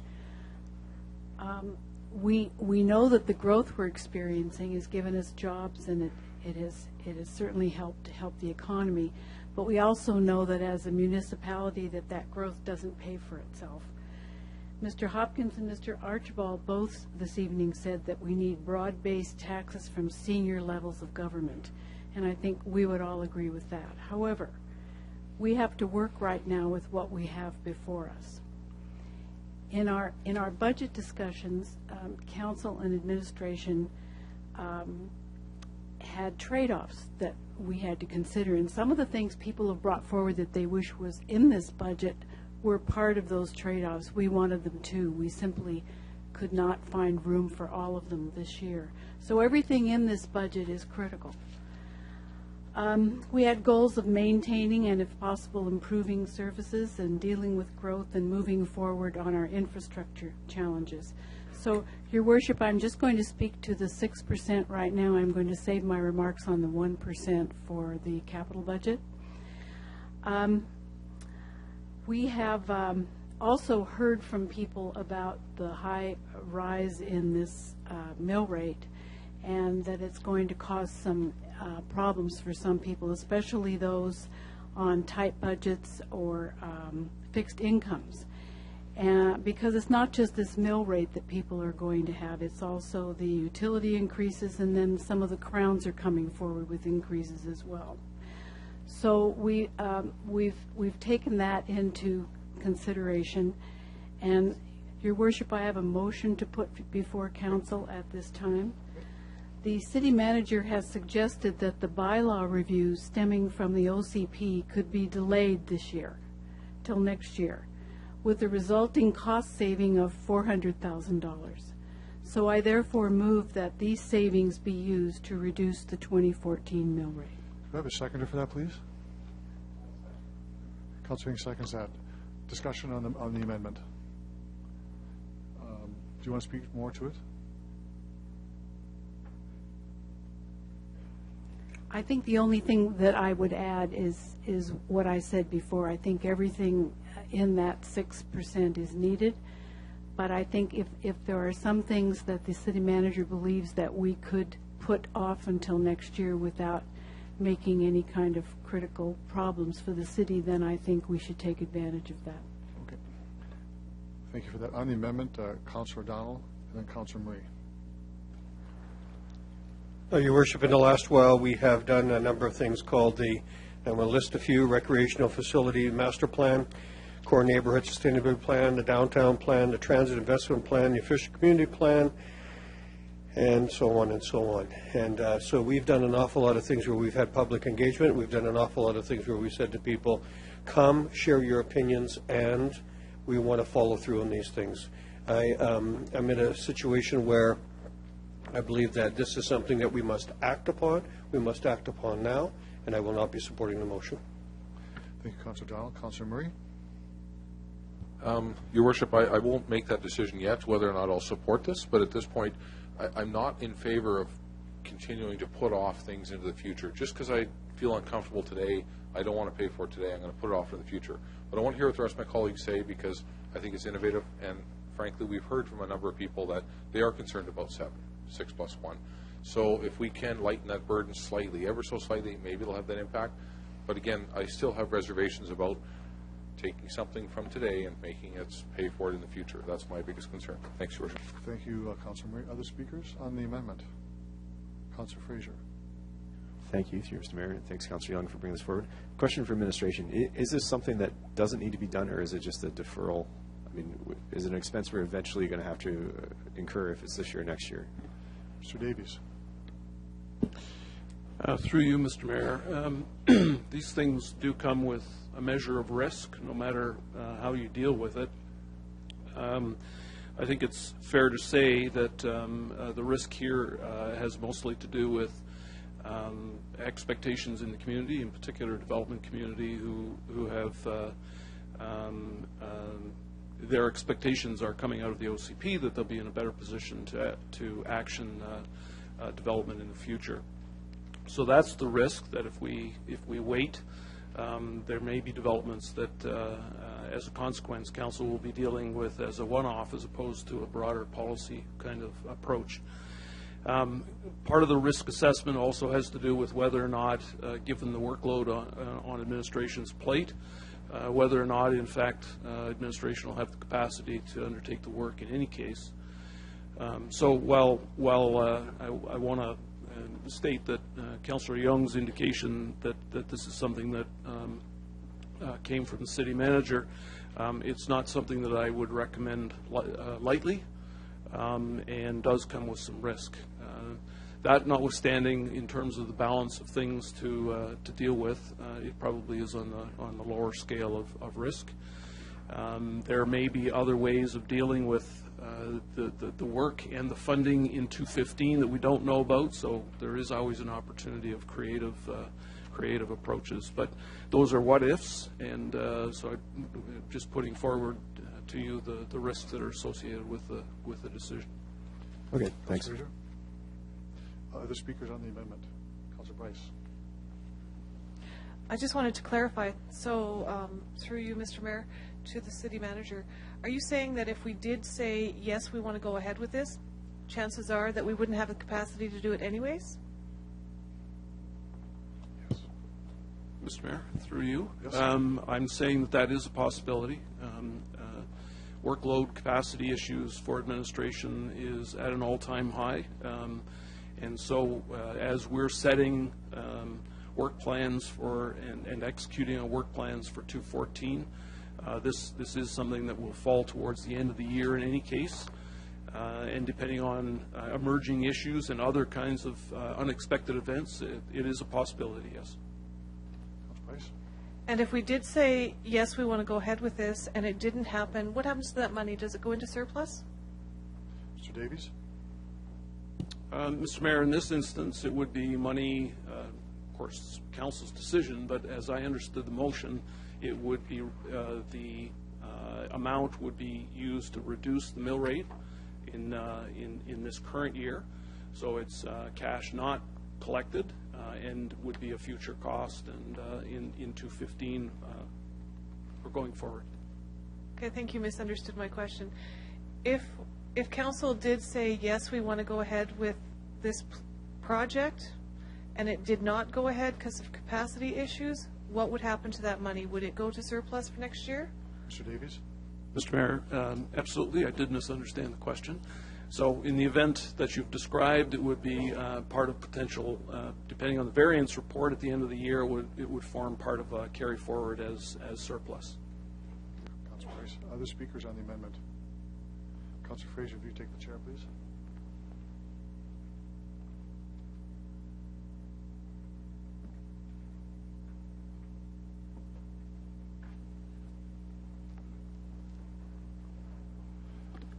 These are not easy decisions. None of the ones we're looking at tonight are easy. And that's part of why we're here.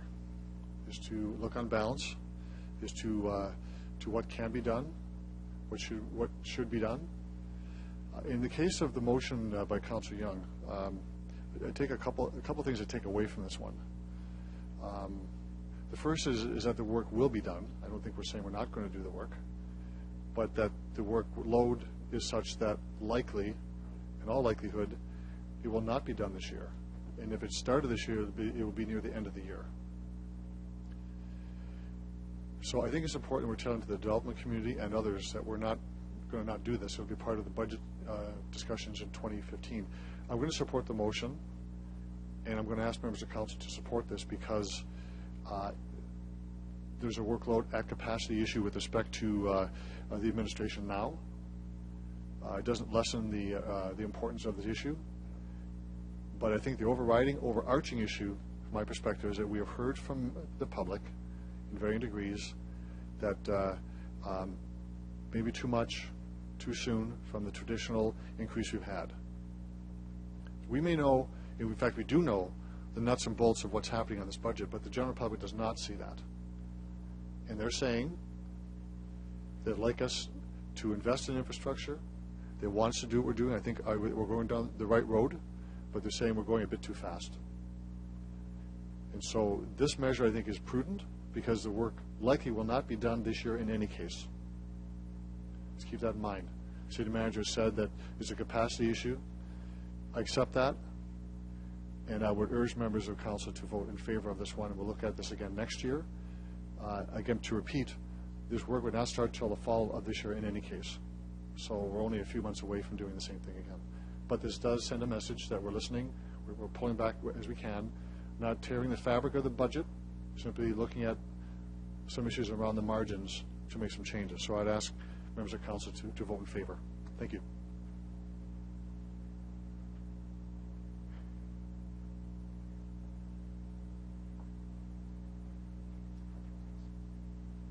There are speakers on the amendment. I'll call the question on the amendment. All those in favor? Opposed? Carried. Councillor Young, you still had time on your 5 minutes for your opening statement. Are you okay with that? We'll move on to the next speaker. Or are you okay? You okay? Thank you for that. Okay. I have Councillor Murray next. Thanks, Your Worship. I'll keep my comments very short. I did vote in favor of that motion from Councillor Young, albeit I think the number in my math here is about $5 a year that we save. So the average person in Regina just saved $5 a year. So that's really what we're trying to do here, is whittle this thing down to the very smallest amount. So I hope the citizens understand just how critical this budget is and how we've tried our hardest. The reality is, Your Worship, we have a huge deficit ahead of us, and if we continue to have these low mill rate increases, we're going to continue to push that deficit into a larger and larger number. I am going to support the rest of the budget the way it is tonight because I see this being beneficial to our community and to our children's children. This is far beyond all of us in this room today. This is for people who have not been born yet, that we need to make these decisions today. Thanks, Your Worship. Thank you, Councillor Murray. Councillor Bryce. Thank you very much. I'd like to start by thanking all of the delegations who came here this evening, and for all those who took time to call each of their city councilors or email us to give us their opinion on this budget. It's much appreciated. So not only you staying here watching us all tonight, but also those at home who are giving up their evening to see what this budget's all about. So I've been honored to listen to the residents of Ward 7 for the past 10 years now, to their opinions, to their priorities, and they haven't changed much. It's gone from affordability and infrastructure, and now they've flipped infrastructure and affordability.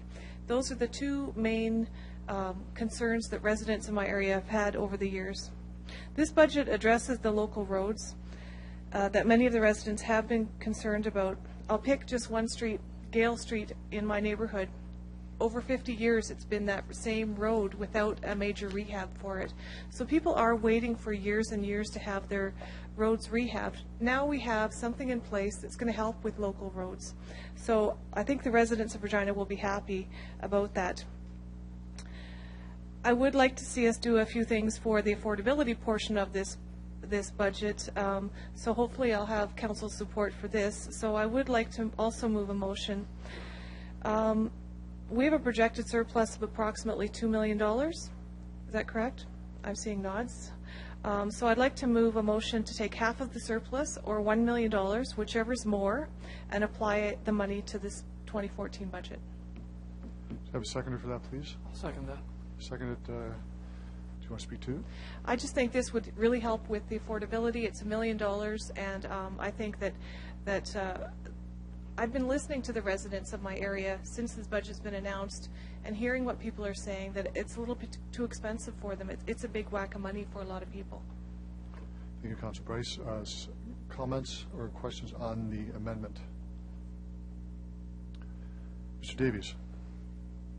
Thank you, Mr. Mayor. Just a clarifying question. Can I assume, since taking money out of the surplus is a one-time event, that the application of that money would be against a one-time expenditure? I just asked for clarification. Sure. Okay, speakers on the amendment. Councillor O'Donnell. Thank you. Can I ask for the current status of our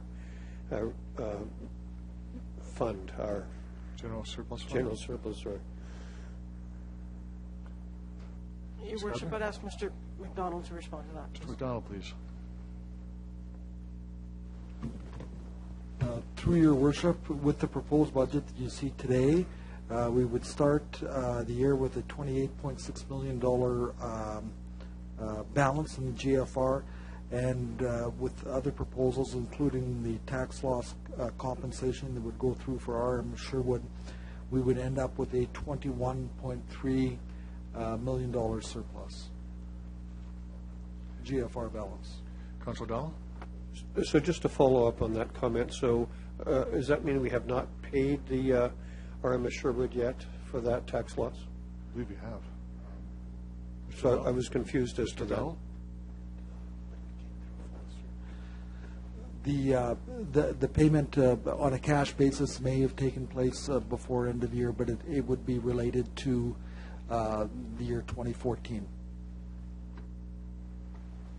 Thank you. So, and then on a practical level, so when will we know if there in fact is a $2 million or whatever number surplus, and then when does that get applied? Mr. Davies? Mr. Mayor, I'll start, and Mr. McDonald can correct me, I'm sure. That's a conservative estimate at this point. We won't have that number confirmed, of course, until we have audited numbers for year end. We're reasonably comfortable that the number is fairly close. Councillor O'Donnell?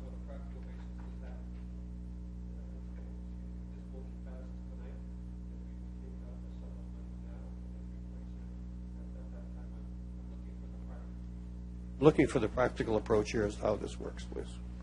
Mr. Davies? Again, Mr. McDonald will correct the detail, but through you, Mr. Mayor, the cash flow we'll figure out over the course of the year. The ins and outs of the GFR and the surplus is a bit irrelevant, I think, in terms of the final outcome. Mr. McDonald's indicated what the start and end balances would be. It's above the minimum as required by the policy, and so if we don't need that cash until further into the year, we'll be drawing on a higher level in the GFR, if all of that makes sense. Councillor O'Donnell? Last question, if we in fact reduce it by approximately $1 million, am I correct, that would be about a 0.55% reduction in the mill rate? I think it's $1.7 million for 1% mill rate. Okay. Thank you, Councillor O'Donnell. Other speakers on the amendment? Councillor Young. Thank you, Your Worship. I'm going to support this motion. Although I'm a firm believer in reserves, I think reserves are an extremely important part of how we maintain sustainability and how we move forward on our infrastructure. But in this case, I would be willing to support 1 million or half going toward reducing that 6%. Thank you, Councillor Young. Other speakers? Councillor Fraser. Thank you, through Mr. Mayor. Just a question about reserve funds. From the report we had earlier about the Lawson Aquatic Center, CR 14-8.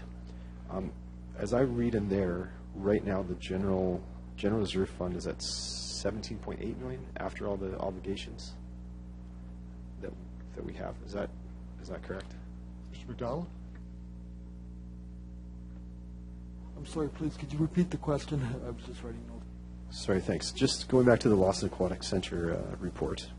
The end of the report, the last, looks like page 11 actually, looking at where the money might come out of general fund reserve balance versus asset revitalization reserve balance. It suggests here that the 2014 projected year-end balance is 17.8 million, and it also notes that the minimum reserve balance is 18.5 million, representing 5% of the 2014 budget. So are we not, is our general reserve not going to be below its required minimum by the end of this year? Thanks. Mr. McDonald? No, our projection would still be, through your worship, that we would be above our minimum balance. We will be above our minimum balance. Okay, that's not how the report reads to me, but maybe there's a missing misinformation, I guess, in the missing piece somewhere. Lawson Aquatic report. I appreciate why this is a nice thing to do. I appreciate that 7% is a lot. Again, I'm not sure reserve money, there's years when we'll be in the black and there's years when we'll be in the red. And I'm not sure, beyond, people feeling good about this, I'm not sure if it's exactly the fiscally responsible thing for us to do, so I don't plan to support this. Thanks. Thank you for that. You're closing debate, yes. Other speakers? Councillor Fraser, I ask you to take this to the chair again, if you don't mind.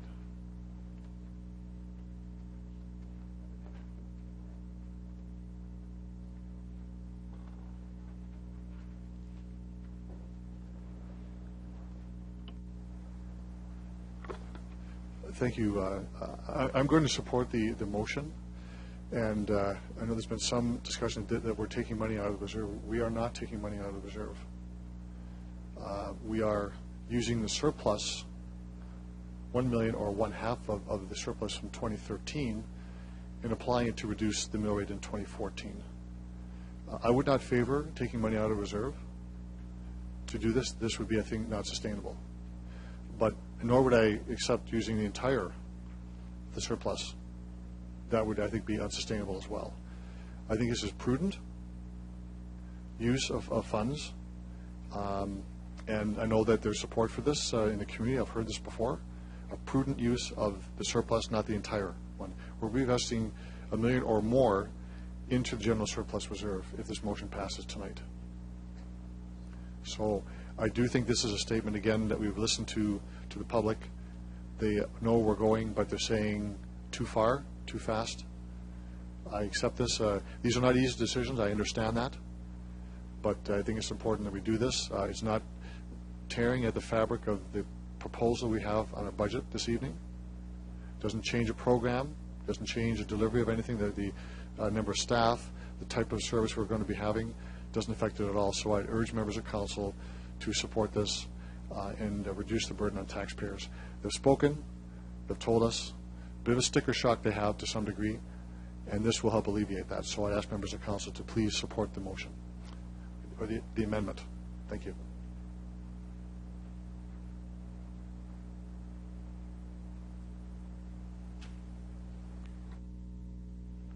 Other speakers on the amendment? Councillor Murray. The more I'm thinking about it, Your Worship, I'm struggling to want to support it. I do want to support it because I think that's what the citizens want to hear and that's what they want to see. My real struggle is, though, that with the municipal operating grant being reduced, with the cost of the MPI, we still need 5.44 just to stay the same. And the closer we get to that, the closer we are to saying, hey, we're not going to be able to do all the things that people asked for. So I'm really struggling with it. I don't like the idea of reducing this because what it's doing is saying to the province, it's okay. And again, don't get me wrong. I appreciate the MOG. I appreciate the municipal operating grant and how important that is to municipalities. But when they reduce that by a couple million, that's a couple of points. And we've had to make it up.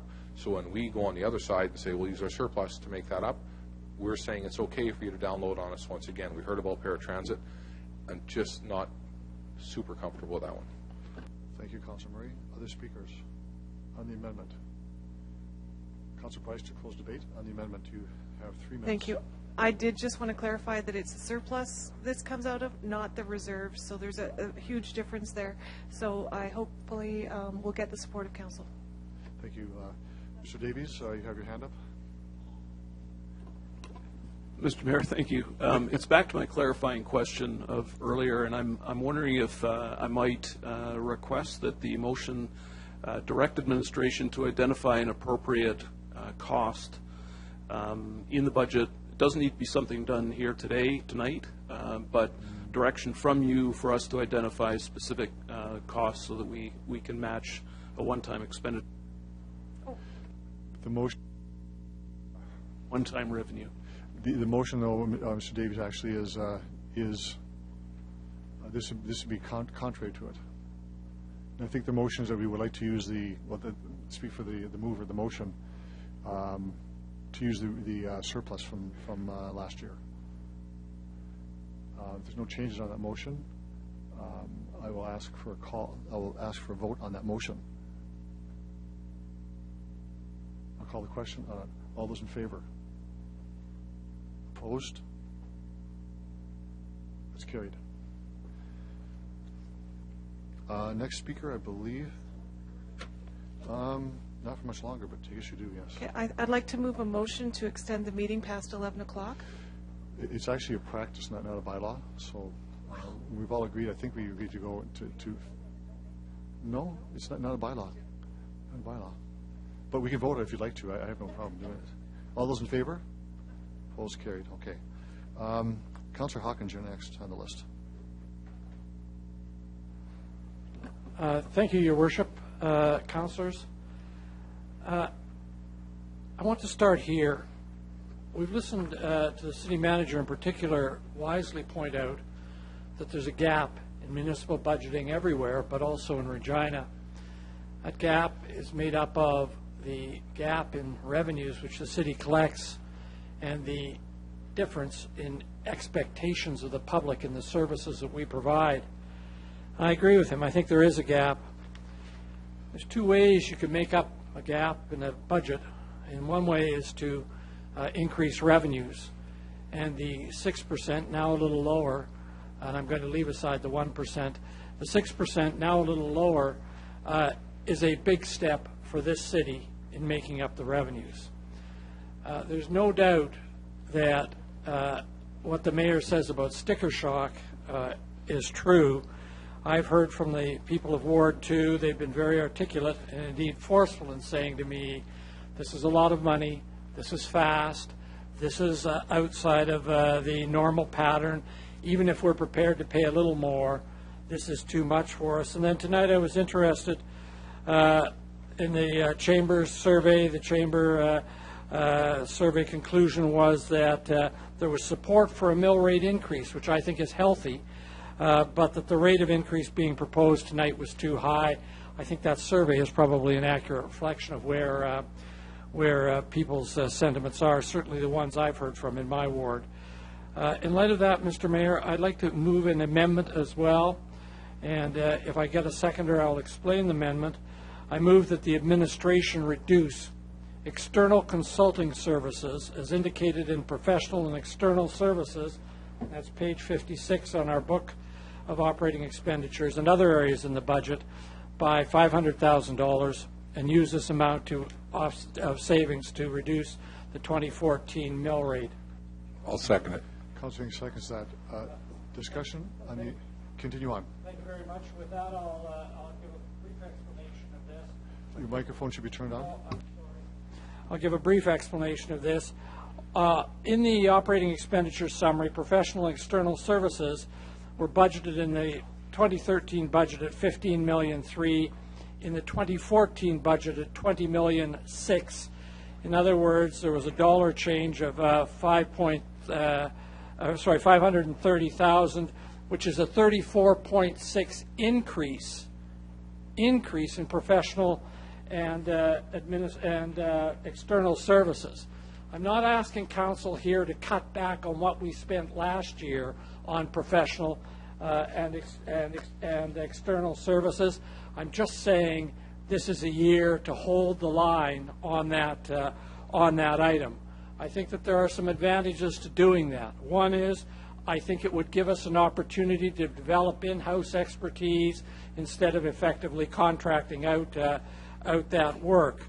Two, I think it's an opportunity to encourage innovation for further cost savings, to look for efficiencies. We heard tonight from the Federation of Independent Businesses that they're anxious that we look even harder for internal efficiencies. I know we've done some of that. I think in a year in which we're asking for a substantial mill rate increase, we have to do even more of that.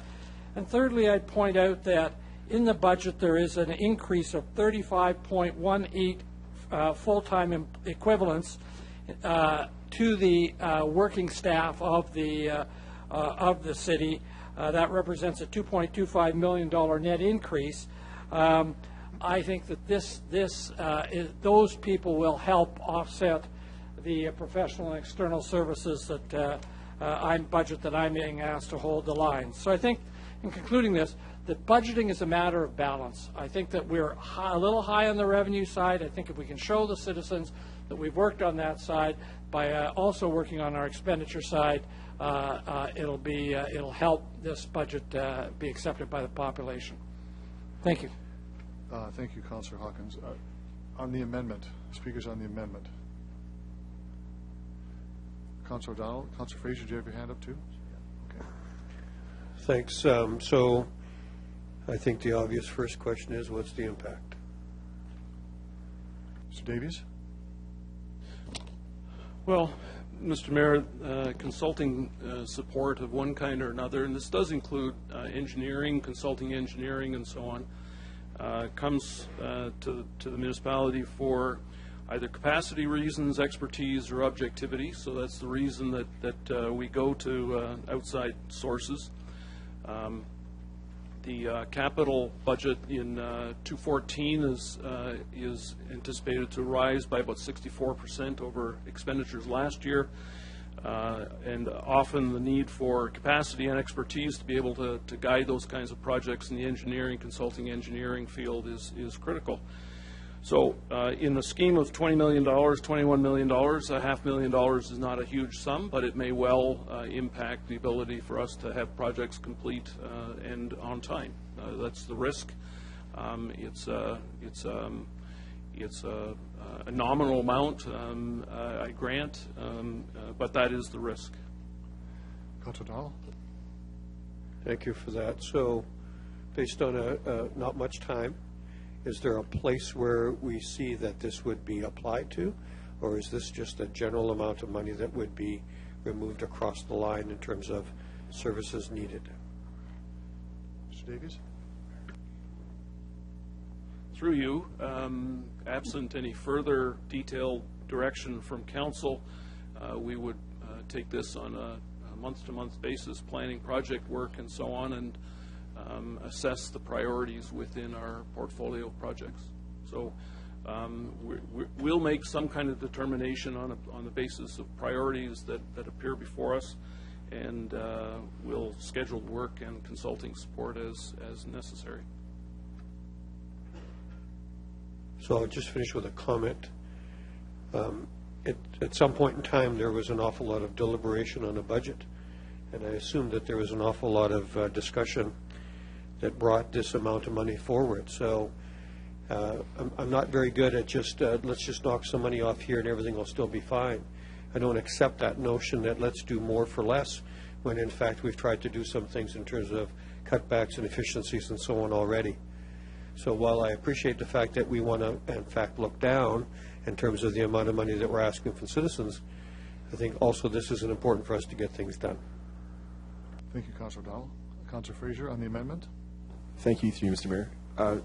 My apologies, Councillor Hawkins might have mentioned this, but could you just relate what $500,000 looks like? What percentage is that of the whole amount we spend on external consulting? Davies? Mr. Mayor, the line item that Councillor Hawkins referred to in the 2014 budget is $20.6 million. So $500,000 is the amount suggested. I don't presume so, but off the top of your head, could you guess what projects might that actually affect? I mean, we have an outdoor pool consultation coming up, I think. We have a few other things that have come before council. Any thoughts on what might be asked? Thanks. Davies? Mr. Mayor, through you, it's the question's a little like the previous question. We're inventing this on the fly, so we'll assess on a go-forward basis where the priority expenditures are. As with any kind of external consulting, tenders that go out for the work may come in less or more than expected. I couldn't on the fly tell you where we would distribute the money or which projects would be at highest risk at this point. Thanks. Thank you, Councillor Fraser. Other speakers on the amendment? I have a question, and I actually want to be clear on the motion.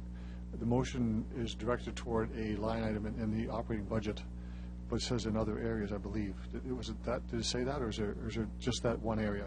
Yes, that's correct. I can read the motion if it helps. Please. I move that the administration reduce external consulting services as indicated in professional and external services and other areas in the budget by $500,000 and use this amount of savings to reduce the 2014 mill rate.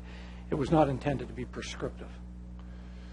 So, Dave, is there any, does that mean much when you other areas, if there's other areas that are related to external consulting contracts as one example, beyond that category within the budget? Mr. Mayor, I don't mean to be argumentative, but absent more specific direction, we would be looking at that one line item. Okay, that's good. Other speakers on the amendment? We're all clear on what it says? All those in favor? Opposed? That's carried. No other speakers on the main motion as amended. Other speakers? Well, Councillor Hinks. Okay. Thank you, Your Worship. I've spent a lot of time discussing the budget with people in my ward, and I've had a lot of pushback on it, and it comes from residents. I'm in the community all day, every day, and so I see people all the time, and everybody brings it up to me that 7% is too much. I've talked to, and especially the elderly, and I know Councillor Hawkins talked about that too, that the elderly, and I have a lot of elderly people in my neighborhood that are retired and at that time of life, and they really object to the 7%, and they're fearful of it. I've had a number of calls from the Chamber of Commerce members that live in my ward, and they also are really concerned about it, as Mr. Hopkins said. I've talked to contractors, home builders, and many others, and I just couldn't support the 7% after talking with everybody. And I'd like to move something here. Since it is unlikely the commercial business license program can be completed in 2014, I move that we refer the program review to the 2015 budget deliberations. Seconder for that, please. Councillor Young seconds that. Any discussion on the amendment? Councillor O'Donnell. Thank you. So we had in the budget that this was a line item that we were going to do. Is it in fact possible that we would not do this if it was to remain in the budget? Mr. Davies? Mr. Mayor, through you, two comments, I guess, if I may be permitted. I'll answer the question directly. This is a bit similar to the workload issue, capacity issue that I referred to earlier relative to the bylaw. It's always difficult in implementing a new program, particularly this late in a year, to have all of the nuts and bolts in place and effectively implement it. I'm assuming that Council would be looking for some kind of consultation process with stakeholders, principally the business community. When you add that in, I think that there is a reasonable doubt that we can implement the program. That said, if it remained in the budget, we would exert heroic effort to implement the program to ensure that $600,000 in revenue was collected. The second point, though, is to remind Council that if the motion passes, you will effectively remove $600,000 of revenue from the budget, which you either require, you either need to acknowledge that some of the changes you've made will now be undone, or look for further cuts in costs to offset that revenue. So, Councillor, I hope I've answered your first question and all of that. You did, and you provided comment after. I appreciate that. I will not further comment on this, but I would ask you for a time to comment on the overall operating budget, please. Sure. It's actually a referral motion. That's the way it should be if you're asking for clarification. So that's the motion. I'm going to call the question. If there's any question on the clarification, we all understand what this is. Councillor Fraser? Sure. So, sorry. A referral motion, so we can ask for clarification, but not debate the substance of it, right? Okay. Thanks, yeah. So just so you know. Clarification. So the $600,000 in lost revenue, I'm not sure, is that something we would have to decide tonight where that comes from, or it'll just work itself out? Well, I think we need to talk about that, because I know I spoke with the city manager before. He said it wasn't part of the budget. If we did this, it wouldn't affect the meal rate. So a clarification from the city manager on that would be helpful. Mr. Davies? Mr. Mayor, through you, this is a $600,000 revenue line in the budget, so it's a line item that's helping to account for the total expenditures of the budget. So without reducing expenditures equivalent to the $600,000, you're reducing your revenue without reducing your expenditures, unless you use the changes you've already approved as the offset against the $600,000. So revenue is coming down if you pass this motion, and expenditures will remain as they are.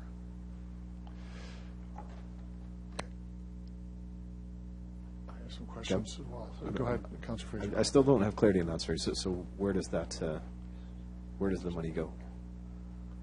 Mr. Davies? So there are a myriad of sources of revenue that go into building the total revenue source for expenditures that are incurred by the city. When you remove any one of those or reduce any one of those without some kind of offsetting cost reduction, it'll continue to come out of, it would come out of the tax base. So in this instance, absent some further reduction in costs, the changes you've already approved would be the offset against the $600,000. So if you were to reduce any other line of revenue without excuse me, without reducing expenditures equivalent to or greater, then you automatically have the impact that remains with the tax base. Sure. So if there's a clarification as to where that money would come from, I might consider this. If it's just going to be passed on to residential taxpayers, then I won't be supporting this. Thanks. Councillor Bryce, to clarify, not to debate. Not to debate, but to clarify. So this is a review of the business licenses. So that review would cost us nothing? Is that correct? Mr. Davies?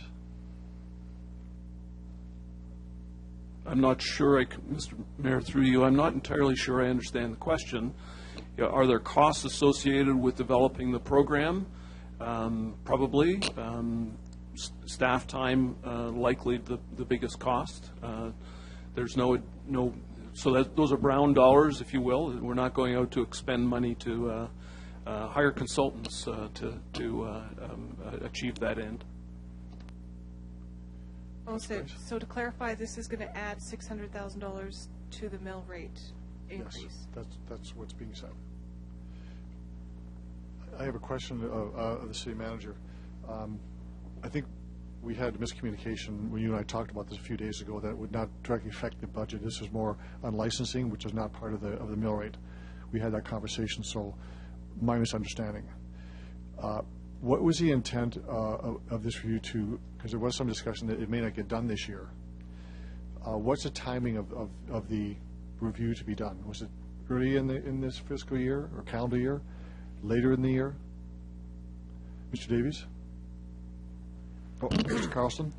Yes, Your Worship. We were waiting upon council approval. We would have initiated review with internal resources, but as Mr. Davies said, with consultation, it would have likely taken most of the year. So if there was a motion to defer this until after discussions took place, and you got near to the end of the year, would that actually have an impact on the budget then? Because you're building it into the budget, and it may not actually be done to the end of the year, to the city manager. So it sounds like it's close to not being done this year in any case, but it's built in the budget. Mr. Davies? Mr. Mayor, this was an initiative that council suggested be put in the budget. If it were to continue to be in the budget, as I indicated earlier, we would make every effort to make sure that it was implemented within the year. Would not come without difficulty. The difference with this program is that they're not revenues that would be generated they don't need to be generated over a 10-month period. If the program were developed, conceivably the revenue could be collected in a short period of time. But I will acknowledge that, again, going back to my earlier assertion, with workload, capacity issues, and so on, especially with some assumptions, as Mr. Carlson and I have just suggested, in terms of consultation with stakeholders, it may well be a difficult task to get it done. So there is some risk in all of that. There's no question.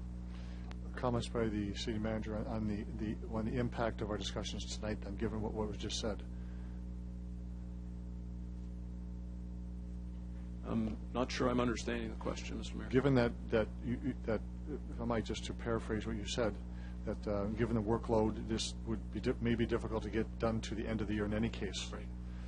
So what does that do for our deliberations tonight? If the motion is to defer until 2015, what does that do for our deliberations? If the administration believes it can't get it done in any case, the revenue wouldn't be generated till the end of the year. So I just need to from the administrative side, what does that mean? Well, for the purposes of tonight's deliberations, if there's a conscious decision to remove the $600,000 as a revenue source, then there would need to be an offset in terms of property tax. And that's the reason I'm saying it that way, is that we're striking a budget tonight, which means it has to be balanced. So if the revenue is not going to be in from a prescriptive standpoint, then we'd have to be equally prescriptive about adding an offsetting cost reduction or property tax to compensate. Councilor Down, you have a point of clarification? I do. I'm looking everybody's face, and I just simply suggest this, that we do some basic math here so everybody understands the impact. That is, we've reduced, and we may not be reducing, and I think everybody needs to hear what that means. And I would ask for that from you. What we have right here, actually, it's the reductions we put forward is $1.9 million reduction, and that if we pass the motion that is a referral motion from Councillor Hinks, it will be $1.3 million. The reduction will be $1.3 million. So as we consider this, Mr. Davies? Mr. Mayor, I just want to be clear on the distribution of one-time versus ongoing. So I believe we have $400,000 in the bylaw deferral, which is an annual cost. We have $500,000 from consulting, so we have $900,000 to offset against the $600,000 of lost revenue. The other $1 million is one-time and wouldn't apply. It was the same thing in a different way, Mr. City Manager. Actually, I believe that all these are one-times, all one-time expenses or reductions, not ongoing. Councilor Fraser?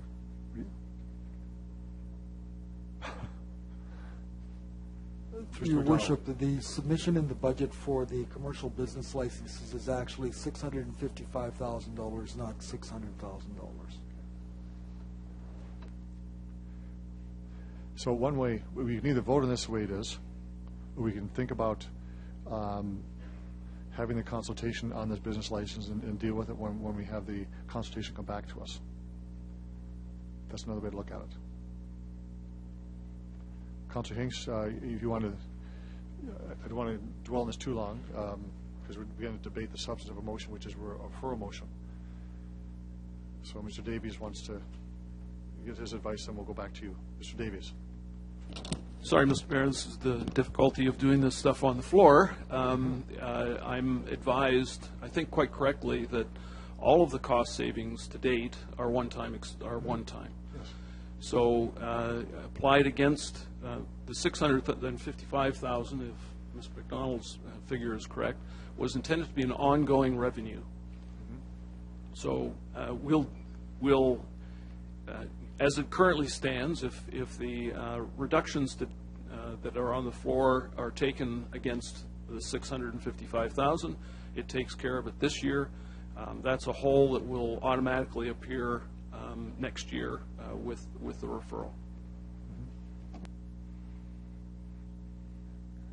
So, how do we wish to proceed? Councillor Hinks.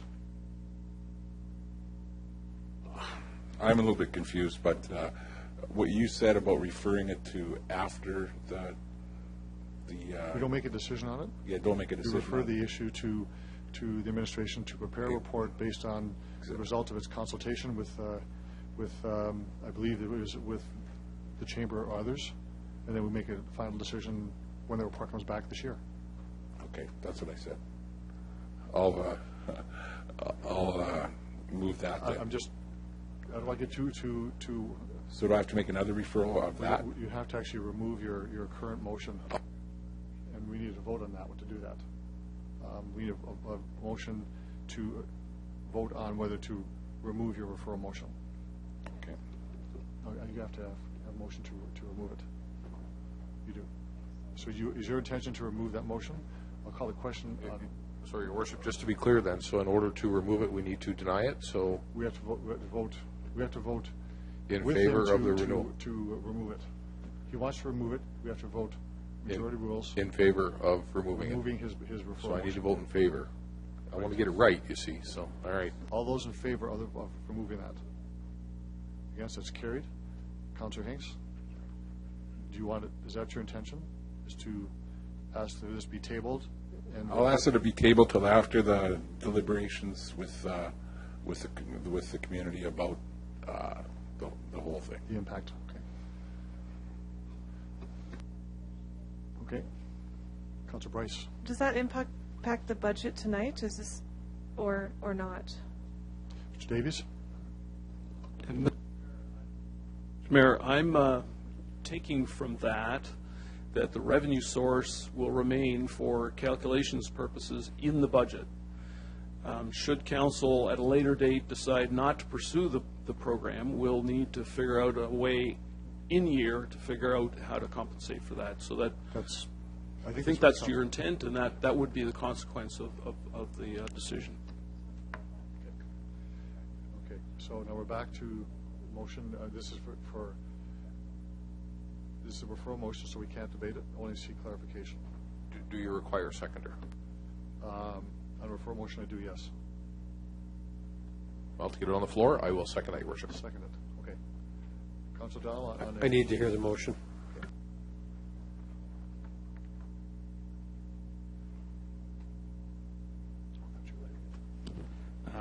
Bear with me, Your Worship. We're moving as fast as we can on this. I will consult with the deputy clerk on this, but I believe what we are going to show here is that council has referred the development of the commercial business license to, and will table that pending consultation with the business community and other affected stakeholders. We're going to work on this wording. But I'm hoping that's the general intent of the motion. And to report back later this year, I believe. That's what I second, Your Worship. Okay. Any other need for clarification of the referral motion? Are we all clear what the intent is? All clear? I'll call the question on the referral motion. All those in favor? Opposed?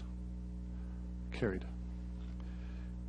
Other speakers, we've had Councillor Fraser, Young, Murray, Bryce, Hawkins, and Hinks on the main motion. Councillor O'Donnell? Thanks very much. So this is just to the operating budget. And I have a question first, if I could, to the administration. We have talked in the past about 2-year or more greater budget cycles. Can I ask for an update on where we are there, please?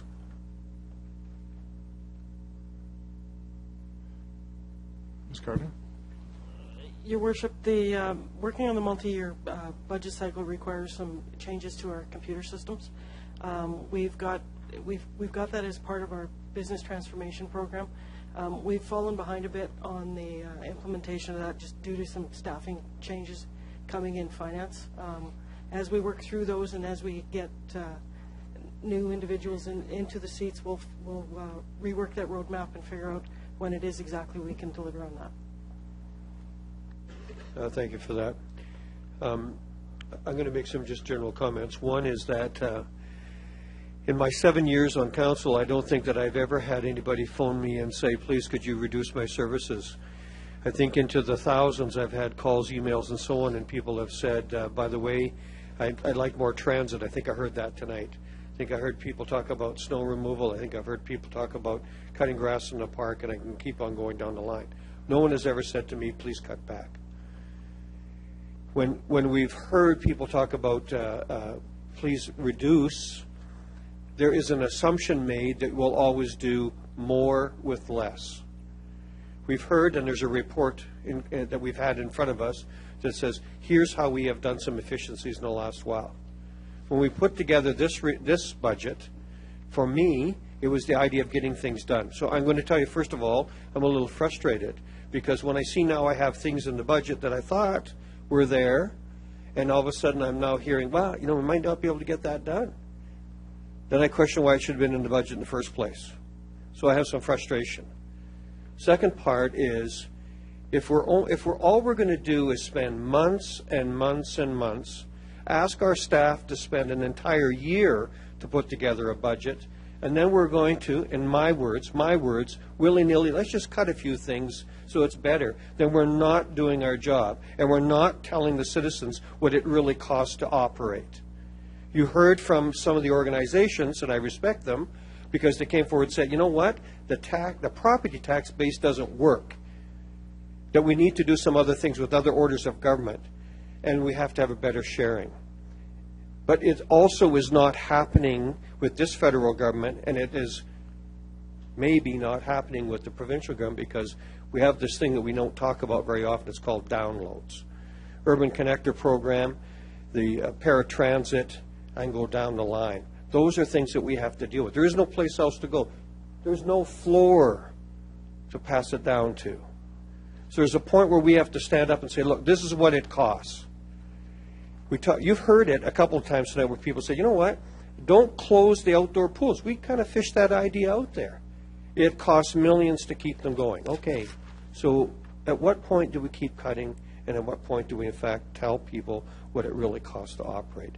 And at what point do we say to them that we're not going to get money from the other orders of government? We have to look after some things. Or at what point do we say to them, property tax is one of your taxes. You need to ask other orders of government to share better, not just us. I'm a little frustrated. Thank you, Councillor Dowell. Other speakers on the main motion? Councillor Flagel. Thank you. I kind of like what I'm hearing tonight because it allows everybody to have their opinions and bring up discussions and the different delegates that came forward. This budget, to me, I'm in favor of the reductions that we've seen so far. And I guess if money is not going to be spent this year, why budget it? In my opinion, we had a surplus last year. Was it because of over budgeting? Was it because of efficiencies? The core service review? Has that all come into play? We all got an email today from a resident in Lake Ridge that says that he's been in business for 35 years and he's always had to make efficiency cuts in his line of work over the last 35 years that he was in business. I think we've done that. He says he sees things on the street every day that we could do better at. Sure, we all can do something a little bit better at some point in our jobs within the city, as councillors, as mayor, as city managers, as staff, whatever. So can we increase our efficiencies? Possibly. Does it come down to dollars and cents? Maybe not, but optics.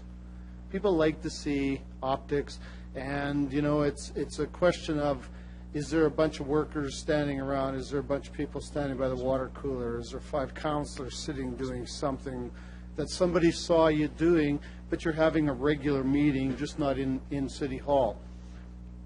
People might look upon that differently and say, well, they're just sitting there drinking coffee. Well, probably not. Sure, they're having a cup of coffee, but you know what? Everybody's entitled to a lunch, a coffee, a supper break, whatever you want to call it.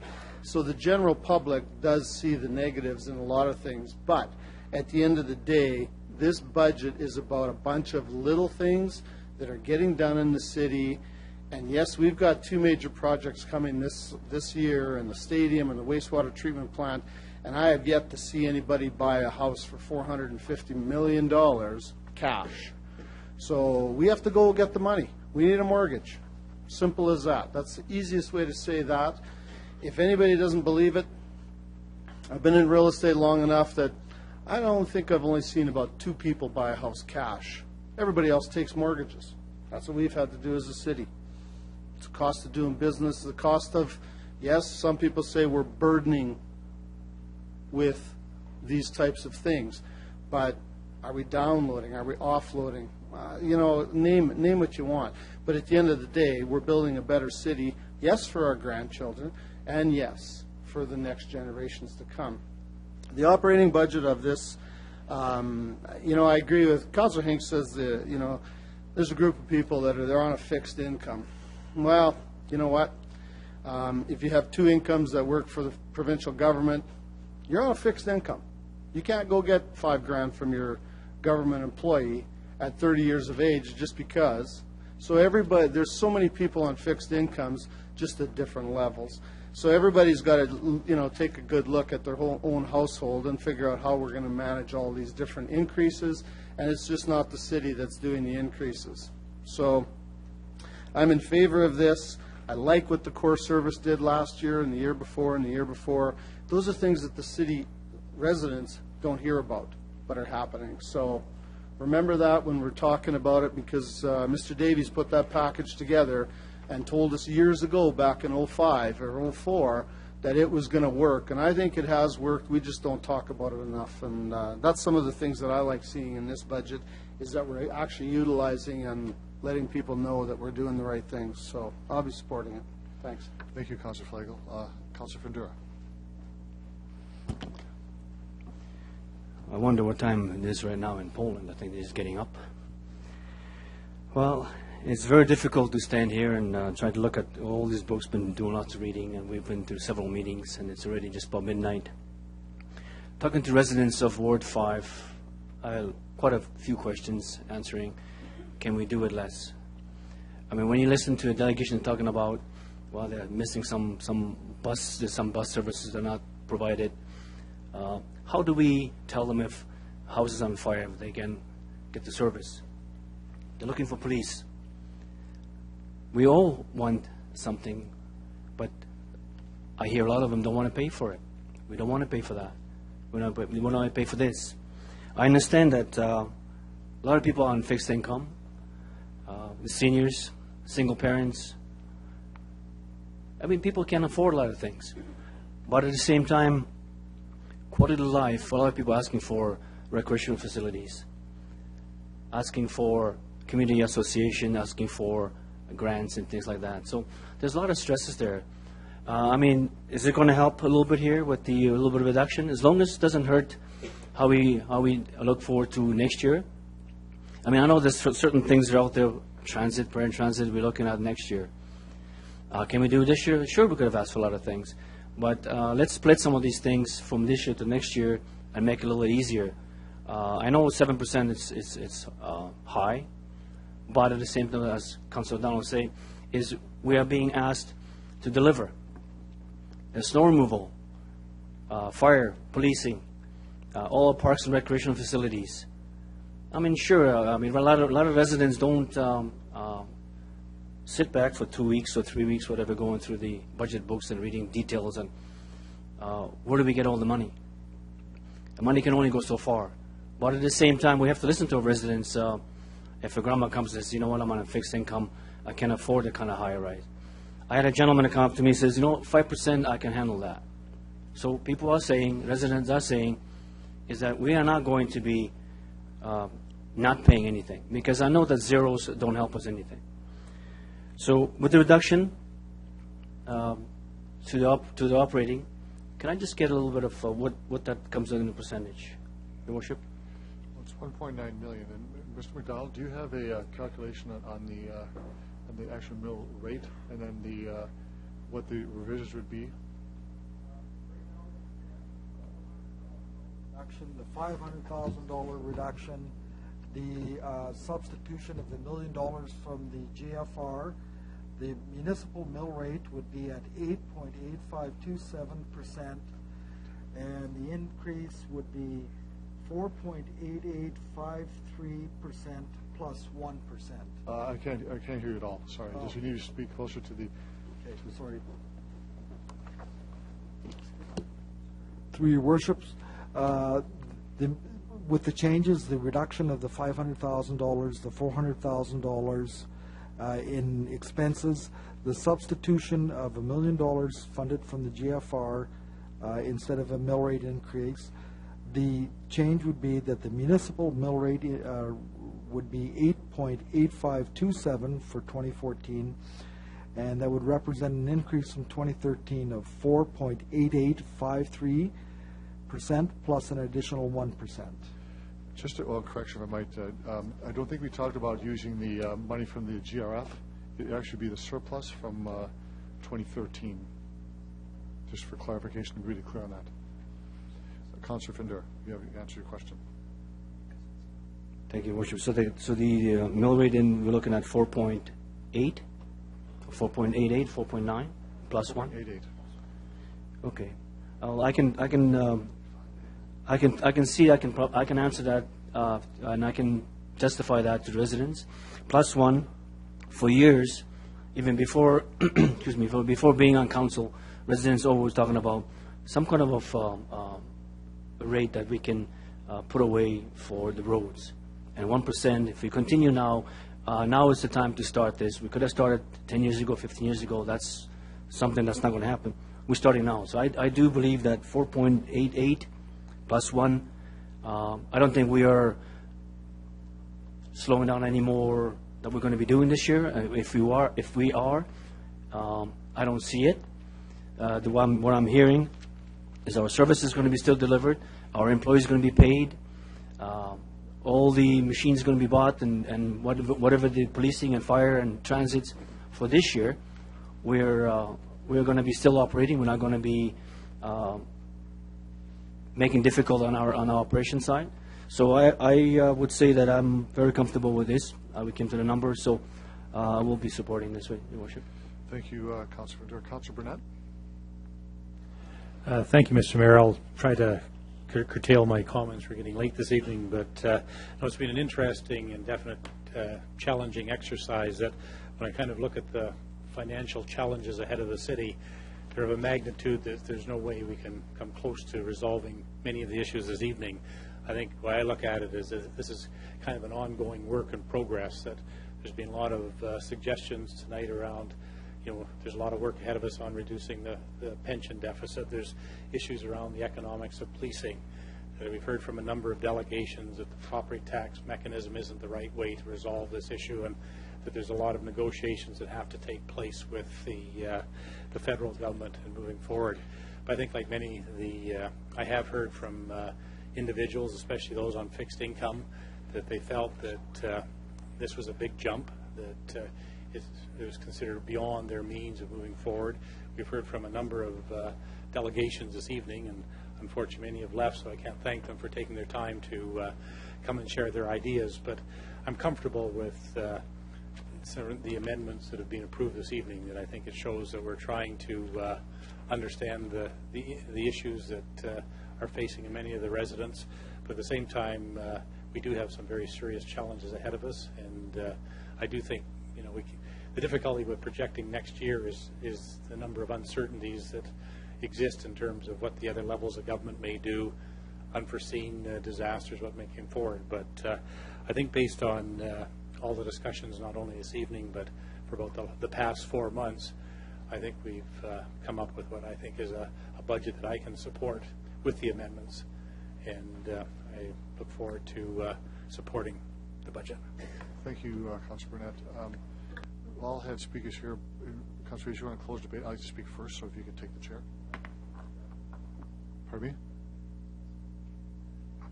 me? When you close debate, you can do an amendment. But if you speak now, then I can't speak.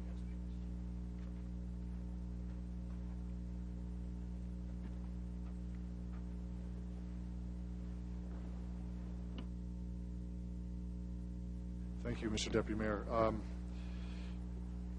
This budget process is never easy, never clean, and sometimes can be a little messy.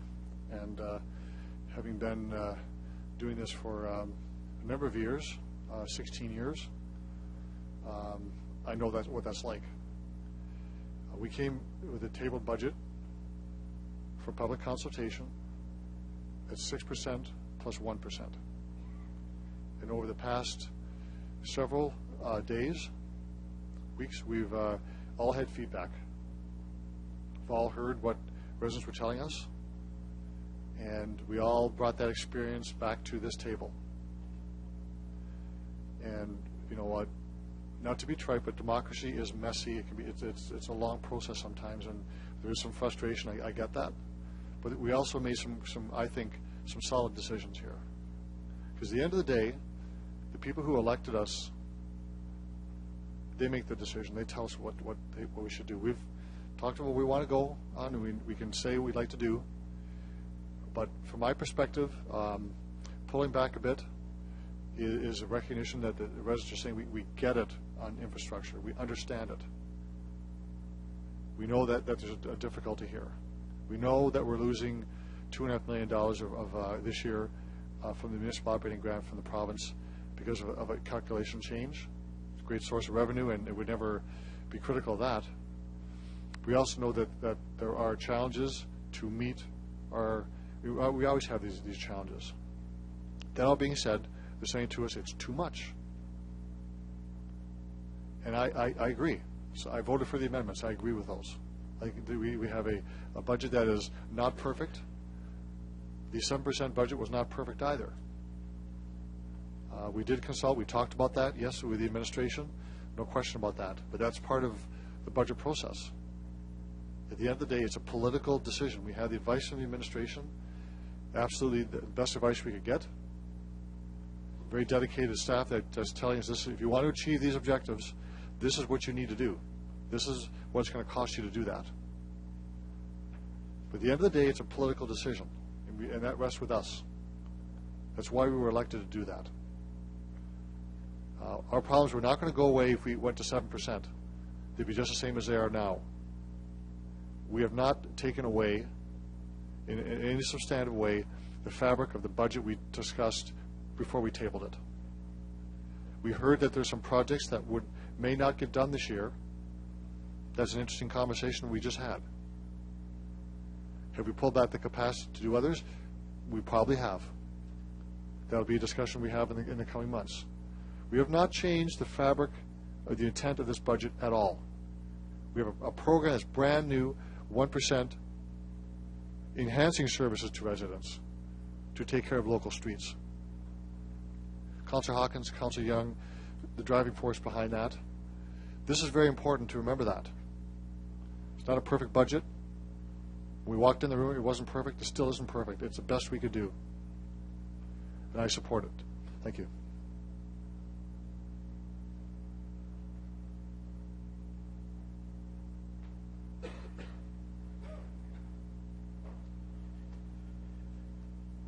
Councillor Fraser to close debate. Okay, thank you, through Mr. Mayor. I would first like to say I somehow share a frustration that's similar to Councillor Donald's. After a few months of deliberation, lots of hard work from the administration, and lots of involvement and ownership from council, in a few hours we were able to find all of a sudden $900,000, over half a mill rate point of work that we find out might not be done anyway, or that's part of the justification is that it might not be done this year. To me, that's sort of frustrating, and also that we're spending $1 million that well, it's not reserve money. It otherwise would be reserve money. So call it what you like. On one hand, we spend a lot of time telling people the infrastructure deficit, which I believe is a real issue that eventually the city is going to have to face. On another hand, we're spending $100 million that somehow, or sorry, $1 million, which somehow is sort of in tune with that. So in the next portion of the budget, we're going to be voting on putting $1.7 million towards fixing our infrastructure problem. And in the meantime, we're taking $1 million out on this line item to, I guess, appease people about the realities of trying to run a city. So I'm sure this is one of the grand problems with democracy, surely. I'd like to propose an amendment. I think here tonight we've been able to save $1.9 million for taxpayers, and rightly so. While I think we had a good use for it, I don't doubt that the people that will keep that money will rightly spend it. I mentioned earlier about paratransit.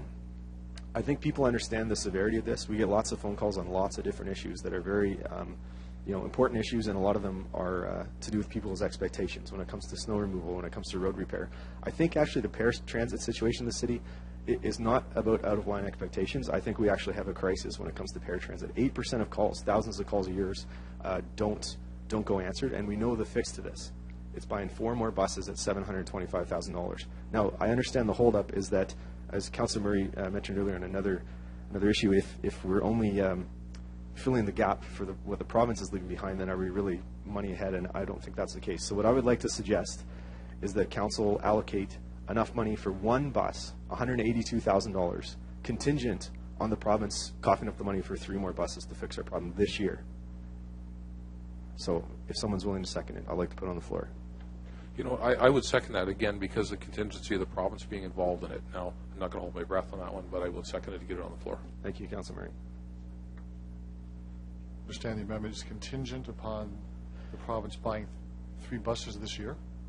Contingent on, yeah, I would like to see that our money, we allocate the money and we make it contingent on the province coming up with 3 buses, which would be somewhere in the neighborhood, according to our reports, of $550,000. So again, this is ultimately, I think there's an argument to say that the province should cover it all, but ultimately we have to realize that this problem is a problem in our city right now that can't wait for politics to sort it out a few years down the road. Thanks. Thank you for that. Do we have some speakers on the amendment? Councillor Price. Thank you. I know part of our job is to spend months on the budget and to come up with something to bring forward to get public input on. The other part of our job is to get the public input on it so that we make the decision that's right for the community. So I understand frustration because we have spent months on this, but we also put it out for the public so that we do get the input so we can make the changes. This isn't a budget for us to come and say, this is the way it is. This is a budget that we set forward to residents of Regina saying, is this okay with you? Is there any changes that you need made? So I just wanted to say that. My question being, have we had conversation with the province lately about paratransit and their lack of parity or lack of stepping up to the line to assist us? City Manager? Mr. Mayor, you may want to comment on this as well, but I can recall correspondence between the mayor and the minister within the year, I would think, asking that the cost differential be repaired, and I think the response that we got, Mr. Mayor, was you're getting MOG, use it for the expenditures. I'm paraphrasing, but there was certainly no indication that there was any appetite to correct the situation. That was essentially the return letter from the minister. That's correct. Councillor Bryce. Sorry, I can't get used to these microphones still. So us putting a motion forward like this, will it put more pressure on the provincial government, or will they just say, oh, just use the MOG for it, that's what it's there for? Or I guess that's a rhetorical question because neither of you will be able to answer that. So I'll put that out there. Mr. Davies may want to comment. Sure. Mr. Davies. Mr. Mayor, thank you. it probably doesn't go directly to the question, but I suppose the other element that you need to be thinking about is that to meet the intent of the motion, there'll be a capital cost, so one-time cost of some size towards rolling stock. I had a quick chat with Mr. Bells. It's probably to operationalize 4 buses, add 4 buses to the fleet, probably about a $400,000 a year operating expense. So keep that in mind in terms of what we'd need to do with the budget tonight. Councilor Bryce? So 1 bus at $180,000, does that include operating it for the year as well, or would we have to look at that dollar amount too? And if so, how would that affect our budget? Mr. Bells? Through you, Mr. Worship, initially our budget ask over 9 months ago was $400,000 in operating costs with 3 buses at $300,000 in capital. So the total was $700,000. Councilor Bryce? So my question still is, how would that affect our budget tonight? I'll minimize the question. Mr. Davies? I'm going to paraphrase and ask the question directly of Mr. Bells. If it's $100,000 per bus, the motion would be that one of those buses would be the responsibility of the city. So we have $100,000 in one-time capital. So the question to Mr. Bells is, what's the operating cost if you add 4 buses to the fleet? If I understood you said it was $400,000 a year, is that the number that we should be using for the answer? Mr. Bells?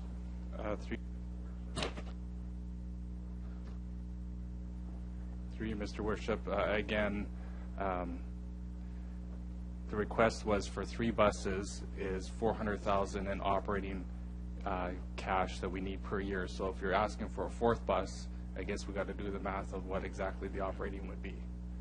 So it was $400,000 required for operating for a 3-bus capital investment. So if you're asking for 4 buses, someone's got to do the math here at midnight. Okay, my point being that this would be a lot more money than $180,000. So we really need to consider that in whether we choose to go forward with this. Now, that being said, it's not like the province is going to cough up 3 buses just because we say so. So it's one of those things. Thank you. Any other speakers on the amendment? Councilor Fendura, then Councilor Hawkins. Thank you, Worship. I wouldn't like any more than doing that. I mean, that's a great initiative, but I think we've discussed that, even talking to the refusal rates and how are being recorded and all that. The question would be, what's going to happen? Well, there's a question: what's going to happen to this 4.8 if we add anything? If we add 1 or add 4? The motion is to add 1 bus. Just 1 bus. Contingent upon the province supplying 3 buses. So this is 180 that's involving with that's a year capital bus and then the operation of it, correct? Is that? Mr. Bells, is that correct? The capital cost is what? Each paratransit bus, Mr. Worship, is $100,000. Again, if we don't have the buses, the operating budget was not required until the buses arrive, which would be late fall or early 2015. So then, through your worship, what are we receiving for 2014? I think that we're talking about 6 buses that we're bringing on, new buses that are replacing some older buses. Is that? There's something happening for 2014? Through your worship. Through you, Mr. Worship, currently right now we have 30 paratransit buses and we're on a 5-year rotation, so we get 6 buses every year just to replace our stock. So 2014 again we will have 6 buses arrive to replace the 6 older buses, and they'll arrive in fall 2014. Okay. So if you're looking at, for us getting an extra bus, we're not going to see it till later into 14 or even to the 15. Is that what I'm hearing?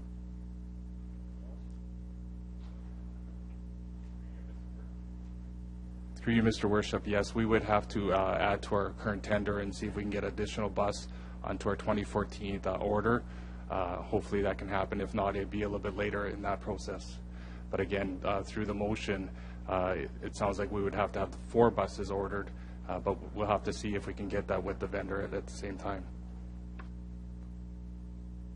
Okay.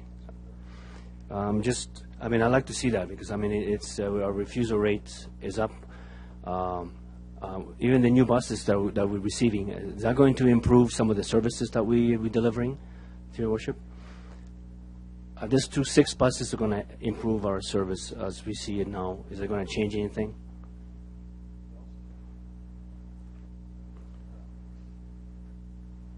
Through you, Mr. Mayor, again, these 6 buses that are coming in 2014 are just replacement buses. They're just turning over our stock of the old ones. The motion on the floor would add service to the fleet. Okay. No more questions. Thank you, Worship. Thank you, Your Worship. I don't think there's one councillor in this room, not one, that's opposed to the sentiment behind this motion. I think we all realize that the service that's being provided by paratransit could be better and probably should be better. The question is, how do we go about improving this? And I don't think the way to make yards here is by poking sticks in the eyes of the province. And I don't think that the way to negotiate with the province is to negotiate through our budget deliberations. And I don't think the way to catch the province's attention is to make a contingent offer like this. I think that what should happen is that the city should continue to talk to the province seriously about paratransit and the funding of the paratransit system, which after all, this is primarily a provincial responsibility. So while I agree with the sentiment that we should be doing more for paratransit in general, and while I think we are making progress, I think that this motion is likely to set us back. It's just likely to annoy people. It's likely to get us into a slinging match, a public slinging match with the province. I just don't think it's going to do any good. And because this is an issue that's too important to play politics with, I think we should approach it the right way, and the right way is for us to engage, for the administration to engage in the province and see if a solution can't be worked out. I don't think for 2 seconds that us passing this motion is going to produce 4 new buses next year. And for that reason, I don't think this is the right method to go about it. Indeed, I think it'll set this debate behind. I'm going to vote against the motion.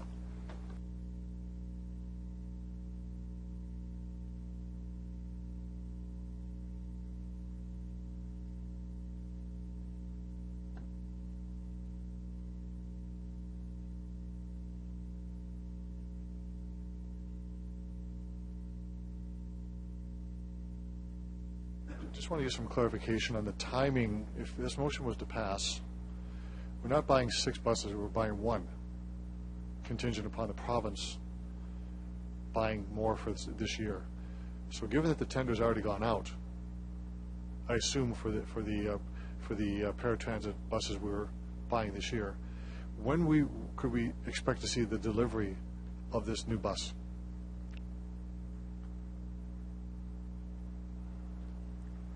Through you, Mr. Mayor, I don't have that information at this time. There's sometimes you can talk to the vendor because they haven't started the process of building the 6 buses. Sometimes you can add an additional bus to it, but at this time I don't have that information. Something to think about. Another question to the administration. We have right now, with the purchase of the 15 low-platform buses, we will have all of our buses low platform. All the older buses will be off the street, and we'll have new ones.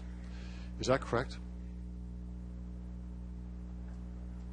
Through you, Mr. Mayor, yes. There's 15 new conventional transit buses coming within the next month that will get our entire conventional transit as 100% low-floor accessible. And having achieved the goal of having a dedicated portion of a mill rate to be dedicated to that, is it 0.65% for transit? 0.63%.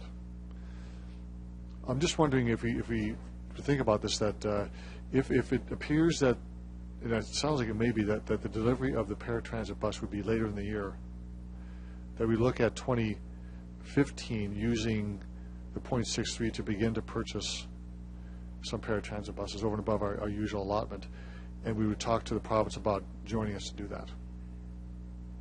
I'm just throwing that out there for a discussion, because the timing of receiving this bus today may be the end of the year in any case. We can make a decision this fall on the 2015 budget and allocate what was going to the large buses could be possibly reallocated to the small buses, or to the paratransit buses. But I would say that the letters we received from the province, the communication was that, frankly, you have your municipal operating grant, that's you're out to do this. They recognize that it's their program, they recognize that they're not funding it, but that's their out. So this might be a hollow gesture, because they may say, well, we're not doing it anyway. Yet we've got on record to purchase one. The other way to look at it is that we could use that 0.63% to actually purchase one. Something to think about in 2015.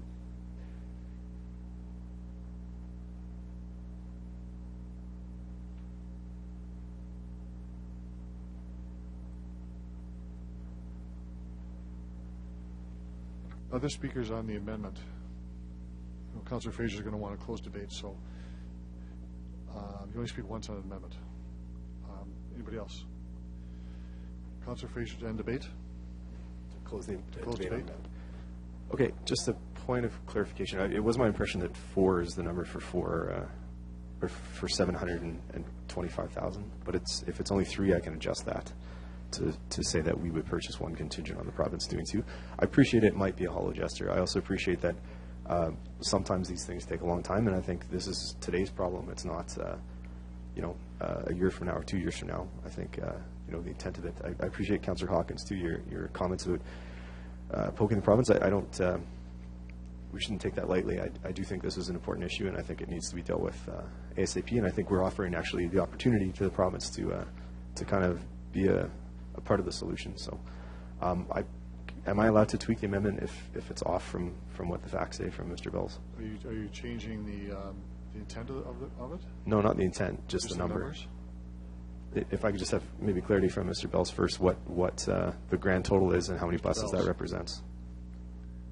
Mr. Bells? Yes, through you, Mr. Mayor.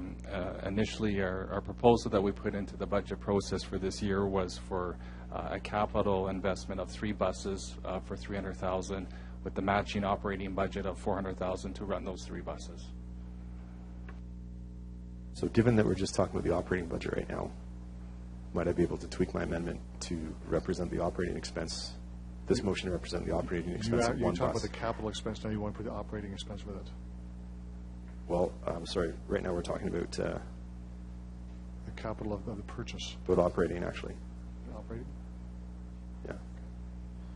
So if I could keep the spirit of the amendment the same, but just at this point to just have it represent the operating expense for one bus contingent on the province supplying 2 other buses. That's you want just the operating portion of it? Supposing this passes, then when we get to the capital budget, I'll make another motion. Councillor Bryce, clarification. Councillor Bryce? Just to clarify, so you're saying that you want $400,000 in the operating budget for one bus operating, but that would include the 2 other that hopefully the province will kick in for? Sorry, I cut you off. Operating funds for the other 2 if they do show up. My expectation would be that the province would contribute the operating expense for 2 as well. Which, again, and if it can happen this year, we have other examples. We'll take your amendment. Okay, thank you. And is everybody clear what the amendment is? Motion, we're all clear on the motion. Okay. We have the motion read, so we are clear what this is, and then we're going to call a vote on this. It's getting late. Your Worship, what I've tried to capture here is that the city allocate $182,000 for one new paratransit bus contingent on the government of Saskatchewan purchasing 2 paratransit buses at a cost to the province of $384,000. Councillor Fraser. Is your motion, Councillor Fraser, is this what you want? But right now, what I would like to put forward is the motion for the expense of operating one bus contingent on the province providing operating for two buses. And then should this pass when we get to the capital budget, I'll make a motion to finance the capital side of one bus contingent on the province providing the capital side of two buses. So I think the operating expense of one bus would be about $135,000 thereabouts. I'm not sure if we have to, I guess, yeah, we have to include that that number. I think 135 would fit the initial ask here. Okay. Thanks. So we're looking to just the operating versus the capital. Supposing this passes, I'll make a motion for the capital expense when we get to the capital budget, which is next. For one bus. For one bus. Councillor Hawkins, to clarify on the, you've already spoken on the amendment, so. It is a clarification. My question is simply, can you budget a contingency like this? How do you budget a contingency like this? You have to put it in the budget. I think you'd have to go into the budget, Mr. Davies, unless you have something else to say. It would just be in the budget. Mr. Mayor, I can see only two ways to do it. One would be just as you've stated, which would be a $135,000 lift on the operating budget side. The option, I suppose, would be for you to, once there's an actual purchase to be made, you could make a decision to make the purchase out of reserve, I suppose, but that's just to provide an option. I think that the best way to proceed would be, I'm sorry, that I was thinking about the capital side. So the operating, it would be just as the one option, yes. Okay. So we cleared this is on the operating portion. It's for one bus, one operation, and if this passes, we deal with the capital side on the capital budget. Any other clarifications on the motion? You all understand what this is? I'm going to call the vote on this. All those in favor? Opposed? That's defeated. I'm going to ask for a couple things before I call the vote on the report as amended. This is 14-10. We have new numbers to put in, and this is based upon our decisions we've already made. So, Mr. Clerk, if you could state what that is. Yes, Your Worship. The item before you will remain unchanged for decision number 1, which reads that the 2014 general operating budget detailed in the attached 2014 general operating budget document be approved.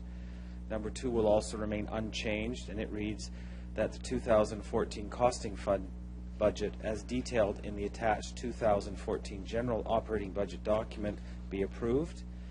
And number 3 is where the revisions take place. Number 3 will now read that a municipal mill rate of 8.9371 for 2014, representing an increase from 2013 of 4.8853%, plus an additional 1% dedicated to the rehabilitation of local roads, be approved. The remainder of the recommendations are before you. I believe the number 8 is referred. Is that correct? Yes, I was just pending you discussing the remainder of it before we move to number 8 at the bottom. Okay, well, there's no other speakers on this report. Have all spoken? So we do have a different number 8 then, which is based on what we've approved. Yes, Your Worship. Number 8 will take us back to what we discussed some time ago in the deferral of the commercial business license program. I'm just looking in my notes for this. And again, we'll finalize the wording here, but that the administration be directed to provide a report to council in Q4 of 2014, pending consultation with the business community and other affected stakeholders, recommending the framework fee structure and necessary bylaw amendments to implement a commercial business license program during 2014. Mr. Davies? Mr. Mayor, I haven't had a chance to consult with the clerk on this, but I would suggest that 1 and 2 actually should read be approved as amended. Yes. Yes. Approved as amended. That's correct. So we're clear on the report as amended. We've all spoken. I'm going to call the question on number 10. All those in favor? All those in favor? We're voting. Okay. Just a point of clarification if we're voting on just the amendment or the whole budget piece. My apologies. We're voting on the main motion as amended. Main motion as amended. Okay. All those in favor? Opposed? That's carried unanimously. Okay. So we'll move into the general capital budget. Councillor Fraser. This is report 14-11. Sure. I'd like to move CR 14-11. Okay. Out of a seconder. You don't need a seconder for it? Okay. Oh, do you want to speak to it? No comments at this time. Thanks. Okay. You may reserve the right to close debate, though. Okay. Other speakers on this report? Councillor O'Donnell. Thanks. I want to refer to the landfill gas recovery, the waste energy. Can I just get an update? In fact, is there any more information or interest from SAS Power to, in fact, to capture the methane gas and do something with that, please? Who has that one? Mr. Vandendort. Through you, Your Worship, Sask Power continues to be very interested in pursuing that opportunity with us. We actually have a report coming forward to ELT in the next week or so, and then on from there to just look at how we might do this. Thank you for that. That is a source of revenue for us, so that's my interest. The second follow-up to this is that a few years ago we had presentation from people that were talking about waste energy, that is to take solid waste that we collect in our trucks and in fact turn that to energy. Has there been any follow-up on that or any consideration, or has there been any? I haven't seen anybody for a while on that topic. I'm just curious, again, based on revenue possibility. Mr. Vandendort? Through you, Your Worship, we have had some presentations by a firm that sort of had a similar model of burning waste, but it really, having heard their presentations and having had our technical staff listen to that, it just really doesn't fit with the direction that we're going currently with our landfill and with our solid waste plan. Thank you. Councillor Dahl. Other speakers on the capital budget? Councillor Young? Can you speak on the capital budget? In view of the time, I'm only going to speak about one thing in this budget. I support this budget as it stands, and I want to speak about the 1% that we passed on local roads, and I think it's a significant step forward in managing our largest asset, which is our roadways. And based on the roadways report that we received this fall, which laid out the scope and the depth of this infrastructure challenge, it now means that we are actually looking at local roads and putting money aside into a reserve to begin to look at that part of the infrastructure. The city has rightly been spending money on the roads that 20% of the roads that carry 80% of the people, and now we need to turn to including the local road in the neighborhood networks. And if there's one thing I hear from my constituents and from other people in other parts of the city, it's local road renewal. And one of the things that I really appreciated in this budget document is by the first quarter of this year, the city will develop a neighborhood street renewal program based on the recommendations from that roadways report. And it will be a long-term strategic initiative to rebuild and renew our neighborhood, local, and collector roadways and sidewalks. I look forward to that plan. Thank you, Councillor Young. Other speakers on the capital budget? Councilor Ventura.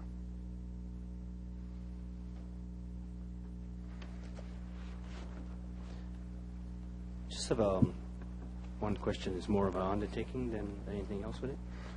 It has to do with the Victoria Avenue bridge replacement, Pilot Butte.